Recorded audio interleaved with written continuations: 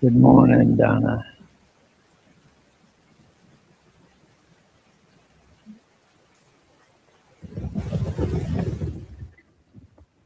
Feel free to hit the StreamYard link. Come in.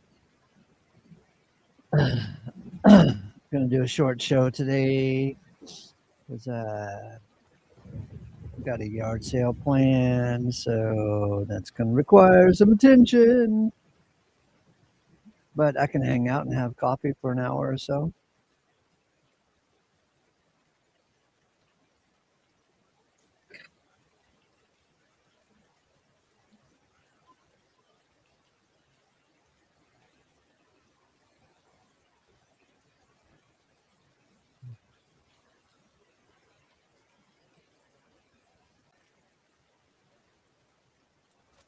Good morning. Good morning. Sound check. Yeah, perfect. Well, I just got through listening to your reading from last night. Oh, yeah?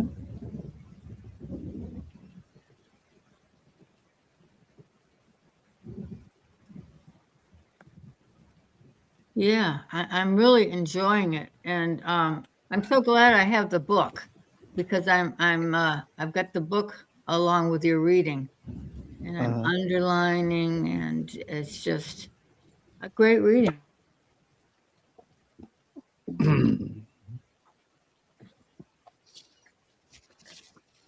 Yeah, I kind of took that book for granted.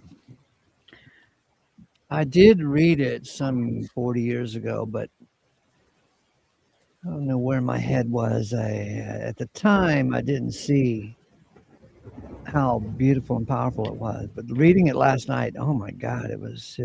I didn't even have any socks on when after I finished. It knocked my socks off. Yeah, I'm so glad I listened to it in the morning when I first got up because I was really clear-headed and focused. And the title, all in all, I've checked out the PDF at times and read a little bit, and I've had the book for a few months and haven't read it, or I just started reading it a couple times. It's like, Yeah. oh, all in all, I know God's going to be all in all. Yeah, right. So like, therefore, oh, you can drop it.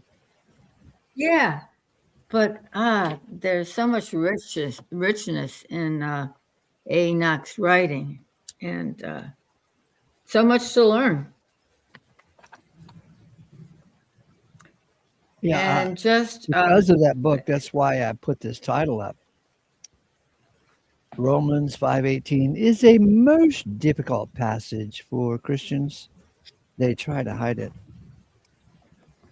yeah, I know you're always talking about Romans 5:18. That they just want to skip over it.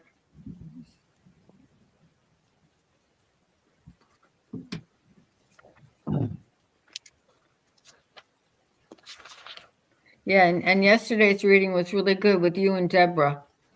I was with you all the way, and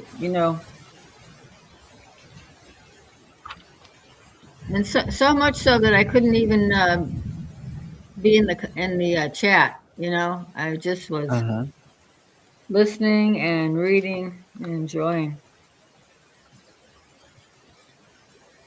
So boys and girls, if you missed it yesterday evening, we read 2 chapters from the book called All in All. It was the salvation of all and the justification of all. 2 chapters. Man.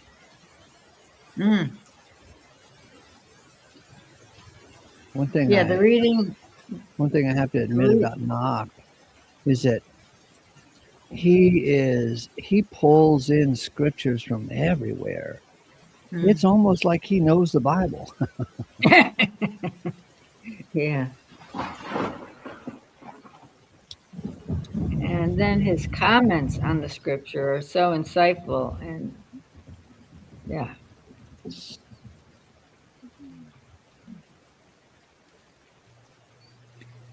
And I think it was in last night's reading that he was mentioning that, the fact that we're all dying, and the fact that he himself has been experiencing pain, and Yeah.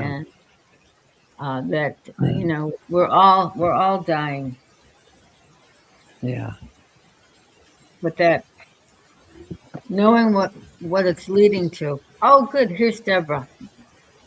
Hello. Good You know, morning. Now it's 6 in the morning, and you're already in. well, I went to bed about 7 last night. All that No. reading wore me out, I tell you. Oh, well, I was Doesn't just take much yeah. to wear me out anymore. But no, I I know. was I was doing other just things.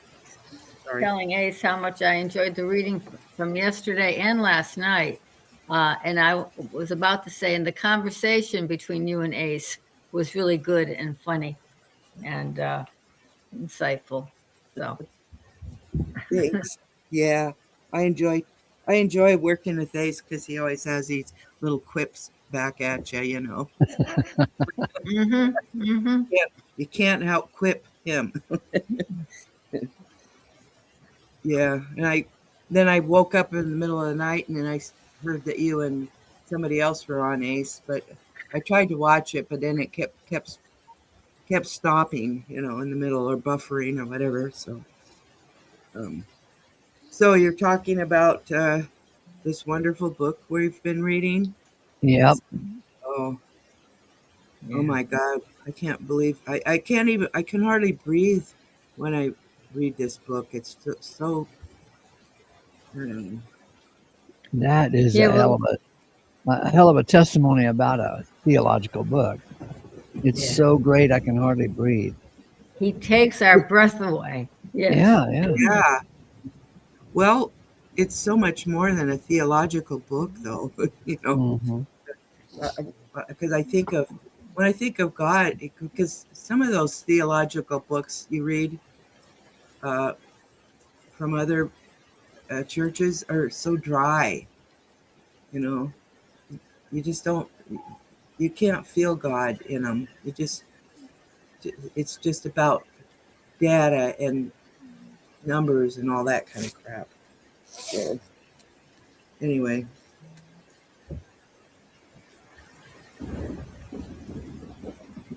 It's raining again.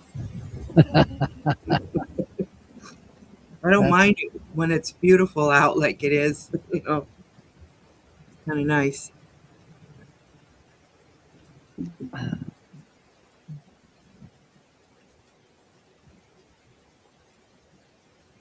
So did you get you got another chapter in last night? Two. Yeah, Oh, we two? read 2 You chapters. read two Oh, chapters. Yeah. I read them. Oh my God, I oh, forgot. Yeah, I you Yeah. read. did. Yeah. You Oh, did. You did a good job reading them. Hmm. yeah. Just kept reading. You know. After all, I am Yeah. the reader. Really good. Got to live up to the And name yeah, once in a while. and I was with you during the whole reading yesterday until JG came in, and Yeah. then Deborah left, and I had to go for a walk. Uh-huh. Then I came back, and he wasn't as snarky as usual. Hmm. Um, Yeah, I remember from the conversation, my one favorite part was since he's so pissy with so-called hard determinism. I said, well, tell me this. what's Since like you are a soft determinist, you got a slide rule on this thing? Got a measuring tape? How soft is soft I caught that. determinism? Yeah. Yeah, I've often I didn't wondered. say it. I didn't say it, but I could have said, does your soft determinism need some Viagra? Oh God. Does it need some invigoration? Yeah. I know. God either determines things or he doesn't. He either Right. saves all or he doesn't save If anybody. God doesn't determine, what the hell are we talking about? We're not talking about God. No. We're just speculating about mythology. Mm-hmm. And Yeah. and I'm thinking this too. When we all get together with God and And he says, well, so you didn't think I determined everything, huh, JG? Well, let me show you how things would have turned out if just one thing hadn't gone the way I wanted it to, you know, just one, maybe one event or one thing in your life, and you had your free will on this, okay? I couldn't have done what I did in this situation, right? So I'm just thinking, I tried to figure it out, and I know a lot of other theologians have tried to figure it out. Not that I'm a theologian, but and I always come back to, well, okay, how does that work in real life? You know? Well, it was interesting also the interaction between JG and P-Town because P-Town isn't quite with the program that God determines what's going to Yeah, happen.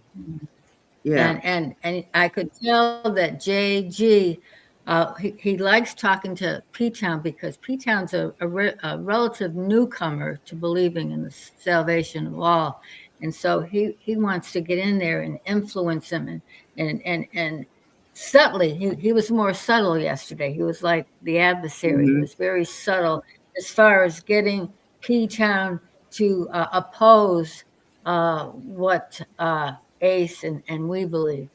So JG is taking the subtle approach. Yeah, all that in your face yelling at you and calling you names doesn't seem to work with us, you know? So they've got to calm it down a little bit if they're going to make any headway with Yeah. me. Not that they are, it's just, um, hello, is that Will Freeman? And it was interesting last night at the end of the reading. P Town came in. I think he had listened to most of it, and yeah, I think it it's having an effect on him. Because Yeah, how you can listen to read all in all without realizing that God determines everything. He's running the show. yeah. Well, look at here. How many people do you think are planting their garden when all this rain is coming down here? You know, I'm going to plant my garden tomorrow, and then you get the torrential rain. Well, you could go out and do it, or we're going to have a picnic tomorrow. You know, and God says, no, you're not. So He sends down, you know, rain and thunder and storms, and I don't, I don't know. I've never seen anybody out having a picnic in the rain, but You ain't lived yet, baby. what's that? You Yeah. ain't lived yet. Yeah, well, I don't So mean to. it's I'm sorry. Go ahead. It's not raining at your place today because you're having the yard sale, right? Yeah. How you doing, Will Freeman? Good. I will. I'm well, and it is very much like the video outside my windows right now. We're getting quite a Uh-oh. downpour. Oh no, it's fantastic. Same here. We really needed it. Oh, yeah. Well, I'm just talking for myself because we've had months of rain off and on, you know, and it's just nice to have some good weather. So, It's the guy with the bucket in the road doing? Are they just kids playing, or have they lost their minds? They had a bucket and they were. You'd have to go back a few seconds, and they were splashing water out of a big puddle out into the road right over here. Yeah, right over here is where they were. Yeah, I think they're just kids playing. Okay. maybe they're fishing. Well, they are now, but for a second they were playing in the mud puddle in the road. Oh, okay. Well, that fella, he done went all in for a swim. Forget fishing. And we put a bucket on our head. Well, you know, at least they're not sitting in front of little laptops, you know. Well, it had to be children or politicians with that kind of behavior. It had to be one or the other. Yeah.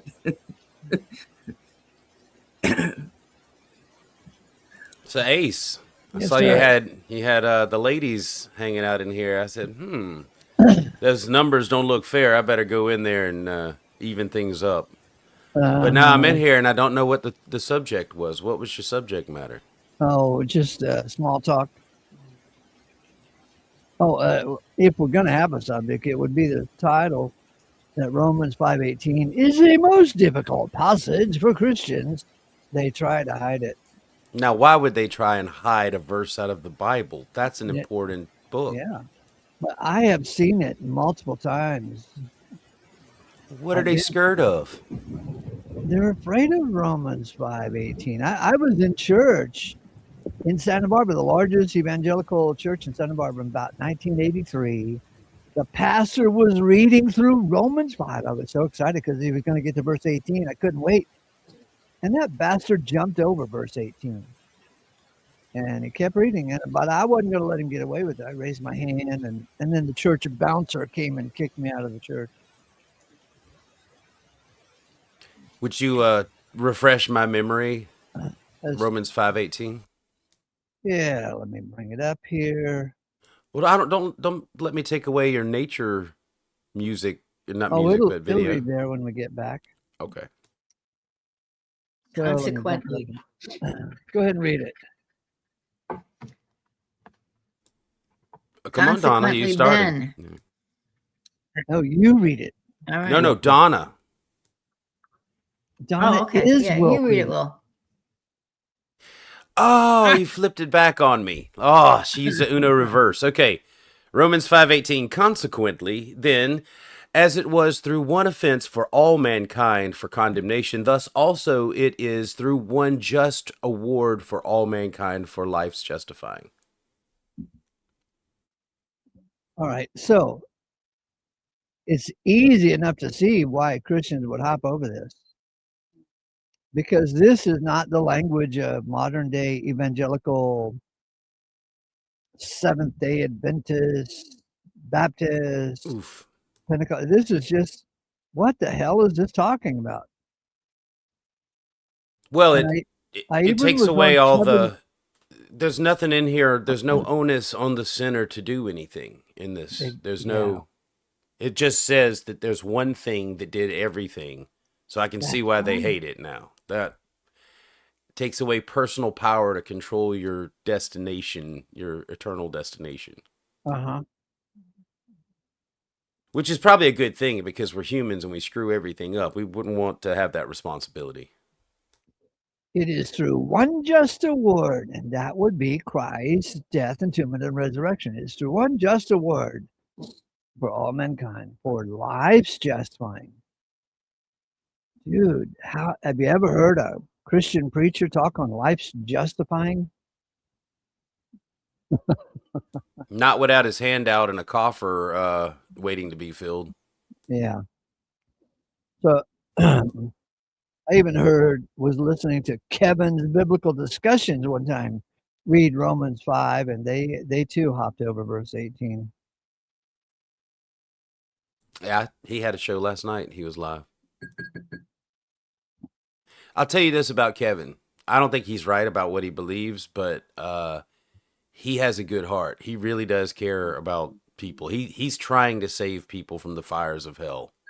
That's a big responsibility for a mere mortal. Uh-huh. That's why I don't think God ever asked any of us to do that. I don't know much about him. I just heard him one time read Romans 5, and I said, "Oh my God!" in the side chat, "Oh my God, you're going to get to verse 18! I can't wait!" And I got kicked out for making that comment. Wow. Well, I mean, you're a dangerous man. They look at you as you're like the Unabomber in their mind.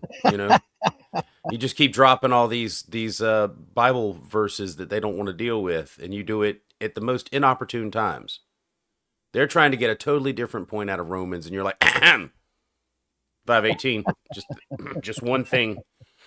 One thing.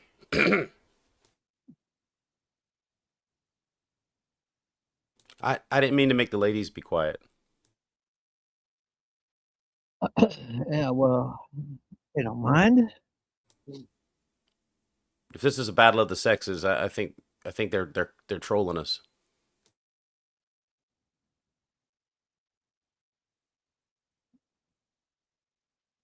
I like to listen and learn. I'm just saying, I would expect some woman to look at this verse and say, mankind, what about womankind? I'm just teasing, ladies. I know. We know it means everybody. You mean all? Oh, Yeah. yeah. They really hate womankind that. And womankind is contained in mankind because we came from a man. But just a rib. Just a rib.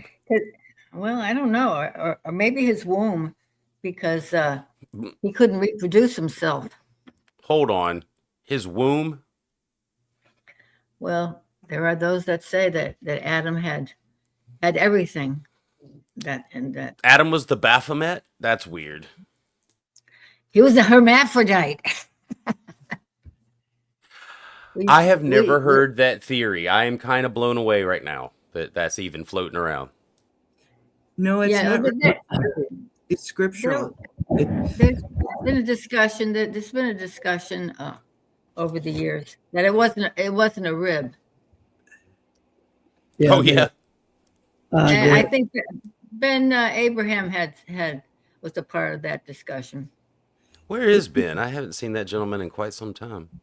He got sick of us, of all the arguing on this channel. So he outgrew us very fast.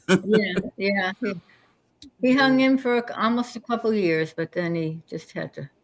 Well, he also probably listens to easy listening on the radio all the time too. So no, he likes jazz.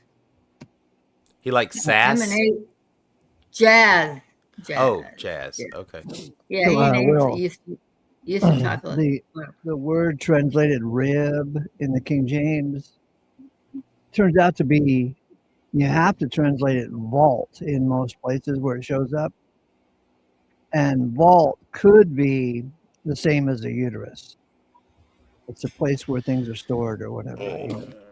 God. Yeah, it's called too. And they also say I don't know, if a man looks at himself in the mirror or something, he can see that it looks like there's a cut there that's been sewn or something. So who knows? Yeah, because everyone starts out female as a fetus, and we develop what we develop. Like we all start out with the same basic materials. Yeah, there's a process that determines somewhere along the way whether we're male or female.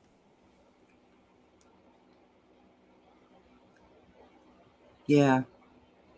I don't, the more I hear these ideas come out about Genesis, the weirder the book gets.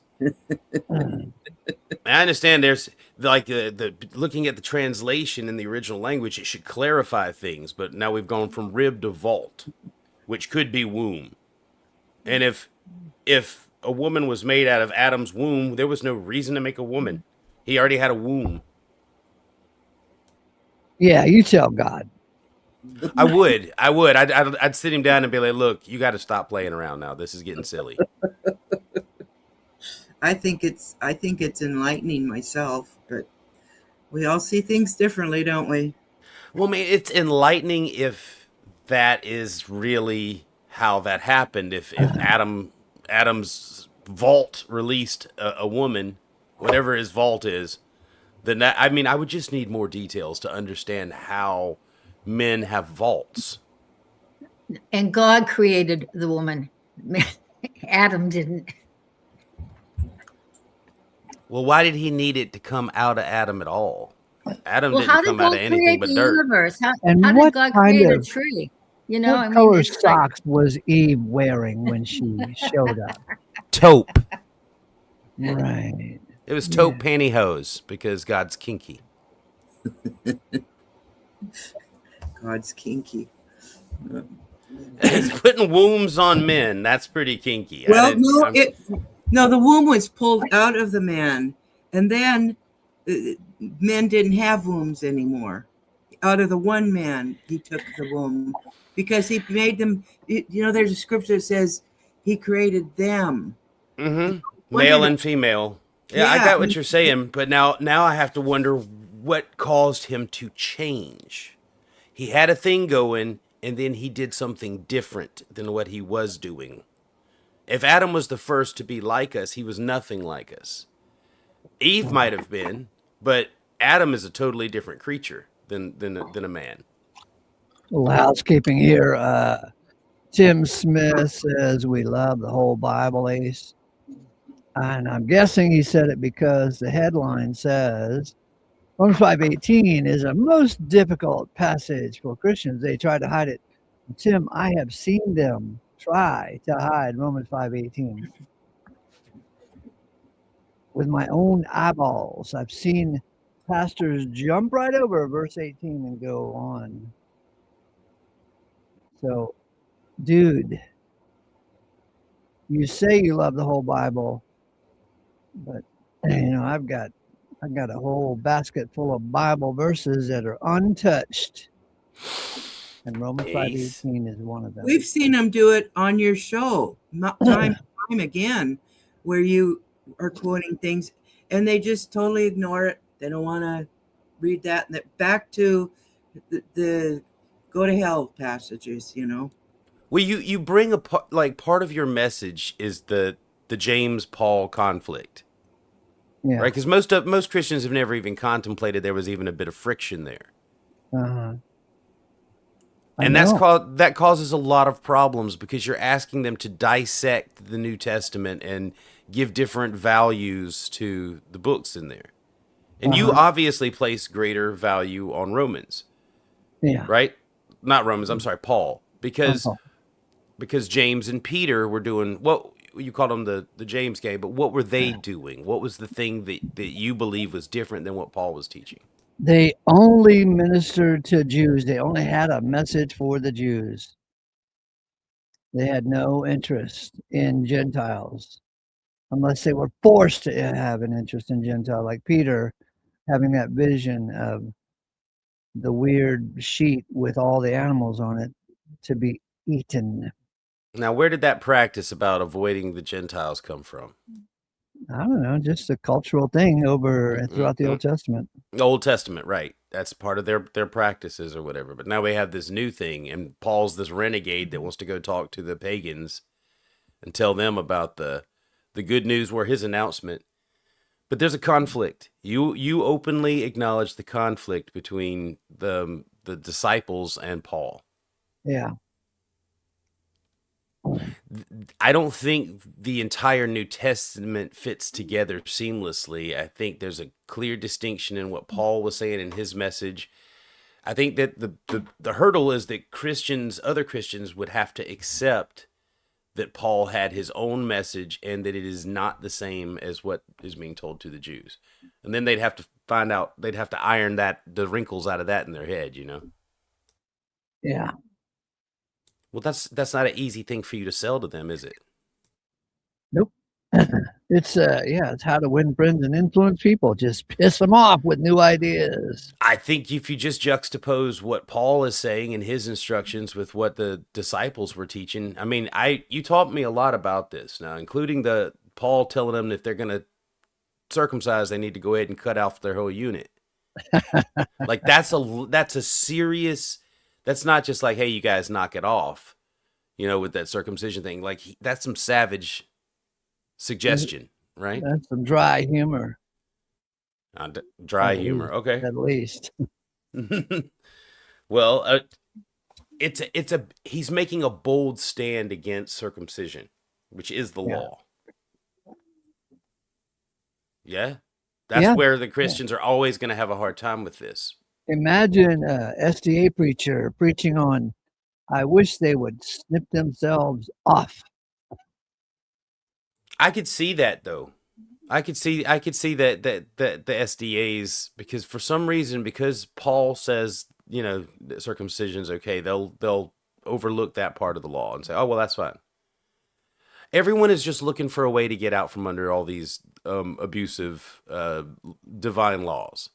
All of us are. And anyone that says they're not is lying. So anytime someone like Paul comes along and offers less, self-mutilation, I think people are like, hey, that's a great idea. I was wondering if I was going to have to do that savage thing to my child, but Paul says I don't have to now. Paul's giving them what they want, what they need. I just want to know if it actually came from Jesus. Because Jesus wouldn't be confused to tell the disciples one thing and Paul another.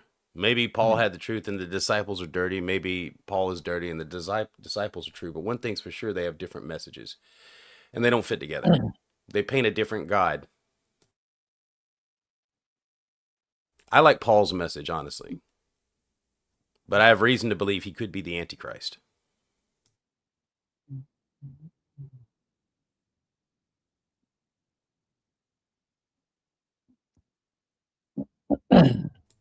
Of course, for me that doesn't matter, but I mean, for a believer, that would matter a lot. Yeah, well, a lot of stuff to learn and unlearn, and then unlearn again. Well, have you ever tried to put yourself in the mindset of maybe one of the disciples who spent all their time walking around with Jesus for 3.5 years? Then 40 days after he comes back from the dead, he talks to him, and then all of a sudden Paul shows up on the scene and says, he's like Martin Luther King Jr., I had a dream. And then he starts talking about don't cut off your dick skins and don't worry about what the Jews are doing. For the disciples who walked with Jesus, they got to be like, Jesus didn't say any of this. I mean, that's not what he told us for 3.5 years.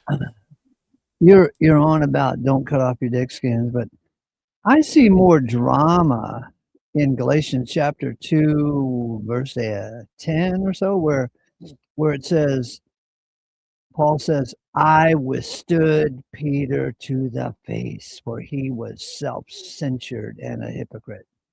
Yeah. That's the big drama for me. Screw the, circumcision skins. It's your goddamn attitude that makes people small, and you're pointing your finger at them. That's really the big drama for me. He was being a bigot. He was being an absolute bigot. The self-righteous attitude of we are special and you are in trouble. Doesn't that just come with being Jewish? I think that just comes with being Jewish, being told that you're God's chosen people. I think that's either where the that, ego or trip. you have to grow up in Boston, because that's the same thing those people in Boston have. It's just a real snotty, self-righteous attitude. You can even hear it in their voice. But they're wicked, cool, and smart. Smart.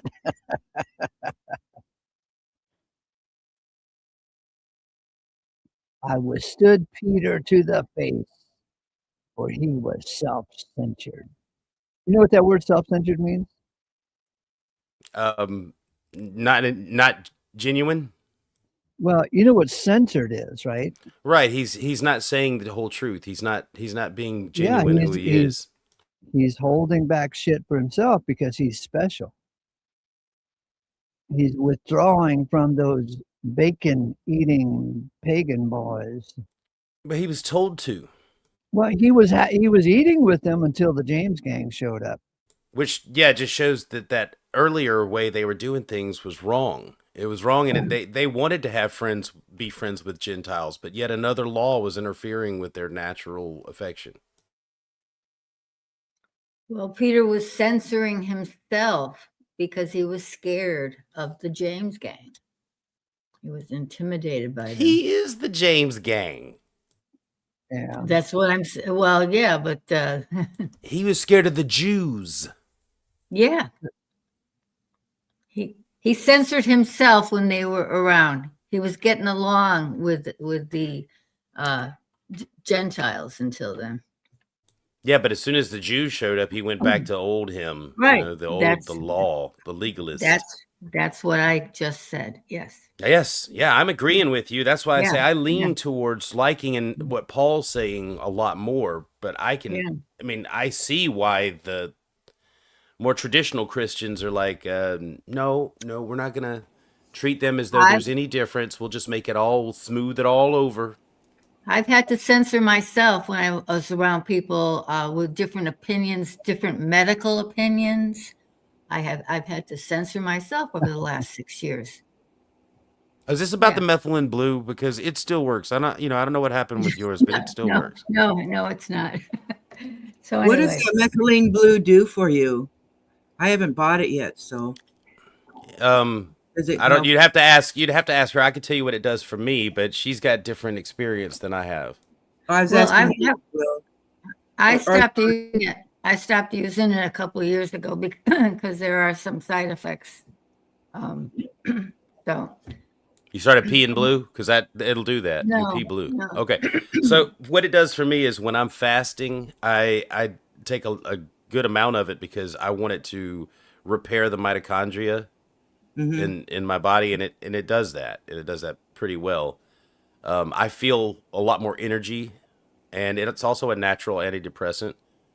Oh, that So I say natural. It's not natural, but part of its effect is a mild antidepressant. So I think Romans 5:18 is an antidepressant. if one could accept it, you see, that's the problem. It's very depressing for those who find conflict with it. it's Yeah, I've very been taking Romans 5:18 every day. Yeah. And it won't make you pee blue. Instead, it's more natural than methylene blue. yeah. I Uh, was well, I wanted to tell you about my experience with the James game back in the 70s. I I joined this club of Christians in Isla Vista, California, and they were a spinoff of the hippie movement, right? They were, uh, a thing that came out of the Jesus movement. Were One you thing leads to, communal? there was. It wasn't exactly communal. We had three large communal houses. One house you had to sign over all of your possessions to live with them. The other two houses you just paid rent for your room and board. And but they all tried to live in the same neighborhood on the same street so that we could have plenty of breakfasts together and fellowship together, right?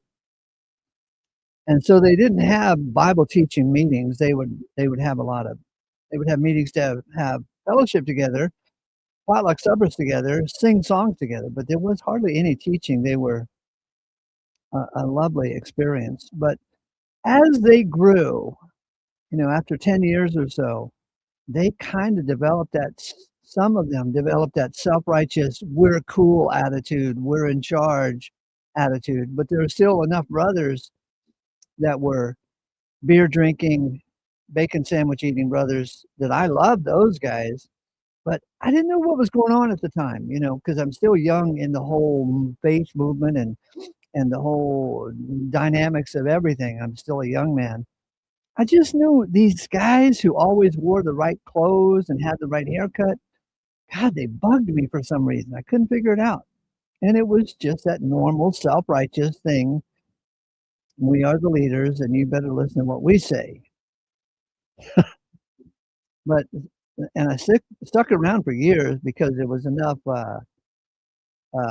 wild boys in that fellowship to make it comfortable for me, even though they were growing toward that thing of being just like a regular church with the hierarchy and so forth.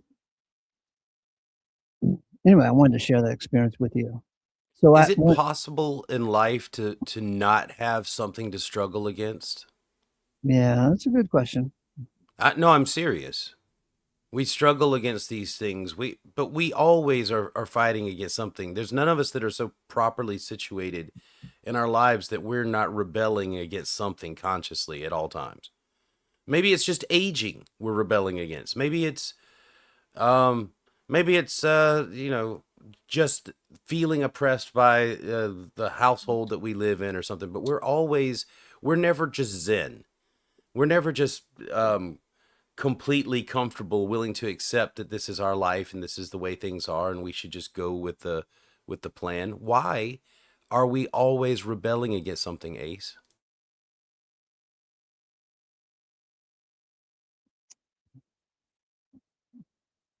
What would we do with our time if we weren't rebelling? Children, That's what toddlers. Dorothy said to the scarecrow. What would you do with the brain if you had one? Mm-hmm. Yeah, I mean, at some point, we rebel against crawling on our hands and knees and just refuse to do it and start standing up. And at one point, it was our mode of transportation. It's our first way of getting around. Then we rebel against it. No, I'm not doing that. I'm doing this now. And one day our bodies rebel against us, and we have to add a cane to the mix, even I things got out a one. little bit. I got one, baby. I have one. I have one. You're not ahead of me. I have my great grandfather's cane, and I use it. I use my my grandfather's walking stick when I go around the property. Mm-hmm. If they were support for them, then let it support me as well. It's good enough. Everything is good enough.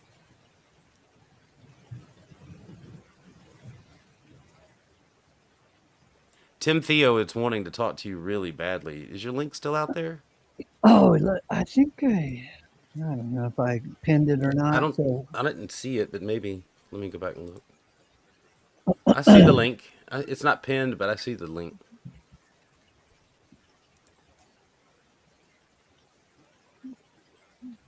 Are you gonna put me to sleep watching this rain? It's outside my house. Now it's in here too. Yeah. What do you want me to put dancing girls up here? Well, I didn't know it was an option, but the rain is fine. I mean, dancing girls end up costing you something. Always. Even just videos of them. It always costs you something.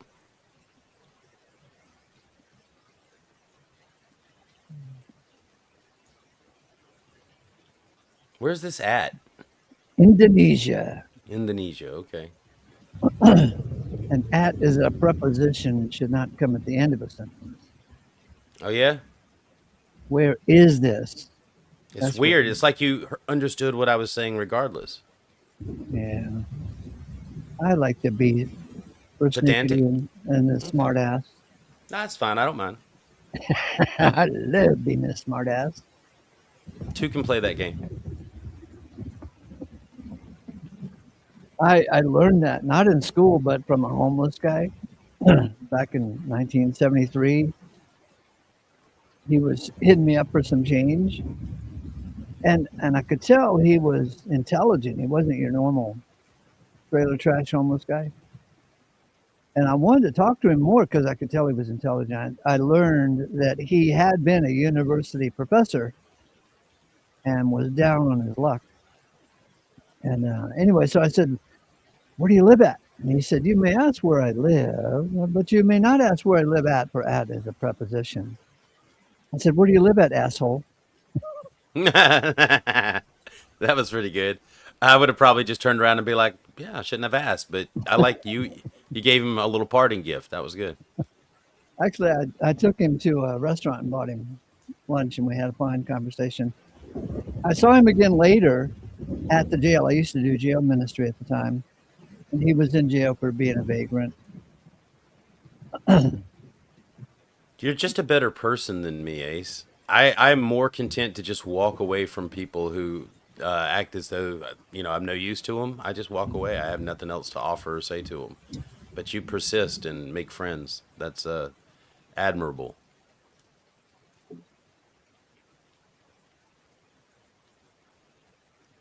There was a guy in Santa Barbara who was nuts, obviously nuts. You could look at him and tell he was kind of nuts. And he'd walk around the streets of Santa Barbara with like 10 books tied up with a string and talking to himself. And I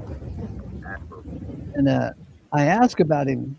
I saw him at the bookstore, and I asked the bookstore owner about this guy. And he said, oh, yeah, he used to be the professor of psychology at University of Santa Barbara. I said, really? But he went off his rocker, and now he walks the streets carrying a lot of books. Anyway, I thought that was weird. And then sometime later, my then wife and I were walking in the drugstore, Long's drugstore. And there was a crazy lady in that drugstore wearing nothing but a sheet and 2 shoe boxes on her feet, taped to her feet for shoes. Nikes, yep. And she was missing her teeth, and she just looked crazy. And she might have been talking to herself. Anyway, my then wife and I walked by her, and when she was out of earshot, my wife said, "Did you see that lady?" I said, yeah, she used to be the head of the psychology department at UCSB. And my wife said, really? You mean I could be just a day away from going nuts too? You could be a minute away, sweetheart. Yeah, A minute. that she internalized it. She somehow made it all about her. You mean I could go crazy like that overnight too? How you doing, Chris? Good morning. I'm doing well. How are you guys? We are loving the rain. It's not Appreciating raining here nature. Wait a minute. What part of the country are you in, Chris? Washington. That's not fair. That's not fair that it's dumping buckets here in South Carolina and Washington doesn't have a drop. What's going on? Well, It's supposed to be the It other way doesn't around. Don't rain you live in a every- rainforest? it doesn't rain every day here, despite popular opinion. Yeah, we basically look at it as Little England. We just imagine it raining and cloudy and damp all the time. I was much more naive when I moved here, and I thought it was like all the same climate because I'm an idiot. But so you can drive over the mountain, and East Washington's like a desert, and then we have Really? a rainforest, and we have most of the climates that are available in this one state. Very cool. But you have Seattle too. You have the 90s time capsule. Like we can Yeah. still go visit the 90s by visiting Seattle, right? Yeah, I hear the Seattle's- grunge vibe is still alive there. You can still see people in flannel sometimes. Is that you? Are you walking around with a Nirvana t-shirt in Seattle? No. I'm a little disappointed, but okay. I miss the 90s very much. You're wearing flannel right now, aren't you? No. I'm in South Carolina. Flannel's just not necessary much. I met your avatar's wearing a flannel shirt, perhaps. Oh, yes. He's Canadian, though. It's okay for them. I feel like the world changed, or my world changed. Everything I knew about American culture changed at 9/11. Something shifted in our country, and it never felt the same again. But there was an innocence before 9/11. So 2001, everything flipped upside down for me, and it I think for the whole country. I don't think we ever returned back to the same carefree existence that we had prior to. Yep. I agree.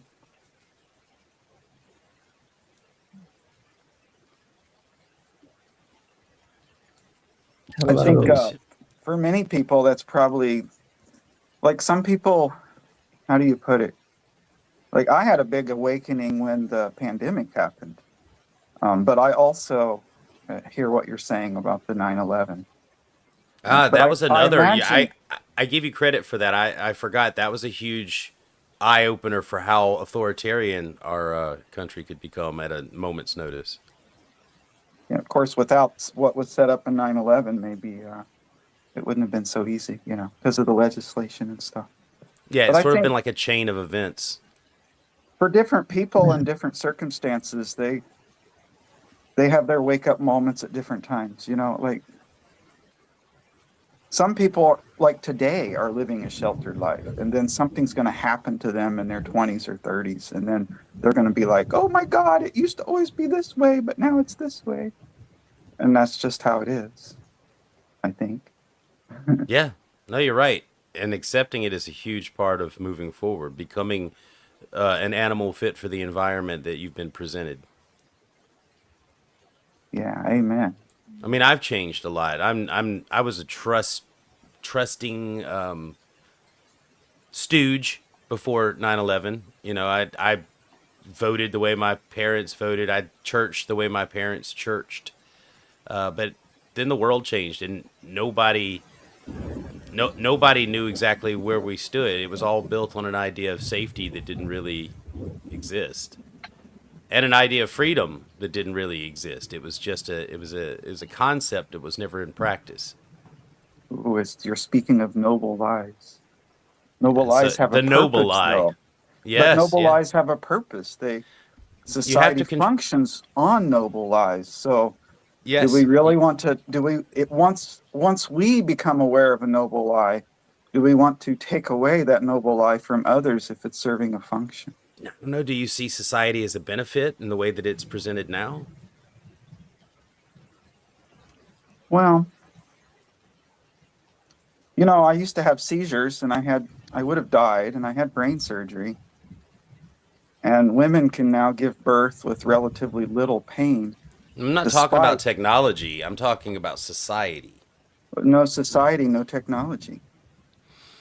Well, if technology is the most important side effect of our society, then I guess you have a point. But like I can get on an airplane. I can get on an airplane and fly to the other side of the world. It's a double-edged sword, in my opinion. Yeah. No, you're right. Think about the benefit of smartphones and the internet, but then what it's done to marriages and raising children and things like that. We've lost the family for the technology of the internet and smart devices. I would have spent less time with my kids if I could have just jumped on YouTube and hung out with bros. I couldn't find people that I could talk to when I was younger. But who knows? I don't know. I don't want to claim I know anything. It's fun to pretend I do sometimes. There's observational things that you can make. Look at how dating used to be. It was very localized. You dated who was in your town, typically. You married who was in your town.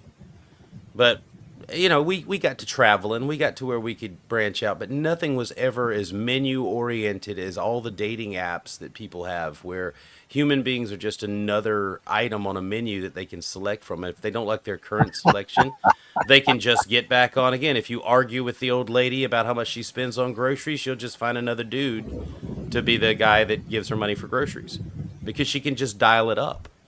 That kind of convenience and options make anything permanent or where you fully invest into someone else obsolete. We sacrificed our societal relationships, our familiar relationships for technology. And now that's the cold world that we live in. And there's no going back, because we will not relinquish technology. So we will relinquish instead our common humanity towards each other. Ouch. Let's put him in charge. Have you ever seen Escape from L.A., where at the end he uses an EMP, electromagnetic pulse, to shut down all of the power grids and technology throughout the world? That's exactly what I would do. I would say, let's take it back to the Stone Age and start over, because we're all screwed up here. That's what I would do. Did you see the sequel? Or worse, half the children died before age 2 in the pioneer days. Well, overpopulation wasn't an issue. Maybe because I had a crappy childhood and now life's good for me. Maybe it's just so hard for me to see it. But I don't buy this thing. Woe is us. Everything sucks. Do you not think that do you think that we would lose the ability to rebuild those things and still have those connections if we went back to the Stone Age? Would it change us as people, or would it just deny us the easy conveniences that have made us so soft and uncaring? Well, did you see the sequel to that movie? It was called Escape from Spivey's Corner, Virginia. No. Yeah. You ask good questions, Will. They just turned off the welfare and then everything was fixed. You know how big Spivey's Corner is? I think it's just like a block. Light. It's like a block. A stoplight, yeah. At least is it a stoplight or is it just a flashing caution light? Because that's how you know. Yeah, how do you get out of that town? Just step on it. Big drama, big movie. Oh, Chris just reminded me I need to get my tea. I'll be right back. I misheard him at first and thought he said teeth.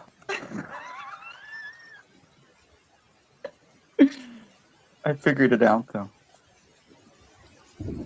Hello, Mr. Chris. Hey, Ace, how you been? I finally watched your movie. Which one? Not finally. I watched it like the next day. Oh, you Dinner mean with Anthony, or My Dinner with Andre, or My something Dinner like with that. Andre? Yeah.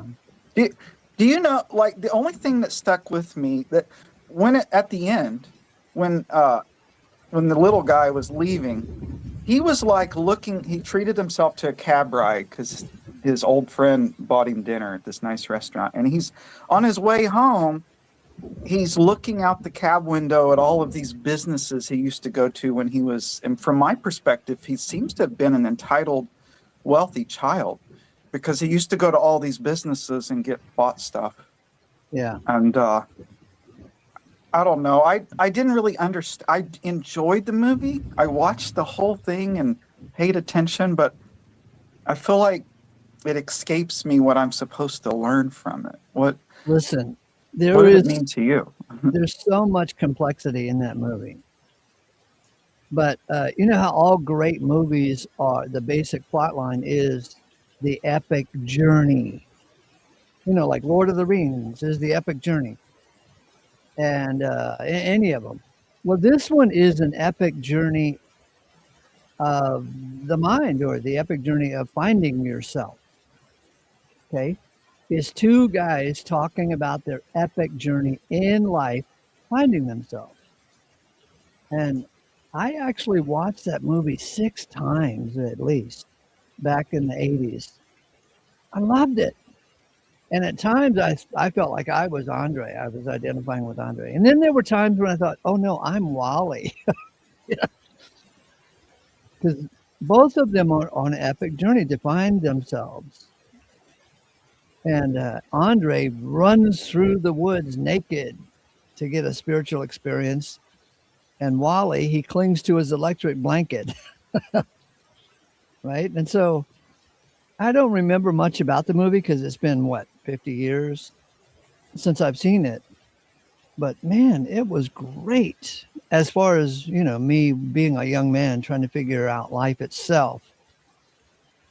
Because, there's all kinds of directions you can go, and they will all be meaningful. If not today, they will be meaningful sooner or later. So I loved Wally, even though he was a total goofball, because we all are total goofballs at some point. And I loved Andre because he was wild and incredulous and explorative and risk taking. And Andre was a big name in the Hollywood, and he gave it up. And Wally wanted to be a big name in Hollywood. He was just trying really hard, but he couldn't get there. And both roads are important. Anyway, so I'm not recommending you watch it 6 times, but I got a lot out of it, and I did watch it. I watched it so many times that I could see incongruous flaws in it. Like Andre would be talking and his sweater button was unbuttoned, and the very next second it would be buttoned, and then it would be unbuttoned. And that told me, this conversation, this 2-hour conversation, took place over 2 weeks or so. Who's Andre? My Dinner with Andre, a movie that came out in the late 70s. Okay, all right. It's just a 2-hour movie of two guys sitting at the restaurant table talking about their lives and their experiences, and I loved it and watched it 6 times way back. So it comes with a high recommendation from Ace. Yeah. Noted. It's the story of two guys talking about their epic journey of life itself. It's almost like that could be a parable, Ace. After watching it 6 times, you notice a few inconsistencies. Mm-hmm. A person could get distracted by those inconsistencies. Like you and me, and miss the really big story. Yeah, you and me and the rest of the universe of autistic people. Look at that, it's unbuttoned. You didn't really film that. It's not real. This isn't real. This is a map. It's not reality. Yeah. I really, really enjoyed your conversation with JG yesterday. Oh yeah. I'll admit I might be naive and that I might be like, maybe I kind of listened to Deborah this morning and she was like, well, he's going to have to be softer if he wants to reach us. But for whatever reason, I took it as genuine. It was delightful. Mm-hmm. But I could be naive. We'll see. Time will tell. I missed it. You could say, Chris, that because I've had hundreds of hours with JG and I are Wally and Andre. That's what I was thinking, yes. Yeah. But I felt like you guys were really talking. Like it felt to me, I could be wrong, it felt to me that you guys were not talking past each other as much as you normally do in the past. So definitely, JG is Wally and I am Andre. Is Andre the tall guy? Yeah. Okay, because I get him confused.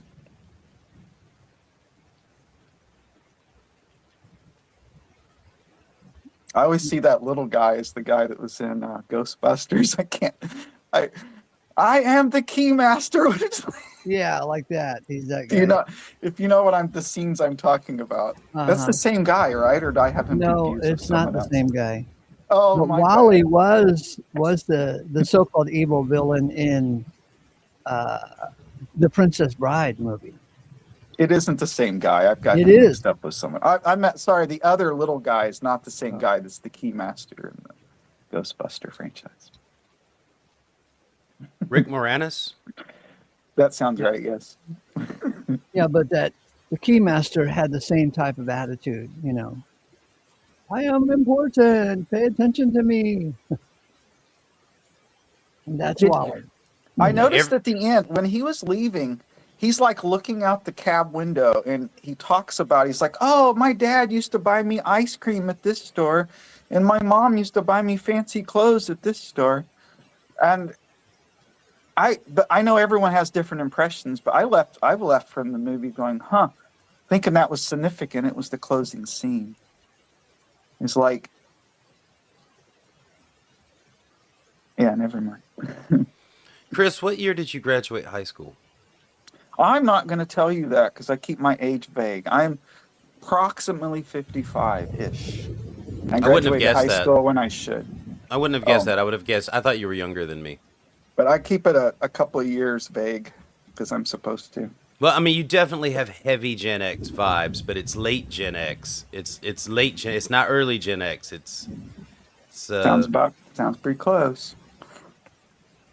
I mean, it's not an insult at all. I was just trying to gauge where you were, because I'm late Gen X as well. We're approximately the same age. You're a touch older than me, probably. But anyway, your musical tastes and all that, and a lot of the references you use are late Gen X. Even some of your sayings, things that you say. So I just want to confirm so that my brain would stop itching. Cool. Because you look a lot younger than me. Like, you look young.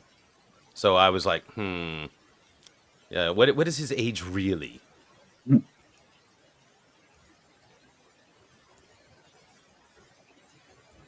I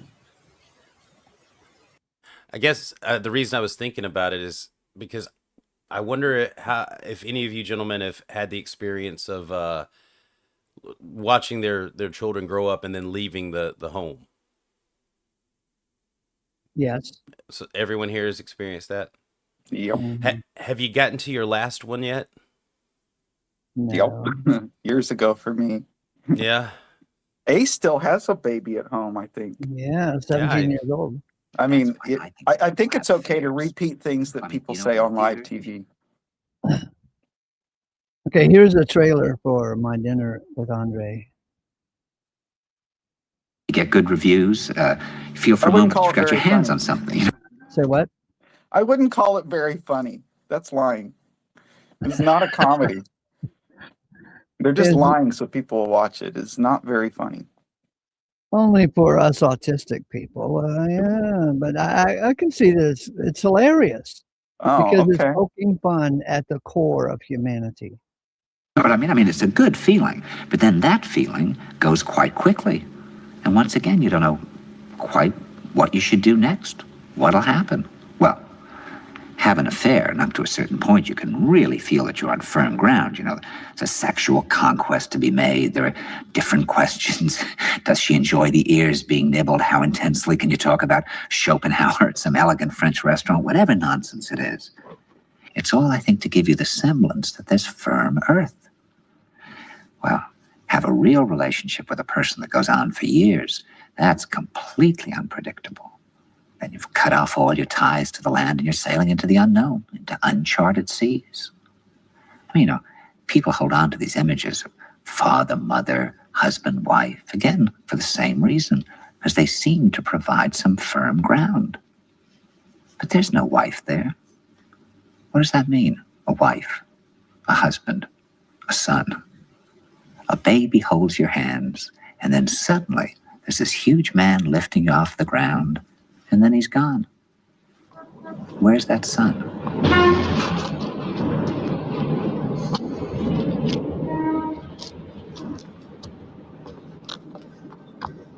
The life of a playwright is tough.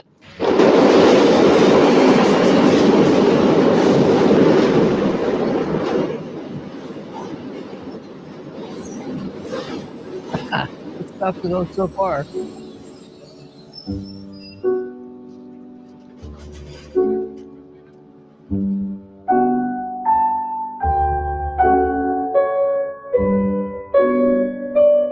It was cool that Will had just said about if you had your children leave home, and then you put this thing up, and the guy's Yeah. like, your little kid leaves home.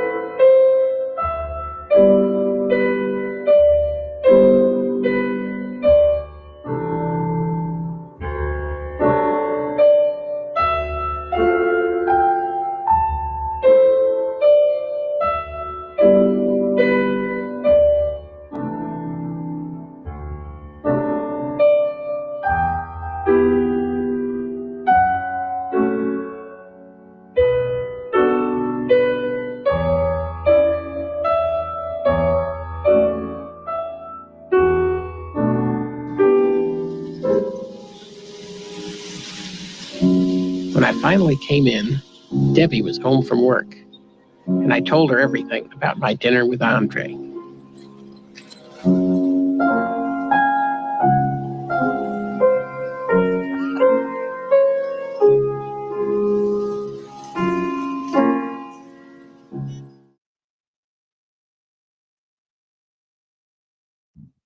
Thank you, Ace. I have to confess, I'm interested. That sounds like something that I would really relish watching. It's Oh my free on God. YouTube. I'll probably get on it here soon. My dinner with Andre. Yes, Yeah. it is the ultimate film in the epic journey. Well, also what Chris noticed, I observed too. It was really weird that it was right on the heels of that question that, you know, it was serendipitous in a way. So I'll take that as a Mhm. sign that I should investigate that movie, especially Mhm. with a lot of the things that are going on in my life right now. I recognize that men love to talk about our battle scars. That's part of us recounting our journeys.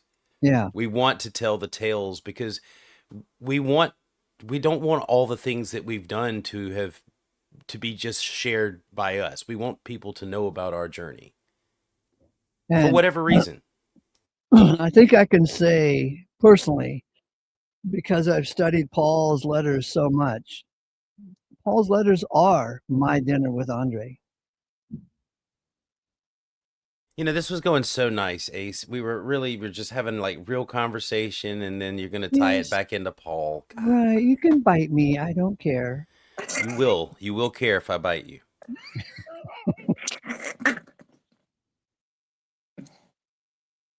Yes. So Paul's dinner with With Galatians. me.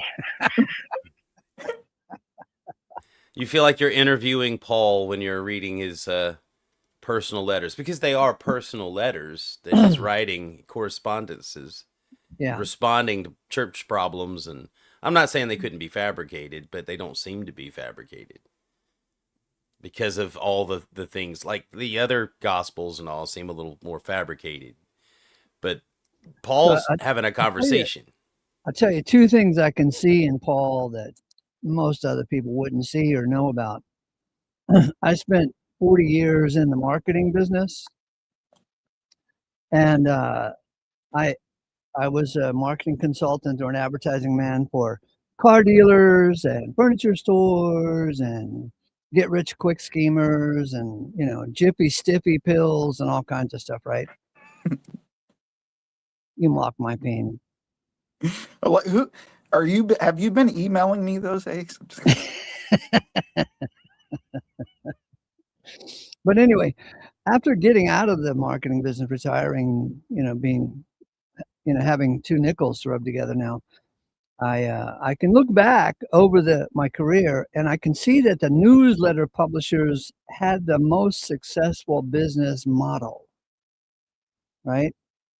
Because, you know, a car dealer, you got to have a lot of inventory there. Cars are expensive, and then you resell them, make a margin.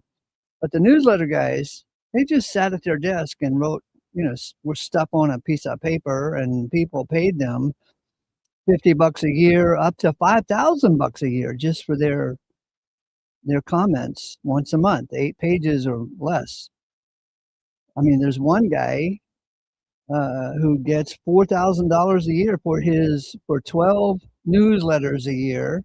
I mean, it's a really fine business model, and people are hungry for the information, whether it's information on the stock market, interest rates, or beekeeping, or whatever. And I look at Paul as the very first newsletter publisher. He had a perfect thing going with his letters. And then another thing, some 30 years ago, when I got divorced, I read a lot of psychology books. They stole a lot of great psychology from Paul because he was a master of dealing psychologically with the James gang and his closest associates who turned against him and so forth. There's a lot of great psychology in Paul. Well, let me share some psychology with you that I've been thinking about concerning free will. Yeah. I think the issue with people that don't like what you're presenting about free will is the concept of the consequential me. Everyone wants to believe that they are more consequential than they really are. This happens throughout our whole lives. But this is This is having control over an eternal thing, basically command of a god, right? To dictate your disposition in eternity. But we do this throughout our whole lives. We live our lives thinking that we are far more consequential because of what we could do. What I could do is this. Because we have our free will. What I could decide to do, I could make some trouble for this person, or I could make a change this, or if somebody messes with me, I'll show them. And it's just this idea that we as individuals are consequential, and there's a spotlight on us. You know, that you know, we're the main character. And in our own lives we are, but that's not reality. That's just our perception. And in free will, if you take that away, you're ripping the rug out of any consequential me. There's no, I am of no consequence. It's whatever the script says. I'm not doing any of this that I think I'm doing. And that attacks the ego. That attacks the self. Exactly. Your ability to feel like you can accomplish anything. You hit it on the head there, baby. And I think that can add comfort in your sunset years. And I think for some personality types, that can be very paralyzing. If you're a teenager, you're in your 20s, and you know you're gonna maybe call that girl today, but maybe you shouldn't call that girl today. So I have some mixed feelings about it. But thanks for speaking about that, Will. That was awesome.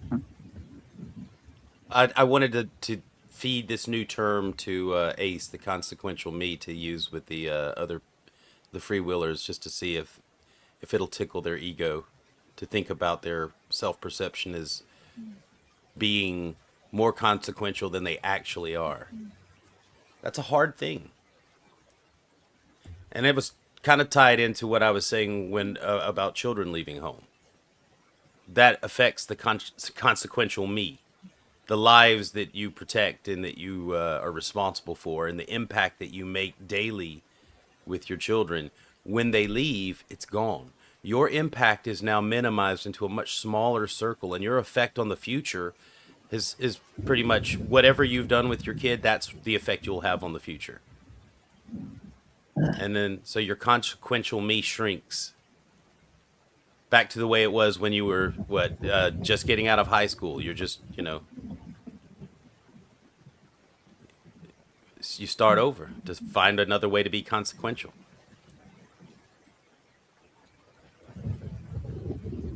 Thus, my dinner with Andre. Yes. Or arguing with people on the internet. Or writing a book with all of your... Yeah. Or making songs, or trying to leave some theme that ripples out to people. It's definitely, it's Maslow, right? Isn't that Maslow's fifth hierarchy or whatever? Self-actualization or something?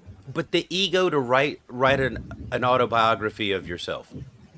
That would take an ego. Right, like, because you're assuming that you were consequential right off the rip to even...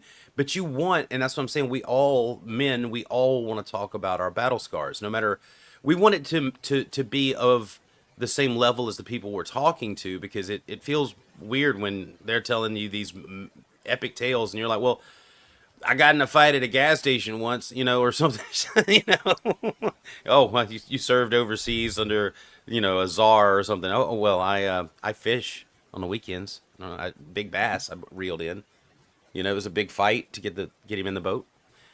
But we want to tell about our hurt. And there's a lot of, there's the magnitude of adventure it's not about, the effects that a huge adventure might have on you could almost pale in comparison to a common experience that happened within your own household, a family thing. That could be more traumatic and impactful and leave more scars than, say, getting shot in Afghanistan, and coming home. I'm just saying that some of our biggest battle scars are common and happen in our own homes, in our own environments, family stuff. I'll take a bullet wound or a stab wound over a broken heart any day. I like the thinking you're doing, Will, and sharing. It's awesome.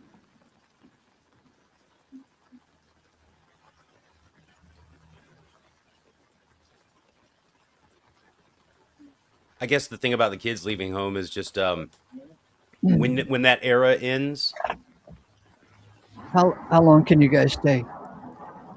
I got a little while. Okay, because I have to excuse myself for a few minutes, and so you guys are on your own. But I'll check in a little bit. Okay, I think Chris and I can handle it. I think so. What is it? A conversation? A dinner with Christopher? Yeah, pretty much. I need a refill of my coffee, though. Can you handle things by yourself for 60 seconds? Yes. Okay. Suddenly I felt guilty for even saying that. I'll be right back.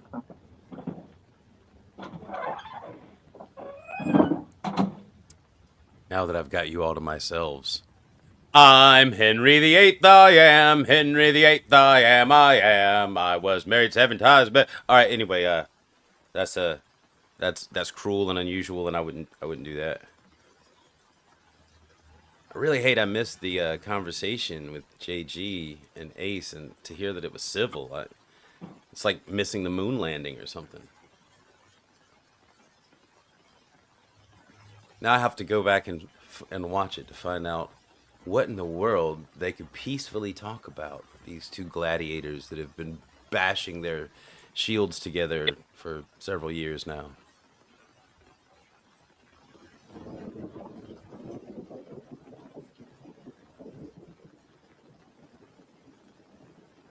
Pseudonym. There's a name I haven't seen in a long time.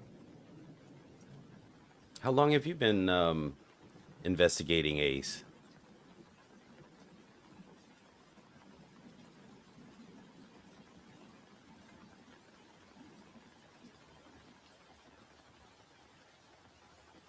The epic journey of Ulysses. Which do you think is better? The journey of Ulysses or Odysseus? I think the Odyssey is fantastic.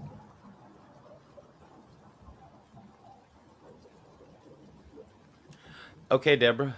Deborah says, my worth doesn't come from what I think or do. My worth comes from him and what he did for me on the cross. Not dissing you, Will, because I used to think I was all that, although I never was all that. I wouldn't take that as a diss, but I wouldn't see any value for myself in that, Deborah. If you can, that's cool, but it wouldn't change my worth what Jesus did. Welcome back, Chris. I've just been beating my gums together. Thank you for that indulgence. What did I miss? Oh, well, my plan to wait for you to come back just to go and refill my tea slowly so that you could carry it. That's perfect.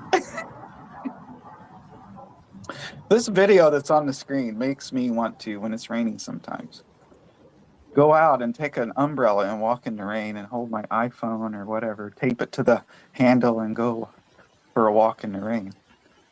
That would be fun. Because I never, when it's raining, I'm inside. But why do you want to videotape it? Oh, for that thing you were talking about earlier, because my kids left home and don't listen to me anymore, and I need the attention that I used to have. Aha, you joke. Well, I joke, but I'm pretty sure it's also true. All good jokes are at least true in some way. My reason for asking is the experience for you, or are you experiencing it for someone else? Because you're videotaping it is why I ask. Is the experience going out in the rain fun for you, or are you trying to create something fun for someone else? I think it's like, that's a nested question, but oftentimes it could be both. It's both. Yeah, oftentimes it's both. I know. I enjoy this, and I want you to see me enjoying this so that maybe you'll understand why I enjoy this. Well, there's this desire to be seen. I recorded the Renton flood. I think it's just ego and wanting to feel important. Like, it's fun to go out and be a reporter and record some event, and then to visualize while you're doing this thing in your head, you're like, oh, somebody's going to watch this later and get value from it. There's something there. JG brought up something interesting to Ace. He said it must be cool for Ace to have grown up watching old Westerns. And now, in a way, Ace has his own TV show, you know? Yeah. So. Not exactly a Western, but, you know, he's definitely the star of a show, and he has fans. But he's a religious outlaw. Oh, I see. Yeah. He's like Bat Masterson, but of God. Anyway, the experiencing things for yourself. I don't know what that is right now for me. Like, I've lost a lot of interest in things that I used to be interested in. Mm-hmm. And I have residual ideas about things I like. Like, I don't want to ride dirt bikes anymore. But part of me wants the experience again, and a lot of it just to prove that I can still do everything that I used to could do. But why? Who am I showing off for? You know, my kids are grown now. Like, who am I trying to set, you know, a standard for, or who am I trying to motivate? I don't know why I was doing all the things I was doing before. Does that make sense? Yeah. Yes. Yes. I love making music and all. That's fun. Used to That's for me. I would just tinker in the garage and build stuff. But I have made some videos of me building stuff, and I've done live broadcasts of me tinkering with erector sets. And now when I was like, oh, I could go out to the garage and build this cat thing I want to build. But I feel like I should videotape it because I've merged those hobbies or something. Well, if you ever want to There's get into doing probably some, something, like there's probably some mental disorder that makes me want to share my experiences. I don't now, know. why do you assume it's a disorder? Well, because like you said, because sometimes it seems weird. You know what it's like? It's kind of not weird. Maybe it's substitute friends. It's like, oh, I want to go ride dirt bikes, but I don't enjoy riding dirt bikes by myself. So I'll We put have ears and mouths, so we hear and we speak. We have eyes, we see. All of those functions are meant to do things. Like when we speak our experiences, we have an output device. All right, our mouth, we're putting out that. So we're designed to do that. It's part of what we are. We hear, we see, we take in information from lots of different sources. We interpret it and it comes out of our mouths. We're almost like the interpreters of the planet for each other. We tell each other things. And so it's in your natural makeup to be both a hearer, a doer, and a speaker.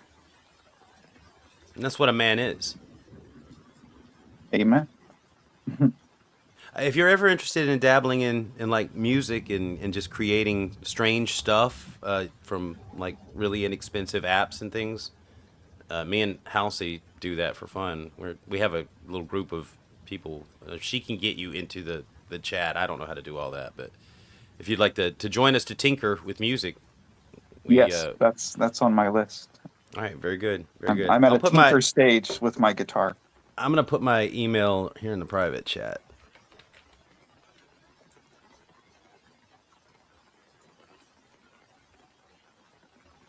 There it is. Okay. But anyway, it's just now there's an examination process in my life where I'm going through and I'm looking at what actually makes me happy. Like, what do I enjoy doing without the idea that I'm doing stuff for other people? Like, what is it that I do for me that I enjoy?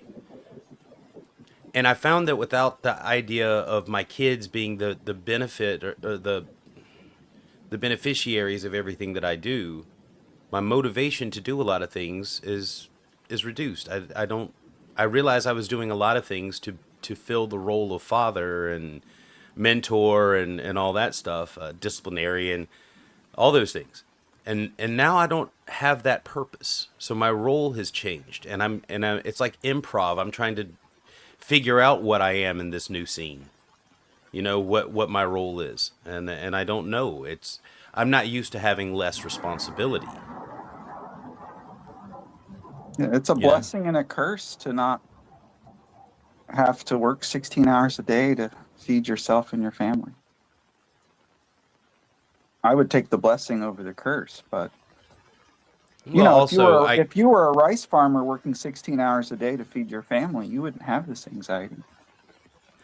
I think it's I'm not holding the umbrella to keep the rain off of them anymore, and I worry about them because it's like I'm afraid of real life teaching them the consequences they didn't learn with me. I made my kids when they were, I knocked up my high school sweetheart, so that probably gives some information away. And although I'm relatively young, I already have grandkids, and my kids have already went out into the world and made their own mistakes. So I don't I don't know if this helps or hurts. I used to worry that my kids would screw up their career and screw up their home purchases, but now they already have, and they're okay. So you can get past that maybe. You want your kids to, some of us want our kids to go to college and make $500,000 a year and rule over everyone else, and they can clean my house, they can cook my burgers, I will be the king. But then when your kids end up, what's that? You think there's a lot of people doing that? Which thing? Raising their kids like they're the kings or whatever. Like teaching their kids that everyone else is lesser than them. Maybe not directly, but like this, there's this general sense that you want your kid to go to college so that he can sit in an office and be a therapist, and that guy down the street that lives in the bad neighborhood can clean the toilet, and the other guy that lives in the other bad neighborhood can make the food, and there's that one chick that I don't care about that can make my coffee. I don't know that people consciously say those things, but that's it's a pretty boomer idea that your concept that you're overlaying onto society, which is I think is died out to a great extent. Right now, Well, there's amen. battles of culture, for sure. There's loads of cultural battles, but I don't see the power structure in place for anyone to act like that, especially using college degrees, since the market is saturated and those degrees are valueless. It would be Yeah, foolish to advise your kid to seek out those degrees when a trade school is almost their best chance forward. So I I think that agree. the idea of pushing that life goal, I don't know what to call what you just said. I mean, it sounds like a crime, but I don't think people are pushing that anymore just because it's not available. It might be a great thing of the past that they could look back on and say, my family, I got a degree and I was a lawyer and but those days are over. Like the trades are going to win now hard because of the oversaturation of meaningless college degrees. Agreed, but to the point, like, so your kid's 18, and you're just like, well, I want my kid to go to electrical trade school, and so he can support his family. But Yes. what that really means is, I want my kid to go to electrical support school so he won't be the house cleaner, and he won't be the barista, and he won't be the burger cooker. Right. Like, Why would you want your kid to have to work more and harder to get what it takes to survive when you've already learned that having some leisure time is more beneficial than spending all your time working. amen. But when you Right. zoom out, like that leisure time comes from other people's work. Like, And their choices put them where they are, right? absolutely. Right. And you can't interfere. Like some people don't have the drive to want to have power and money. They like the quiet existence where they're not the focus. And those people might be very happy and have already discovered that working, a couple of house cleaning jobs during the week is enough to get them by just fine, and they don't want for anything, so they're happy. It's not like you look down on them. That's their situation. I'm afraid to point out that I think that you're kind of revealing a little of the way you were raised to see house cleaners and stuff. Yeah, I'm becoming self-conscious of how I'm appearing. Well, no, I'll I don't mean it in I'll a just bad keep way. being honest. No, I'm not trying No, to. it's growth. There's growth here. I don't mind. I prefer to know when I'm in error. No, it's just that you're coming from a perspective that you've been exposed to throughout your life. Mhm. But there's other places where these people aren't looked down on because culturally it's not an Well, issue. I've rubbed elbows and lived with these people and seen the pain that they experience when they have the transmission goes out and there's no money in their savings. Like, I've seen the pain, Hmm. and they go get the paycheck loan that has 25% APR. And the Hmm. guy that owns the paycheck loan company, you are correct. He has made good choices in life, and he has leisure time. And Hmm. somebody else who's making bad choices, they have to hit the paycheck loan. They don't even understand. They Who don't put even, them in his line at his business to take advantage of his service with the 25% interest rate? Like who went there? they did. They made Right. bad choices. Yes. Like, So when you're saying that you've witnessed the consequences of bad choices, we all have. But that's not a societal issue. I mean, the everyone has the opportunity to learn how to do these things. They just don't always have the interest or recognize the significance, the importance in learning how to manage their lives and be aware of shisty people. But that's why fair enough. shisty people can live very well because other people don't take responsibility for their lives and their choices.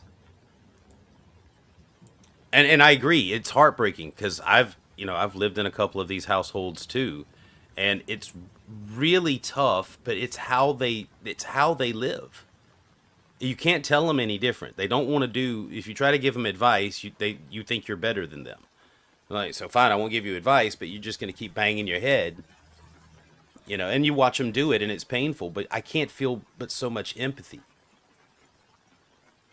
Because I've been in situations similar, and you got to dig yourself out. And a lot of people don't want to hear that. They think someone's going to come save them, but that's no one's responsibility but their own.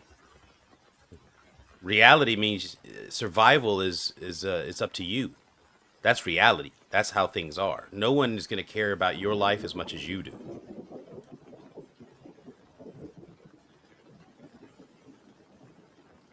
I mostly agree with everything you say. Excuse me. But it's those same struggles that they're going through that their children will learn from.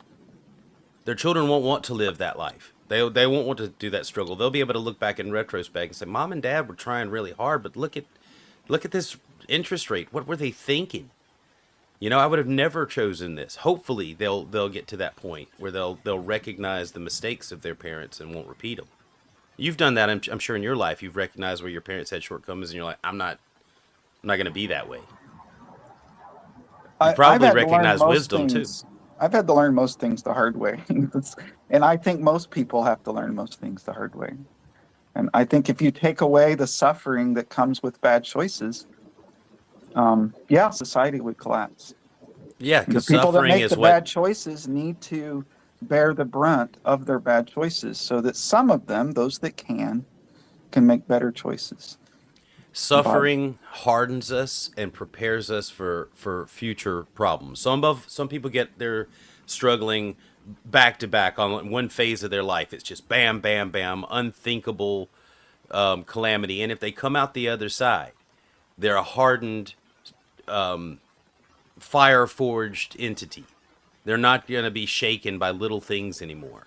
And there's other people that doesn't happen till later on in life. They've been sheltered, but eventually the hardening comes. There's no escaping it in this life. Hard things will fall on you. Struggle will harden you, or you'll break and fall away. And there's a lot of people that break and fall away, but the hard times, if it hasn't hit you yet, it is coming. And a lot of us think we've already been through it, but it's the real one, the big one, hadn't come yet. Mm-hmm. You know, but the whole thing is, the more you prepare yourself for these eventualities and accept them, I think that it's proof that you're hardened. It's proof that life has thrown its best at you and you're still going. At a certain point, there's just nothing else that life can scare you with. You're free from all that worry. Whatever it is, you know it will be the way it's supposed to be. Don't hate the way things are, because I mean that you're creating malcontent. Accept the way things are, and then get rid of the malcontent. That's what I would say. I was friends with Mal for a while. Were you content with it? I didn't know his last name. I just knew Mal.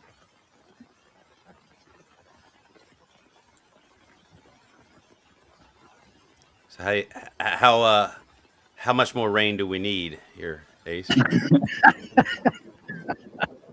I'm sorry. Forgive me, baby.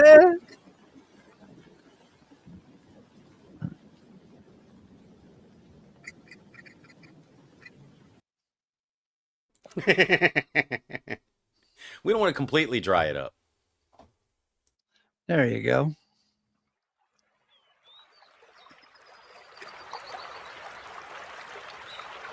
Well, now I have to pee. Thanks. There's always something with you.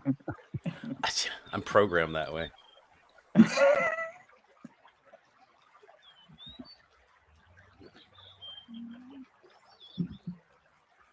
Ace, how does it feel to be God?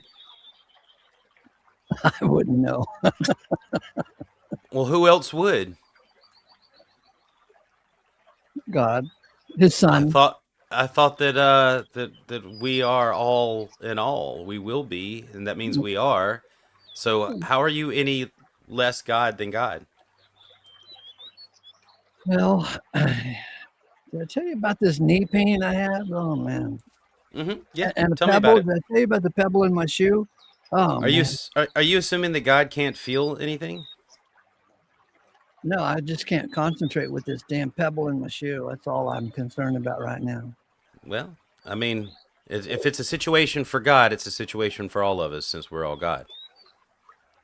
I like the idea of being God, Ace. I don't know why you're opposed to it. If we're to be all in all, and God is the only thing, then we're God. If he's the source of all things, and all things were made out of him, then we are he. You got no argument from me. So how does it feel to be God with your bum knee? Pretty cool.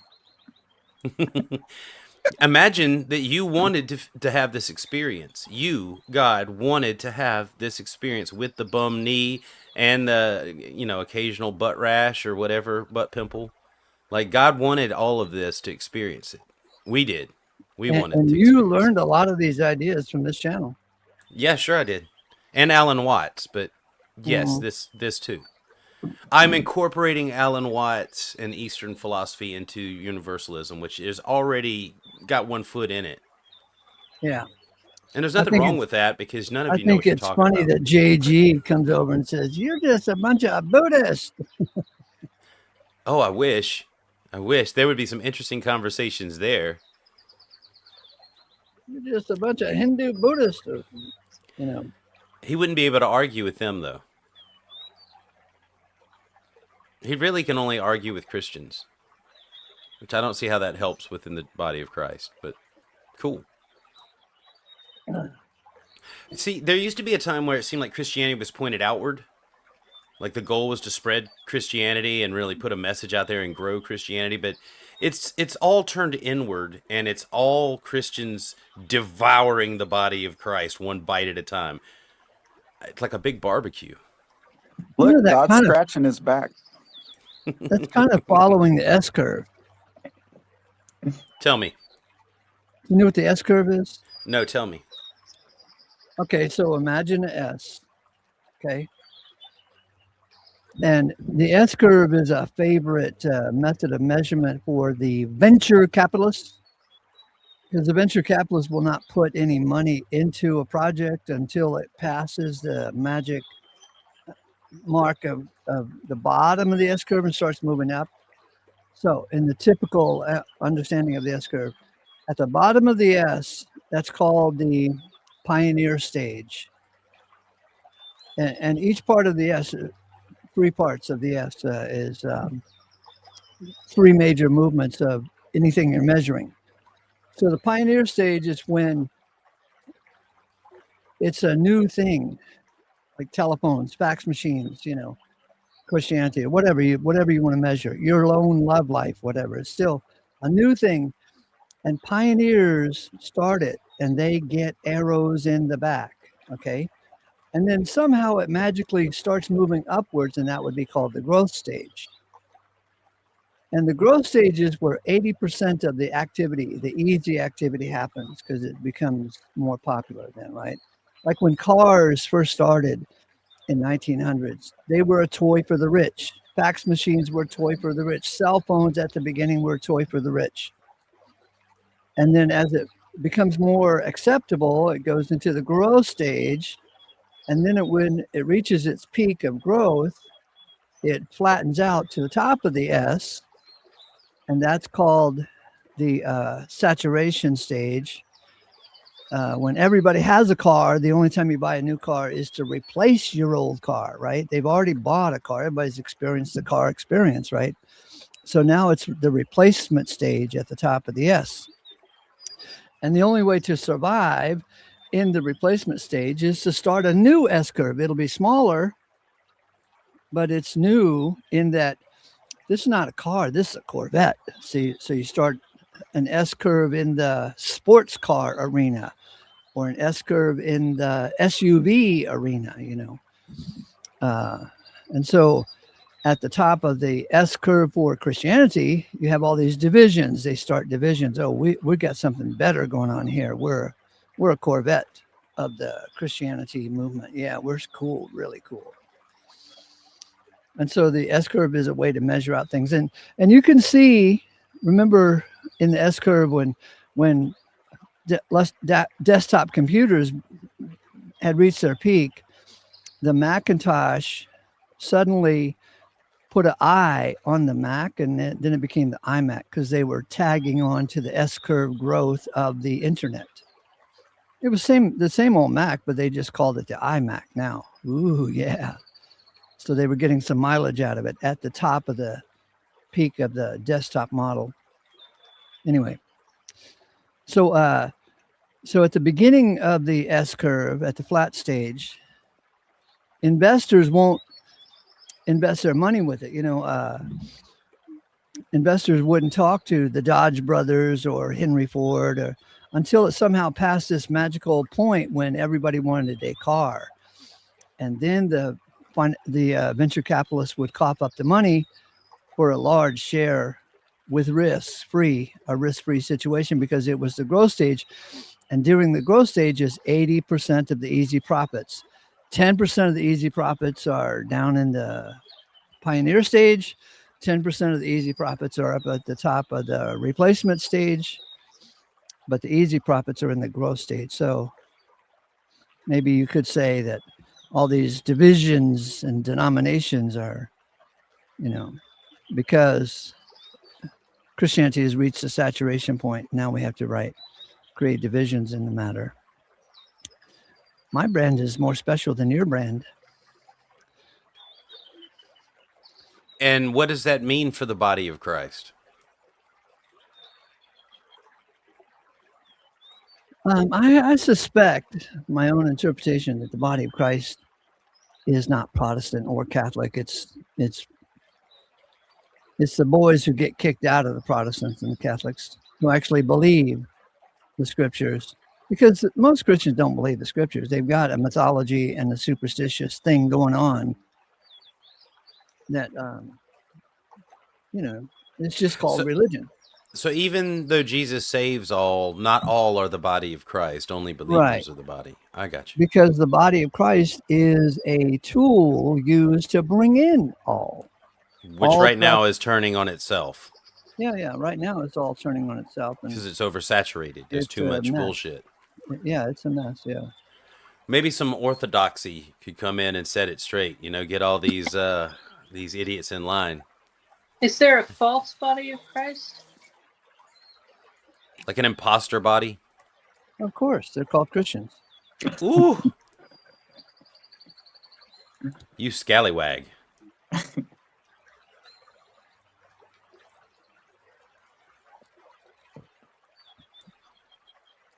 I think you would have made an excellent pirate, Captain Ace. Yeah, when I first got started, that's what Smoky Saint was calling me. I would crew your ship. Mm-hmm. Me too.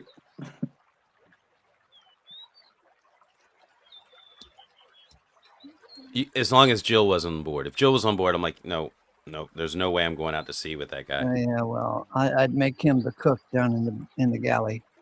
That's racist. You're funny. No, you're right though. With his mouth full of hardtack, it'd be hard for him to beat his gums together. That's a food. It's not a torture device for anybody who thinks that I was just suggesting we hurt Jill. Jill will hurt himself. Just give him time. Oh, tomorrow's Sunday. Tomorrow's Jill Day. Jill Day. Yeah, he always comes over on Sunday. So I'm going to start putting his name in the title of every Sunday show. That's his good work for the Lord that he does. He believes he's doing a good thing on Sunday by putting a heretic in his place.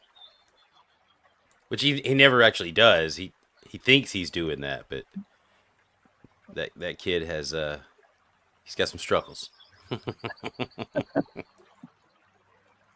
He made an argument the other day against God. Well, it wasn't condoning; it was prescribing slavery in the Old Testament. He denied that was the case and said, basically, he boiled it down to just human and child trafficking. I was like, well, that's probably not much better. I don't think that feels worse somehow. But that was his whole argument, to turn God from someone who prescribed slavery into someone who prescribed human trafficking and child trafficking. Fantastic.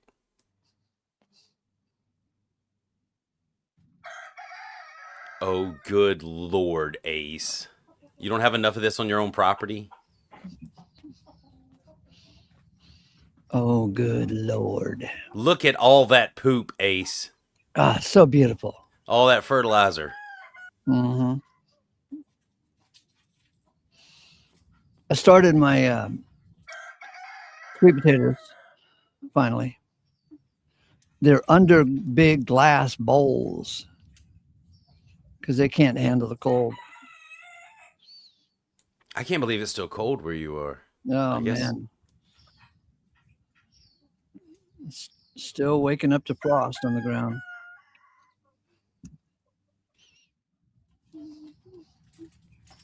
Was that a leghorn? A big white rooster. Is that a leghorn? Foghorn leghorn, yeah. There's a lot of... yeah, that looks like a leghorn. So, I can't tell if that one's a barred rock. The snazzy looking other rooster that's being real still. There he is. He looks like a barred rock, like a Dominicker. Uh-huh. Hey, you're the one that put chickens on the screen. You didn't want me to name them. You better find something else. There's some Buff Orpingtons in the back there. This is a mixed bag of chickens. What are these? Are adopted out of bad homes or something? I don't know. Hey, yesterday when you were here visiting and we played some NFL football in the background, Yeah. I almost Fran got Tarkington. almost got a strike for that shit. What? You didn't even have the sound on. I know. They gave me a verbal warning that it looked like strike material, and they had to process it and process and process it for a half hour, and then decided I was okay. Yeah, YouTube's... I don't want to see YouTube go away, but at the same time, I need them to change. It used to be so much better back in the day. Mm-hmm. I don't know how long you've been doing the streaming, but man, we used to get away with all kinds of stuff back in the G Plus era. Mm-hmm. YouTube wasn't nearly as restrictive. Now, like if a car drives by and they happen to be playing a song that sold more than 20 records, you're gonna get a flag. Yeah.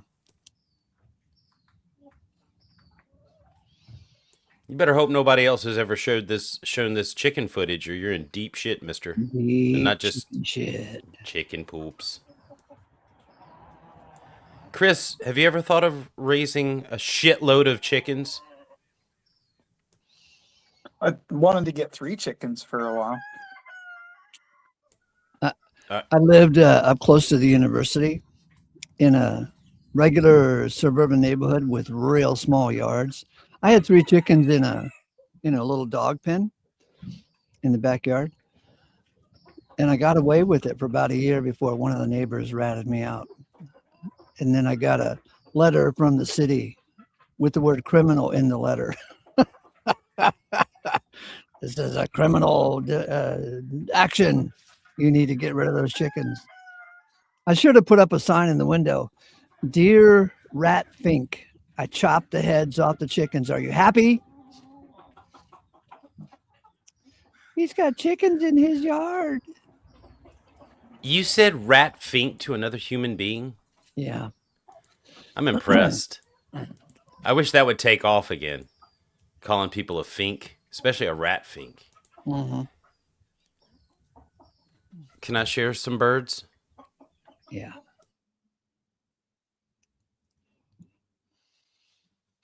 One of the great joys of having so much room out here at the Garden Home Retreat is that I can have all kinds of pets. This year I brought on these white runner ducks. Aren't they comical looking? If you ever saw the movie Babe, well, that duck was one of the lead players. What I love about Indian runners is I can turn them loose in the garden here, and they go after insects. And because of their sleek, streamlined physique, they dart in and out of the plants and really don't break things down. And unlike chickens, they don't get in the soil and scratch it up. What's interesting about Indian runners is that they're an Asian duck and are prolific egg layers. The females will lay up to 200 eggs in a season. Now, when you think about it, that's pretty good, given that we let them forage and feed and just give them a little bit of feed. They look like little humans. They put little suits on them or something. They're cute when they walk. Well, that's what I'm saying. I could see you like having a couple of rudder ducks. I mean, the videos that you would make of those guys. Yeah. Are they fresh noisy? water Yes. Okay. out here, particularly during the hot summer. All right. That's What why I love have about them is that Muscovies. they're so comical looking. They look like moving garden ornament out here in the vegetable garden. They need little tuxedos. He's got one named Walter. He can't keep into any of his pens, and he's always documenting this little Indian runner duck that goes everywhere, all over the farm, and they raise lots of different heritage breed ducks and stuff. So he gets in there and mixes up all the genetics. He finds a way to get into the ladies and mix his genetics with all their heritage breeds, but he still keeps him because that's his favorite duck. He's gonna mess up his whole business because of that damn duck, but he loves that duck. That's awesome. I got a soft spot for ducks.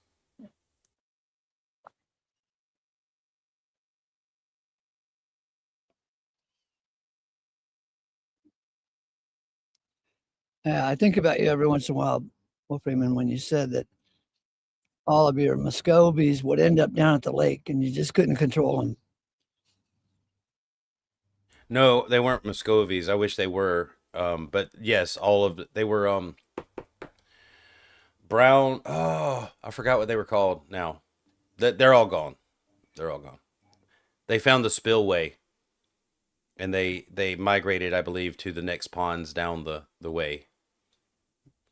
Brown. They're the big egg layers. I'm trying to think of what they're called. Oh hell, it's not important. I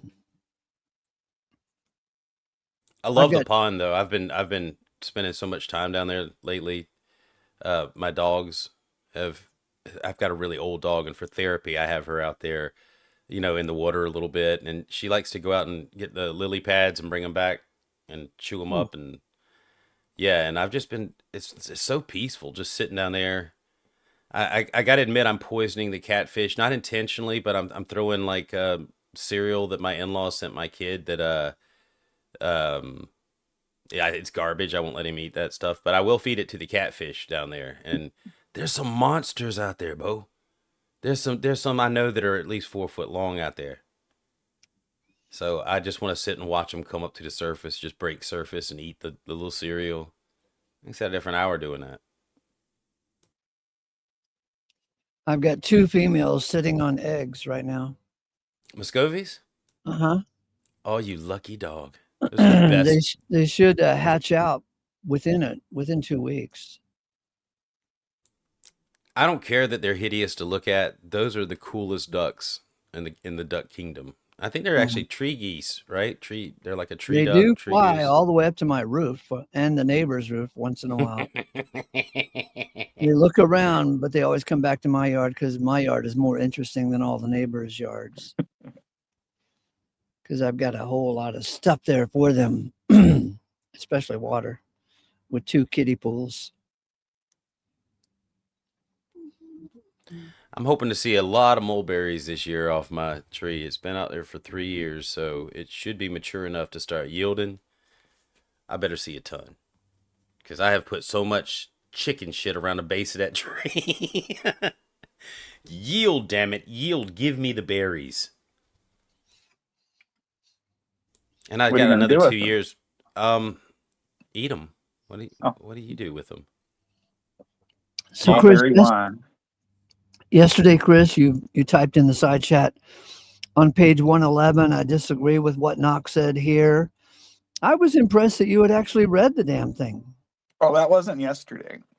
But sorry, my bad. Yeah, you got to be so scientific. Yeah. No, yesterday I was just complimenting praise for JG's behavior. Oh, yeah. I was delighted with it. But yes, maybe the day before I complained about the book, yes. Has JG and Praise I Am ever had a discussion? Because that would be worth watching too.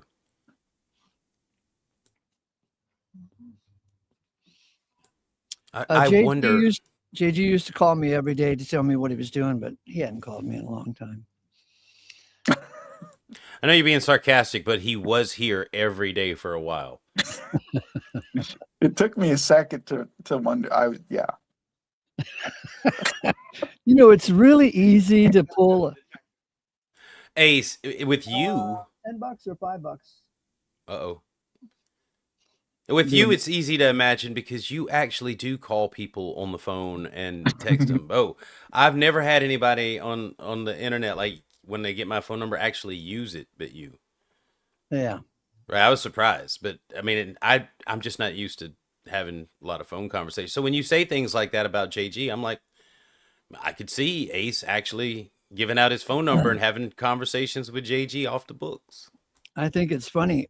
My interaction just now with Chris, it's really funny to say something absolutely ridiculous and the autistic believe it. They're gullible. They follow it, trying to work it out in their mind. Is this true? I don't think that makes us autistic or gullible, since I just gave perfect reasoning as to why we might suspect that that really happened. Mm-hmm. Yeah, I used to get a daily phone call from Trumpy asking me my advice, but he doesn't call up anymore. Now, that was obviously sarcasm. Right.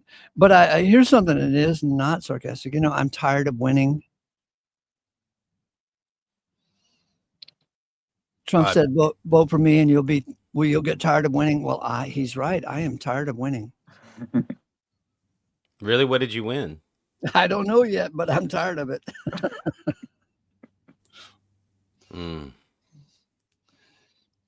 What are your experiences with winning and why are you tired of it? He's just saying he's tired of Trump. I know. I'm just wondering what examples of what Trump has done or whatever life circumstances has led him to this viewpoint.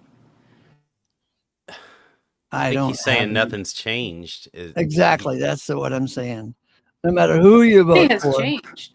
No matter who you vote for, nothing changes except the signs on the bathrooms. Now everybody can go in the bathroom, Really? Is that something that Trump did? I don't know who did it, but that's a change. Okay, well, when you say you're tired of winning, this is a game of empires. You know that, right? Of course. This is one of those times in history where there's a huge shift economically and in society. The Western culture is making our first aggressive moves in a long time due to just shrinking in on ourselves and becoming a cancer amongst our own cultural foundations. So I think that what we're doing is we're turning outward now, and we're trying to affect things that we see as problematic, and it's the empire game. But nobody does it better than the West. You know who started this empire business? Cain. I believe started with Lincoln. You don't think when Cain went and conquered the land of Nod? Oh, that's right. There was nobody there. But still. You think Lincoln started the empire game? Yeah, we couldn't. Well, you could go back. What was our international? No. What was our international effect under Lincoln? Oh, well, it's just that the South seceded and had a legitimate right to secede, but under the Constitution, because we were a voluntary union, and when they withdrew from the union, Lincoln said, "Oh, hell no." So Lincoln technically violated the Constitution up and down, up and down, and up and down. In fact, making the state of West Virginia just with a pen was unconstitutional. He split off West Virginia from Virginia because he wanted to. They didn't do that. The people of West Virginia didn't do that. He did that. Okay, so I'll grant you that setting up the power structure for circumventing the Constitution was heavily done by Lincoln. And yes, we did pull all of the states against their will into a union, and that is a sort of a form of empire. But this is, I'm talking about when we reach outside of our shores, when we start affecting things like if Italy had just stayed, or if Rome had just stayed in Italy, what would Britain be? I think we could blame. With that, under that definition, we could take it back to Thomas Jefferson, because he was the one who created the Marines to go kick ass with the Muslim slave traffickers. There was nothing wrong with protecting our people from the Barbary pirates. Well, according to me, if those traders on ships, they should protect themselves. They shouldn't, force the U.S. government taxpayers against a military that no, the taxpayers. It's not just taxpayers. The people were trying to sell their resources for money. Yeah, and they should provide their own security instead of forcing all the taxpayers to come up with it. So I might blame. If you ask the question, when did we go outside of our country to do empire shit? Yeah, Thomas Jefferson was. We didn't do any empire shit there. All we did was make deals with one of the Barbary pirate states, and then the other two, we ended up having to sink a couple of their vessels and let them know. We actually showed up on their shores, but we didn't take any land. We didn't extend our empire at all. We just controlled the water. Okay. I mean, you can look at it in a variety of ways. No, but I was trying to answer your question specifically. I know, and I agreed that in American imperialism, I would agree probably did start under Lincoln. Mm-hmm. But I'm saying that the empire game has been around for ages. I mean, Greece and Persia were fighting over empire, right? So empire building is a it's a part of our I don't want to say species, but our social progression. When things aren't working, we change things, and we change things on a massive scale. And then, how is empire building helping the citizens of this country right now? It's not about helping the citizens of this country right now. It's about gaining control of the means to protect the things that we're building for the future. We're obviously not playing with the waiting game anymore. We're controlling the resources that money is created from. The petrodollar. We're protecting our. Well, it's our dollar. It's our petrodollar. We've based our currency on oil. So we're controlling the means, and again, we could fuck it all up. I think Ace talked about it with the tea situation. You get too much of something, and you change the price and the value of something. Like, I think we were talking about Spanish gold, weren't you, Ace? At one point? Mm-hmm. They brought down their own economy because they didn't know how to ration out what they had. They flooded it and brought the value of gold down, and so there's a wrong and right way to do empire building. The Romans did it probably best. The British, their colonization, say what you want. Those are the most desired places in the world to live, places that were colonized.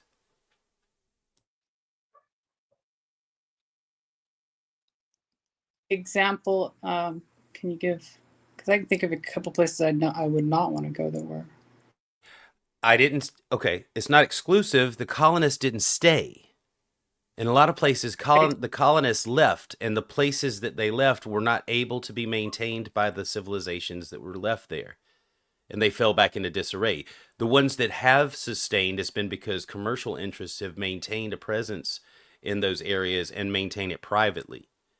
But the societies and the cultures that the Western colonies built, they can't handle Western society. They're not built that way. It's not culturally working for them.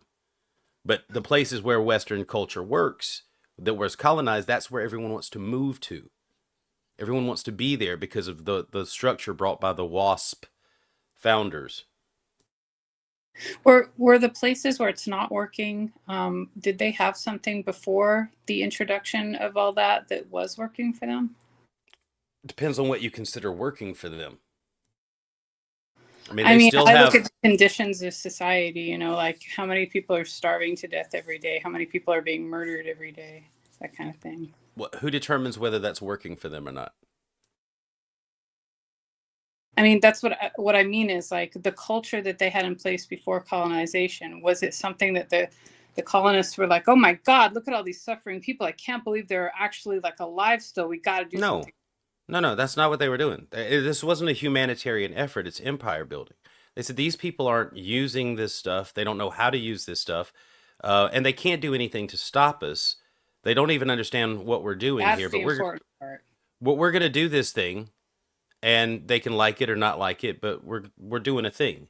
Now, in the process of doing a thing, culture changes and societies are built and there's infrastructure and order, but unless you understand how it all works, it's still foreign and you can't maintain it. Now, a lot of people appreciated having aqueducts that had never had water run to any place except for when they fetch it with a pail.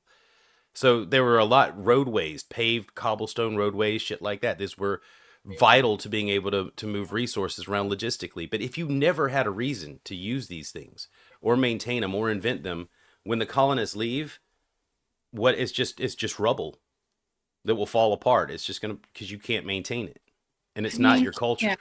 It kind of feels like it's a disruption in the former society's sort of system and life that was just sort of neutral. Like even if they weren't using this resource that somebody else considers precious.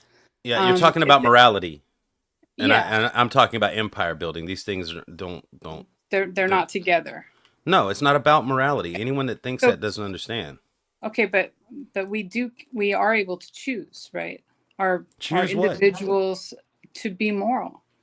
You can choose to be moral. That doesn't stop you from being conquered. You can be as moral as you want, but when a larger... What about...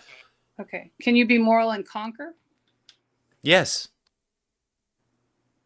I think we should be more like along those lines personally, and others that have been. We just won't. The way you do it morally is that you don't use violence. You use economics. Well, you force them to turn inwards to themselves to find out if they can sustain on their own, whether they actually are as consequential as they thought they were.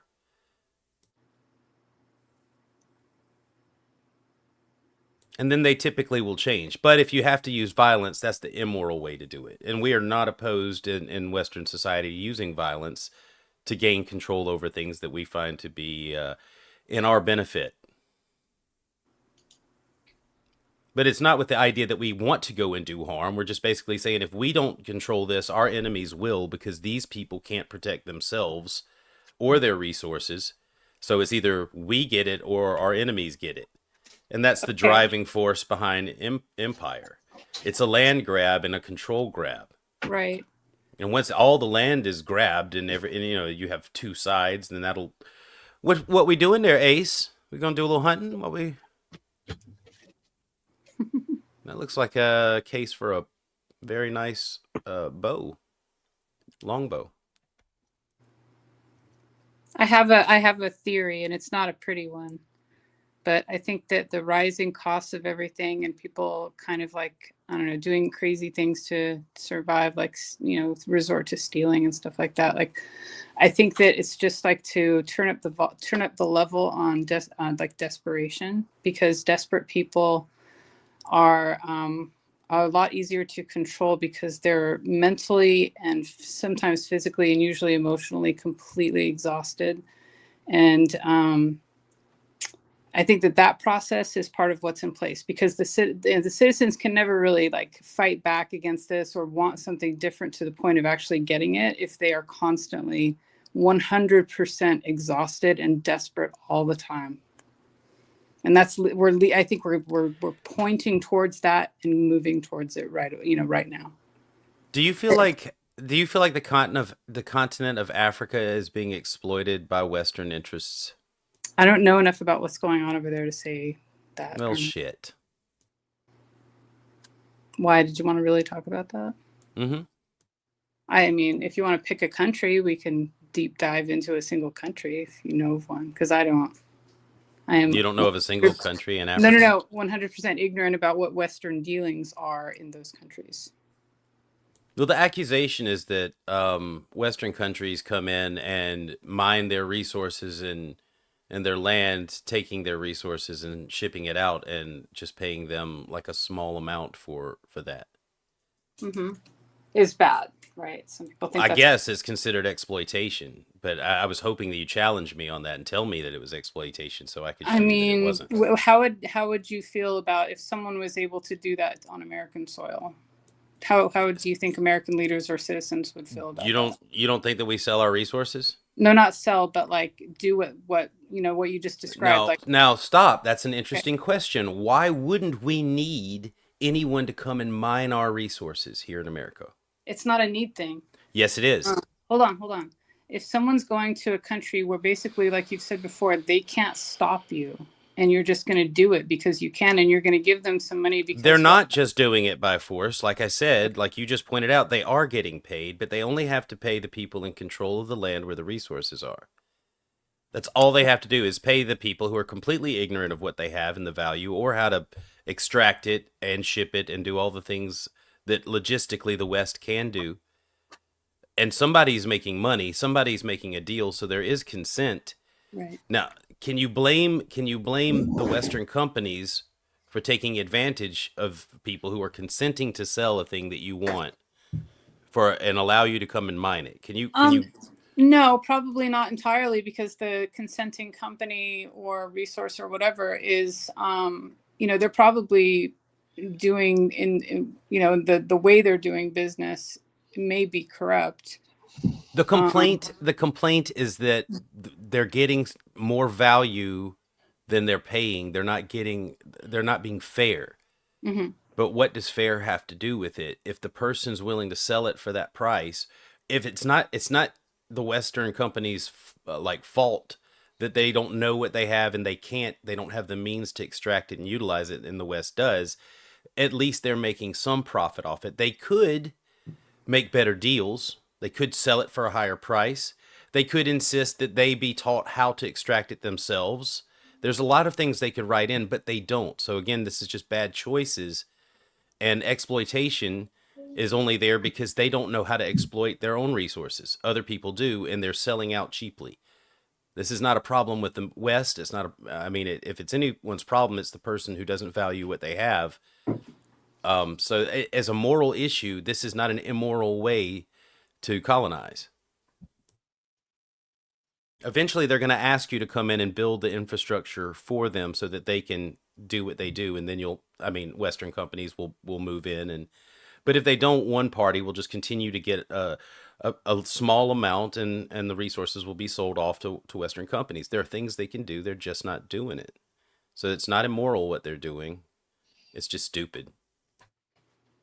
The people who are providing the resource and not being able to sort of capitalize on that themselves somehow, or learn how to do it themselves, they're the ones that are being who's being exploited? No one's being exploited. That's the point. No one's being exploited. But there's a bad decision. There's a bad decision on the part of the person selling resources to the Western countries if they're not willing to negotiate that they be taught how to extract it and set up the infrastructure to support that themselves. If they're just willing to let the company come in and basically just say, here, I'll rent the property to you, do whatever you want, I'll take $100,000 because that's big money here. Other people will look in and say, hey, that's not fair. But it is fair. It's consensual because the person is making poor decisions, and I think it's stupid for the Western countries not to push to give them that technology and to allow and to help them build the infrastructure, because they will need more Western countries to be involved to maintain it. So I would say that the stupid part is not jumping in and trying to help them understand what you're doing and why it works, because that would open the economy of all those places up, because it'd be a competition amongst those individual countries and nations to sell their resources and modernize quickly too, using Western countries. So, but we're the bad guys because they're getting the shit into the deal, is why I say it's stupid. Right. Okay. Do we have an example of a country that we or other Western colonizers have gone into, done the thing where you're saying we're introducing them to infrastructure, and they have duplicated the process and kind of taken over that, or done start to do it themselves? No. Hong Kong. Zero. Hong Kong. Okay, you're not talking about Africa anymore. You're talking about Hong Kong. I'm talking about that. You just said colonizers from the West, and that's what I was thinking of. It doesn't necessarily have to be American. So let's hear Ace's Hong Kong thing. Yeah, let's go. Yeah, so as Will Freeman said, the British colonized this, and this, and they had a good track record for the most part. And Hong Kong was under British rule for 100 years or more, and they prospered. And so in order to explain the dynamics of things going on to you, Halsey, I would say that civilization is built on 14 words, 2 phrases, 14 words. Number 1, do all you have agreed to do. And number 2, do not encroach on another person or their property. So if you can get a grip on those 14 words, then you can build a civilization. And Hong Kong prospered under the matter, and they've only gone downhill ever since the British had to relinquish rule back to the Chinese communists. How do you define downhill? What color socks was the guy wearing? Oh yeah. So no. Yeah, you're asking questions like you said going downhill. I'm just asking what is that? Less productive, a lot less productive. Not reaching the same potentials and keeping those ideals, I think, is what he was getting at.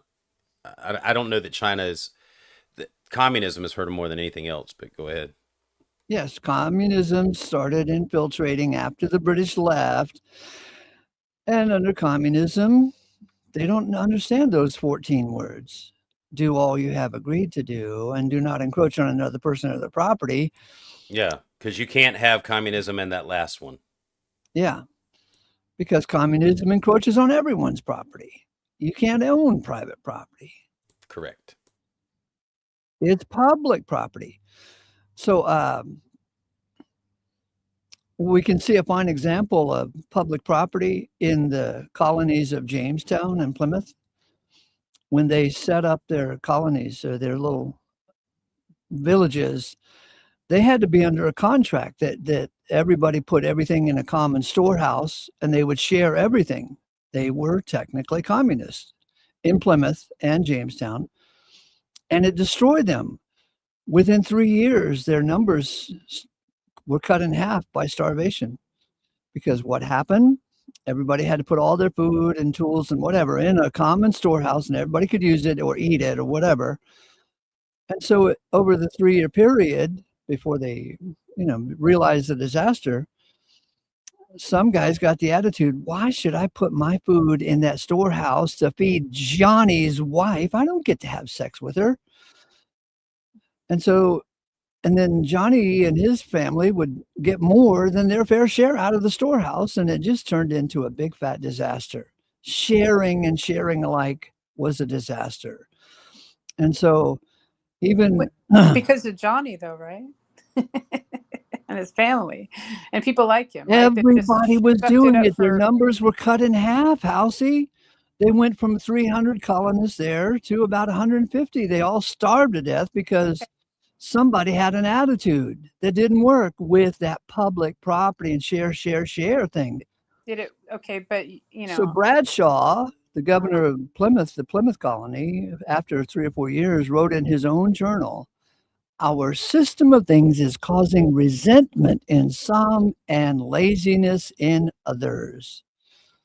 And the only thing that saved the Plymouth colony and the Jamestown colony was they called them all together and said, all right, from now on, you don't have to share. We'll give you an equal devy of land. Do whatever you want to with it. Share it if you want to, but you're under no obligation to share it. And then they grew so much food that they had the first Thanksgiving feast. Is that a real story? Yes. Every time I tell you something, you want to fact check it. I'm like that. I'm sorry. What color socks was Governor Bradshaw wearing? Well, understanding requires clarification sometimes, Ace. Okay, here's the deal. Oh, don't condescend. Now, that's not nice. Governor Bradshaw said, our system of things is causing resentment in some. Why? Why resentment? Because they were working hard to put food in the storehouse so everybody else could eat it, and they got sick of it. They got resentful. And laziness in others. Why? Because a lot of people weren't putting food in the storehouse, but eating more than their fair share. And it will breed resentment because some people will work hard and have a pure heart about the goal, and other people will recognize the benefits in doing less and just coasting on other people's efforts. So it always tends to be that someone who does more for a while has the greatest value and appreciation, but soon resents everyone else for not working as hard as they are. I hear a lot of free will in this story. The consequential us. I can say that system can work in small pockets when people agree to like follow the rules of the place, and that would include not being like just a slacker that gathers. I don't think it can even work in a household. I don't even think it You're works in right. a single No, household. I'm talking about like actual organized communities that do this. That like Every time it's tried, it failed, Halsey. in order to work. Every communist effort tried throughout history has failed miserably, including early Christians. I'm talking about communes that exist today that have existed for like several decades that are small and actually scale, kick people out of their communes who are too lazy to work. I know, that's what I mean. When people agree to do what they're supposed to do, then it works. But that's the problem. You're dealing with human beings. Yeah. Okay, we're not dealing with angels. We're dealing with human beings, and that's why communism will not work. Greed, whether we like to admit it or not, is the highest motivation for many people. And so their drive, their greed is what pushes things forward. It's the way. I don't know. I mean, there's always been the hunter that wanted to keep more meat for himself and his family than share with the group. And there always will be. It's one thing if individuals like citizens are greedy, but for it to go all the way up through all the layers of leadership is not a good thing. Oh, but I know, but there's no getting around it. If there's people all the way up in leadership, there will be these drives all the way up through leadership. And in fact, the more ruthless and narcissistic and maybe sociopathic you are, the quicker you'll rise, because you can coldly make decisions that may benefit the group, by not caring about the sacrifice of a few insignificants. Or maybe willing to sacrifice many because that coldness is there. Sure. Whatever it takes to get the thing done, that's why they rise up. Leaders are followed because they will do things that your average man would have qualms about doing and wouldn't be able to pull the trigger on it. Even if we could see that it might be a better outcome for the majority, we don't want to make the hard decision. A better outcome for the majority, though, that's the thing. I don't think that's always the drive for the people that are acting, Sure, there could be lots of different motivations, but to get people to agree to follow, either you're using fear, massive amounts of fear, or you've convinced them that it's for a greater purpose. Yeah, that's not for you to decide for anyone on Earth. Uh-oh. Wait, what are we not deciding again? We're going to drag God into it now. I'm against the whole, like, I know it's like its own thing, but for real, no kings. I'm not going to let someone else decide what they think. You don't have a say on that. Kings are whoever conquer other people. You can call them chief, you can call them like a sultan, whatever. Yeah, that's fine. There's going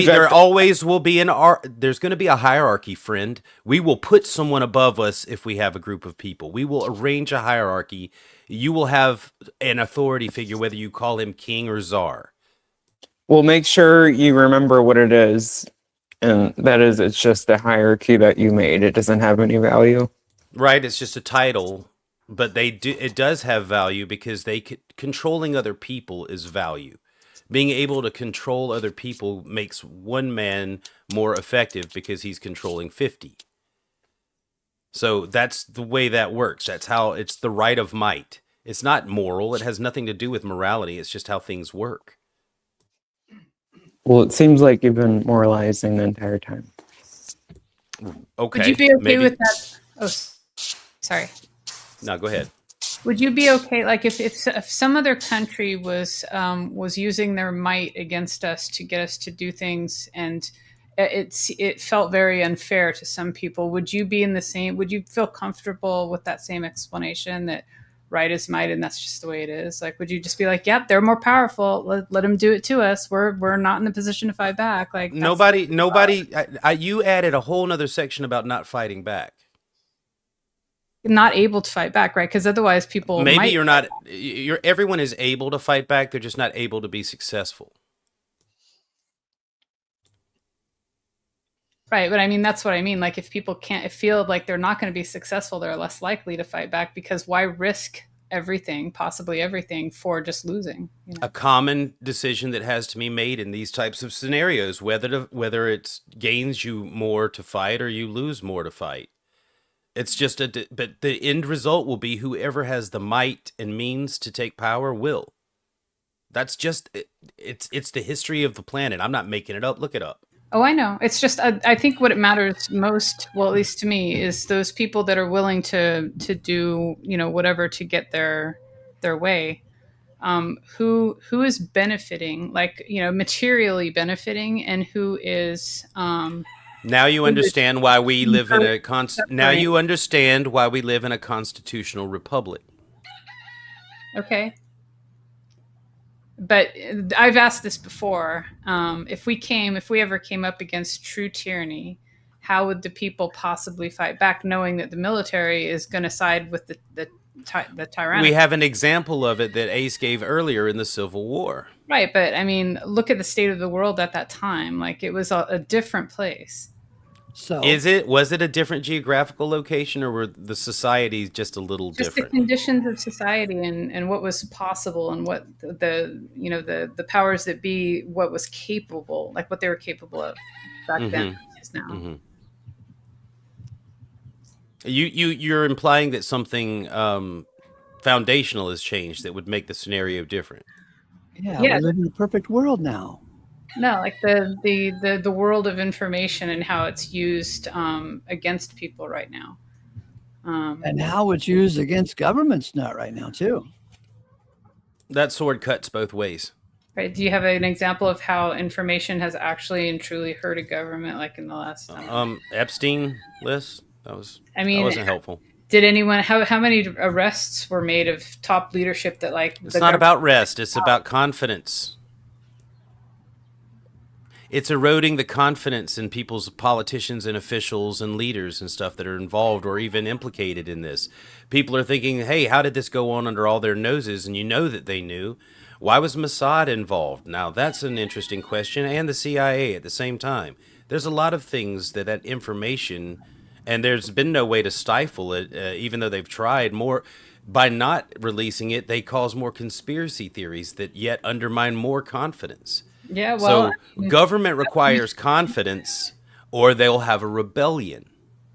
But, you know, conspiracy theories are very useful for something, and that is muddying the waters, where you can no longer possibly find the truth, because there's so much in that. It doesn't matter. What did I just say about confidence? I know what you're saying. I know you have to have the confidence of the people that you're ruling, or the abject terror and fear. It's got to be pretty much one or the other. If they're confident that you're doing a thing and you're doing it right or whatever, then they'll leave you alone. They're not watching you.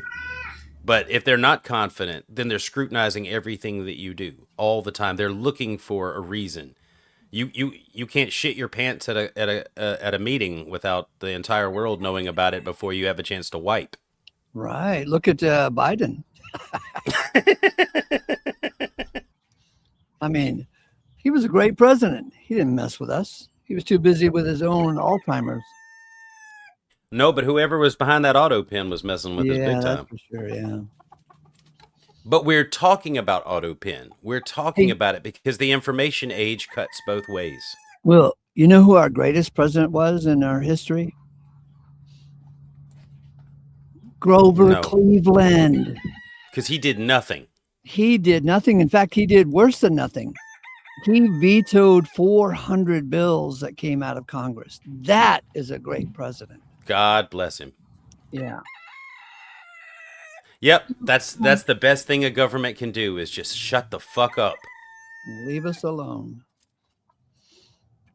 Just, I don't know if you know this, but You know, like when hundreds of pages of something have to be signed, there's only two ways that they do it, right? They do it with AutoPen, or they use an actual image of a signature that they just copy and paste. Yeah, and that would matter if we're talking about hundreds of pages, not pardons. I mean, there were pardons that were used with AutoPen that were under Trump, you know? Yeah, but did Trump pardon any of his direct family members, especially for crimes they may or may not have done and will do? Anything that may come up in the future about it? I mean, dude got the biggest pardon in the history of America.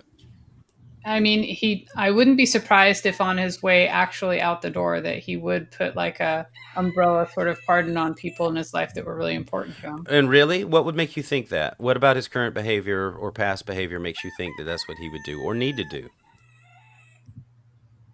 I mean, let's look at who he's pardoned so far. Who's he pardoned so far?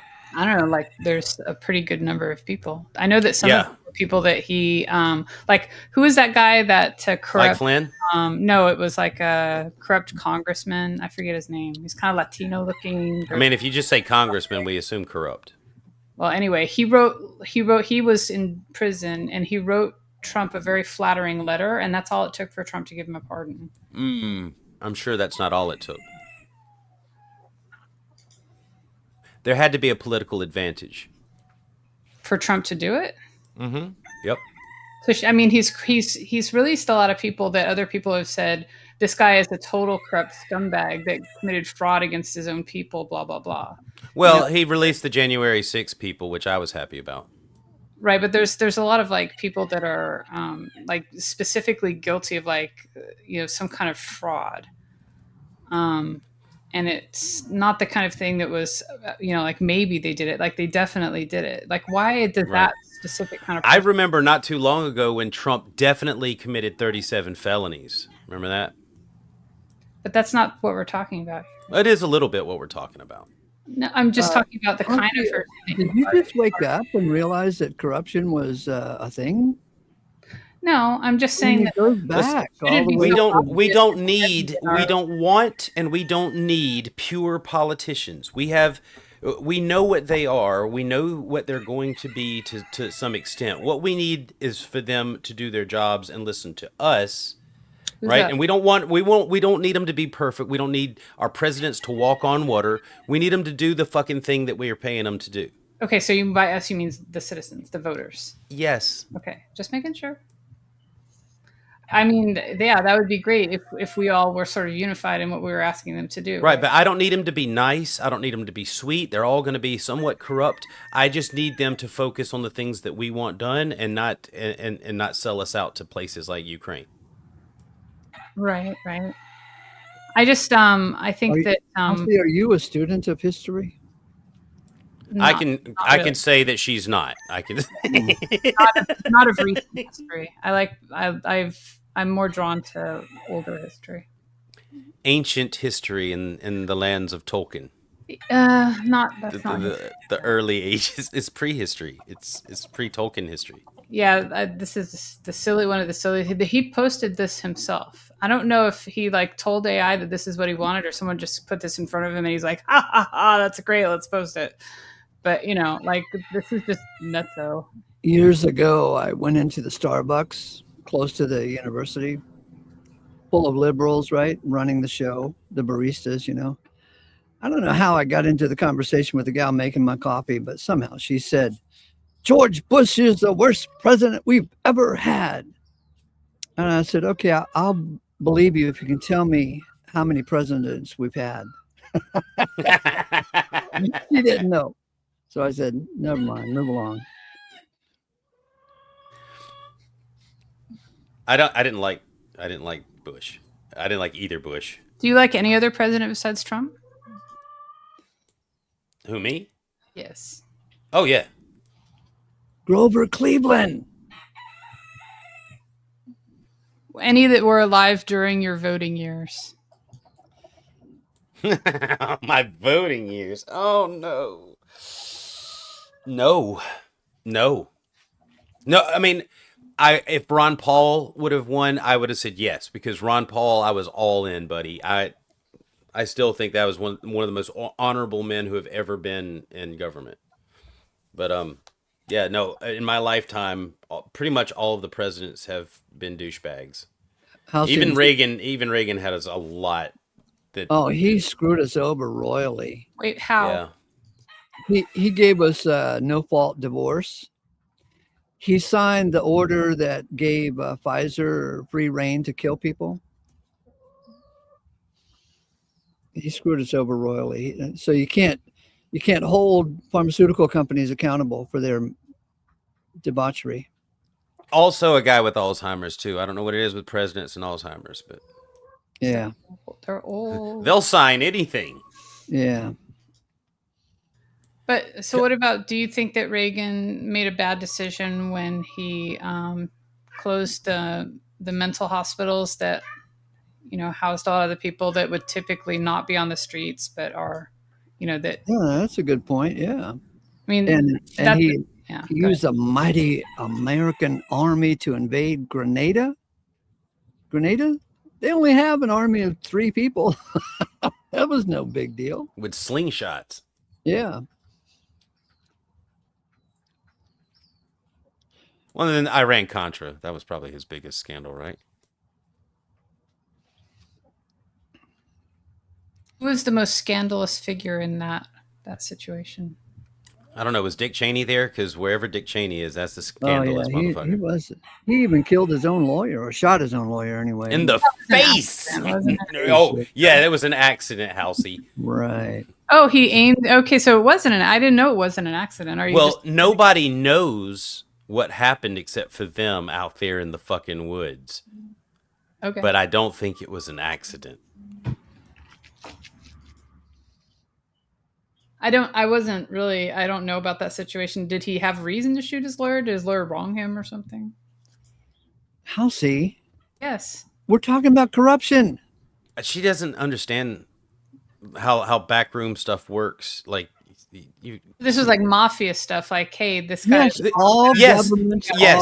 all governments are mafia. The only difference is governments have a PR budget to convince us that they are legit. Everything that they look, never mind. Sorry. You believe the PR. I'm just saying. So right now we have a government that is mafia that just has good PR. So you're all government is mafia. Okay, and that's a good thing, or how are we seeing that? It's a thing. It's not. It's just a hierarchy of power. Are we where they proud of that Can I finish my goddamn sentence? Yes. Sorry. Mafias, criminal organizations extort people for protection money, typically. They give permission for you to use parts of their turf to do things. And if you don't pay, you're removed from the turf one way or another. They will use force. There's nothing that the government has even created its own loophole so it can be the one that sells you drugs and no one else can. Like, everything about your life they want to control, and they will extort money from you for protection so that they can continue to fund their extortion rackets and their control. It is mafia, and there is nothing done under government that isn't backed by a loaded gun in a cage. If it's all corrupt, why do you think your vote matters at all? Because it's a modicum set in that we have some control.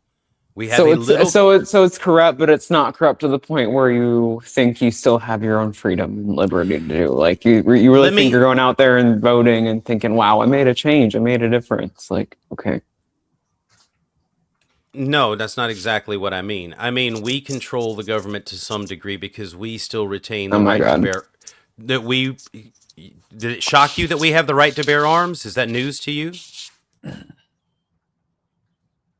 No, you're aware of the Second Amendment, aren't you, June? No, I haven't heard much about it. Well, it's loud.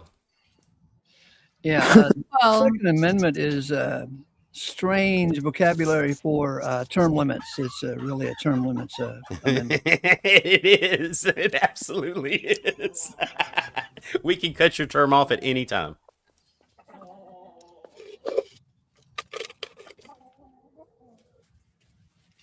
I've talked to people about politics and government, and every once in a while I'll ask them, What are the 5 promises given to us in the First Amendment? And God, they're clueless. Well, Five, most of them forget the freedom of the press, right? They can get religion. They can. They may know that the right to travel is implied in the right to assemble, freedom of speech. But Yeah. I don't ever hear them talk about freedom of the press. Mm-hmm. Why?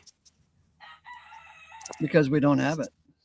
I mean, we do, but it's highly opposed. They like controlled media. Do you think that the press should be like legally obligated to deal only in I hate to say it, the truth with quotes, because who's going to verify it, right? That's what it comes down to. But do you think that it should be like unlawful for like the spread of misinformation or outright false information? Do you think that should be illegal for news companies? No, they just shouldn't be monolithic. Like the media shouldn't be one big monolithic thing. There's going to always be someone controlling the narrative. All right, so you just have to have somebody out there, or at least some people out there, trying to gather facts independently, because state media is dangerous. Right. Always has been. I mean, the only obstacle to that, and I like the idea of independent, journalism and investigators and all that too. But then, let's say they come back with a wild story. How do you verify it? Then the wild story, more people look into it. More people get animated and want to go and find out. All right, is Alex Jones sneaking into the Bohemian Grove, right? Motivated by conspiracy theories, but what did he find? I mean, I've watched a couple of those, not his video, but and I know he saw like some performance or something.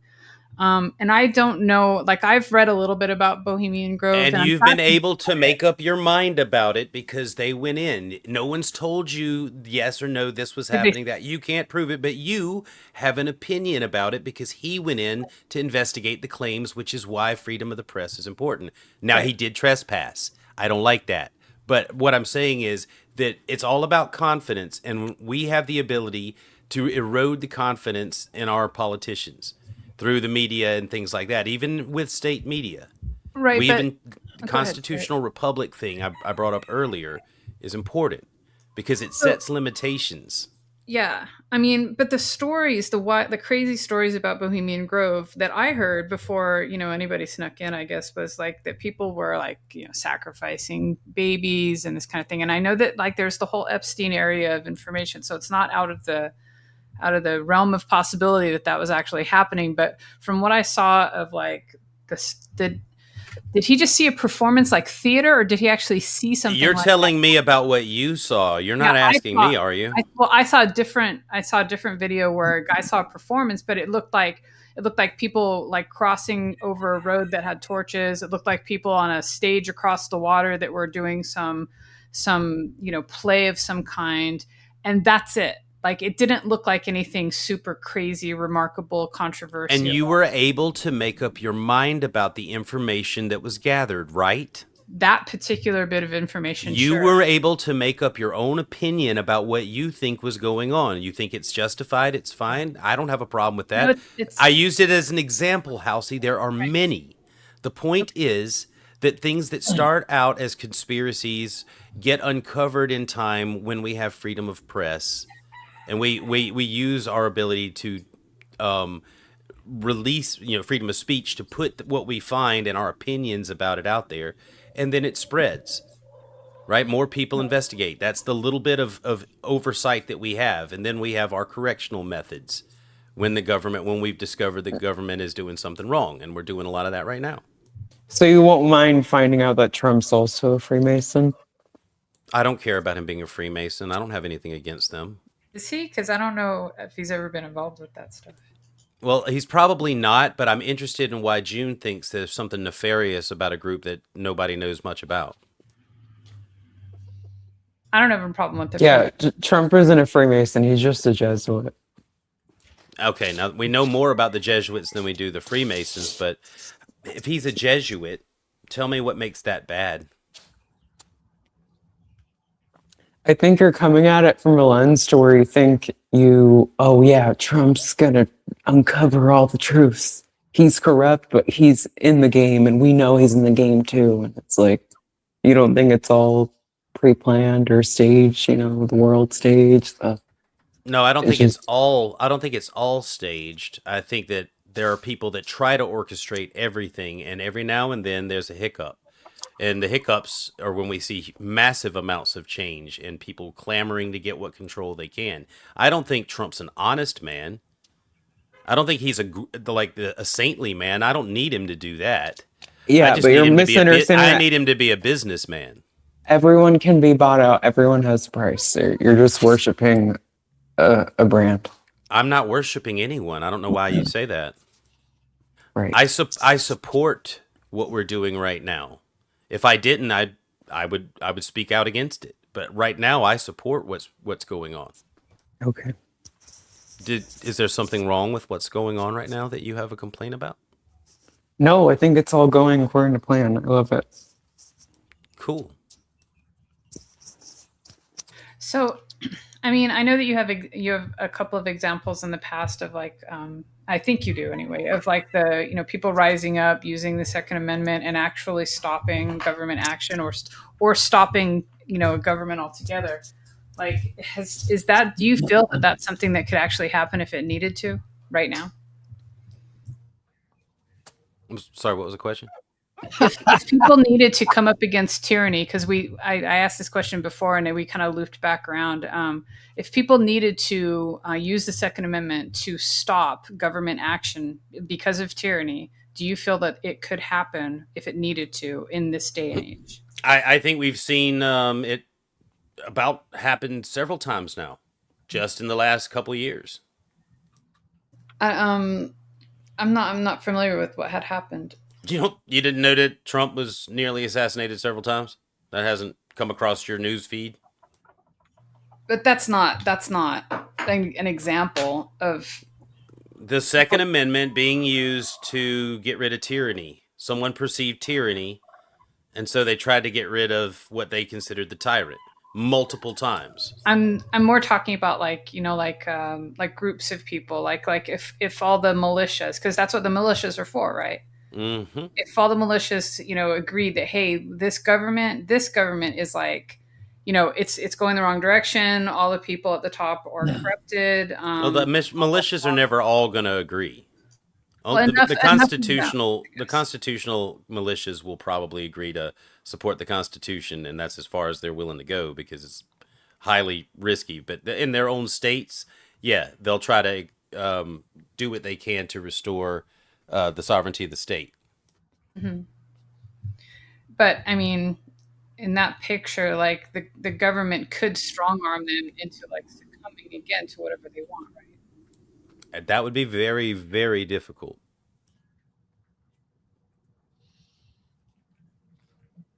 These are idealists, let's see, the fanaticals. I know what would help you, Tallahassee. Be nice, Ace. What are you going to say? I am nice. I am the picture of nice. Look up nice in the dictionary. You'll see a picture of my face. I say hop over to Amazon. There's a couple of little books that you need to get. One is called Whatever Happened to Justice. Whatever Happened to Justice. The next one is called Whatever Happened to Penny Candy. Okay.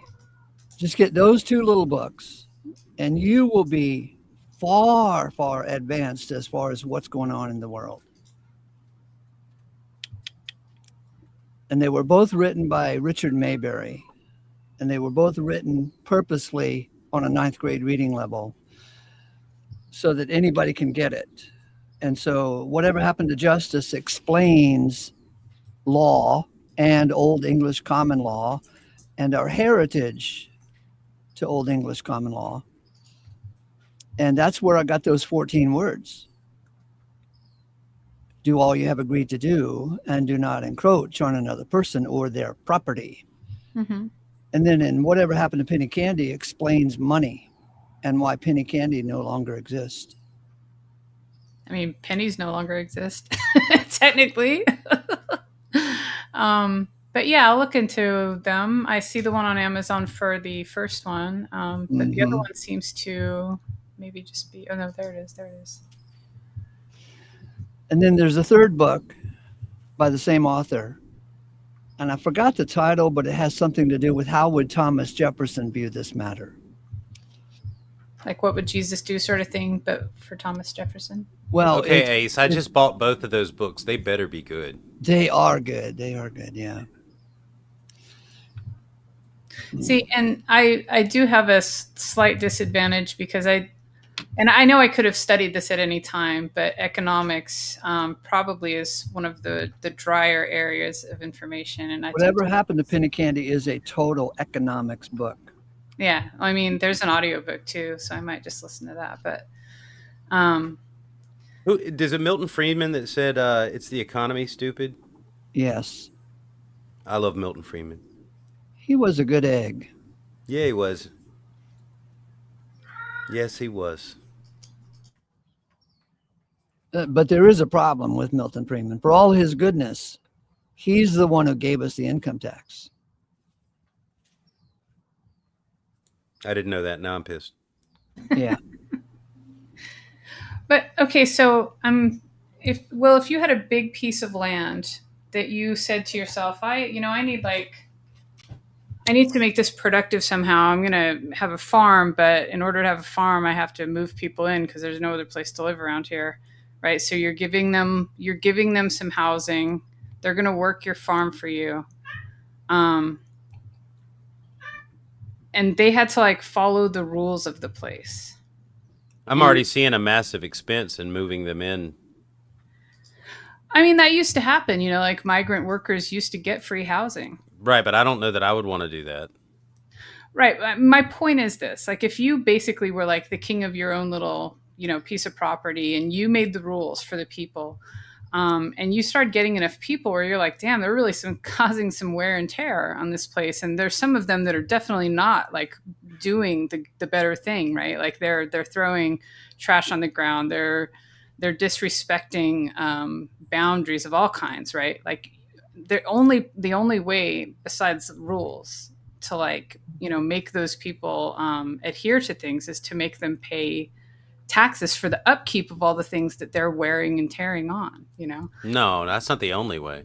Okay, so how would you deal with that? I don't know, corporal punishment. No. Just get rid of government altogether and you'll have a different system evolve. I can give you a prime example of people who litter. In anarchy? Is that what you mean? Because no government? Yes, listen to this. A prime example of people who litter and everybody loves it.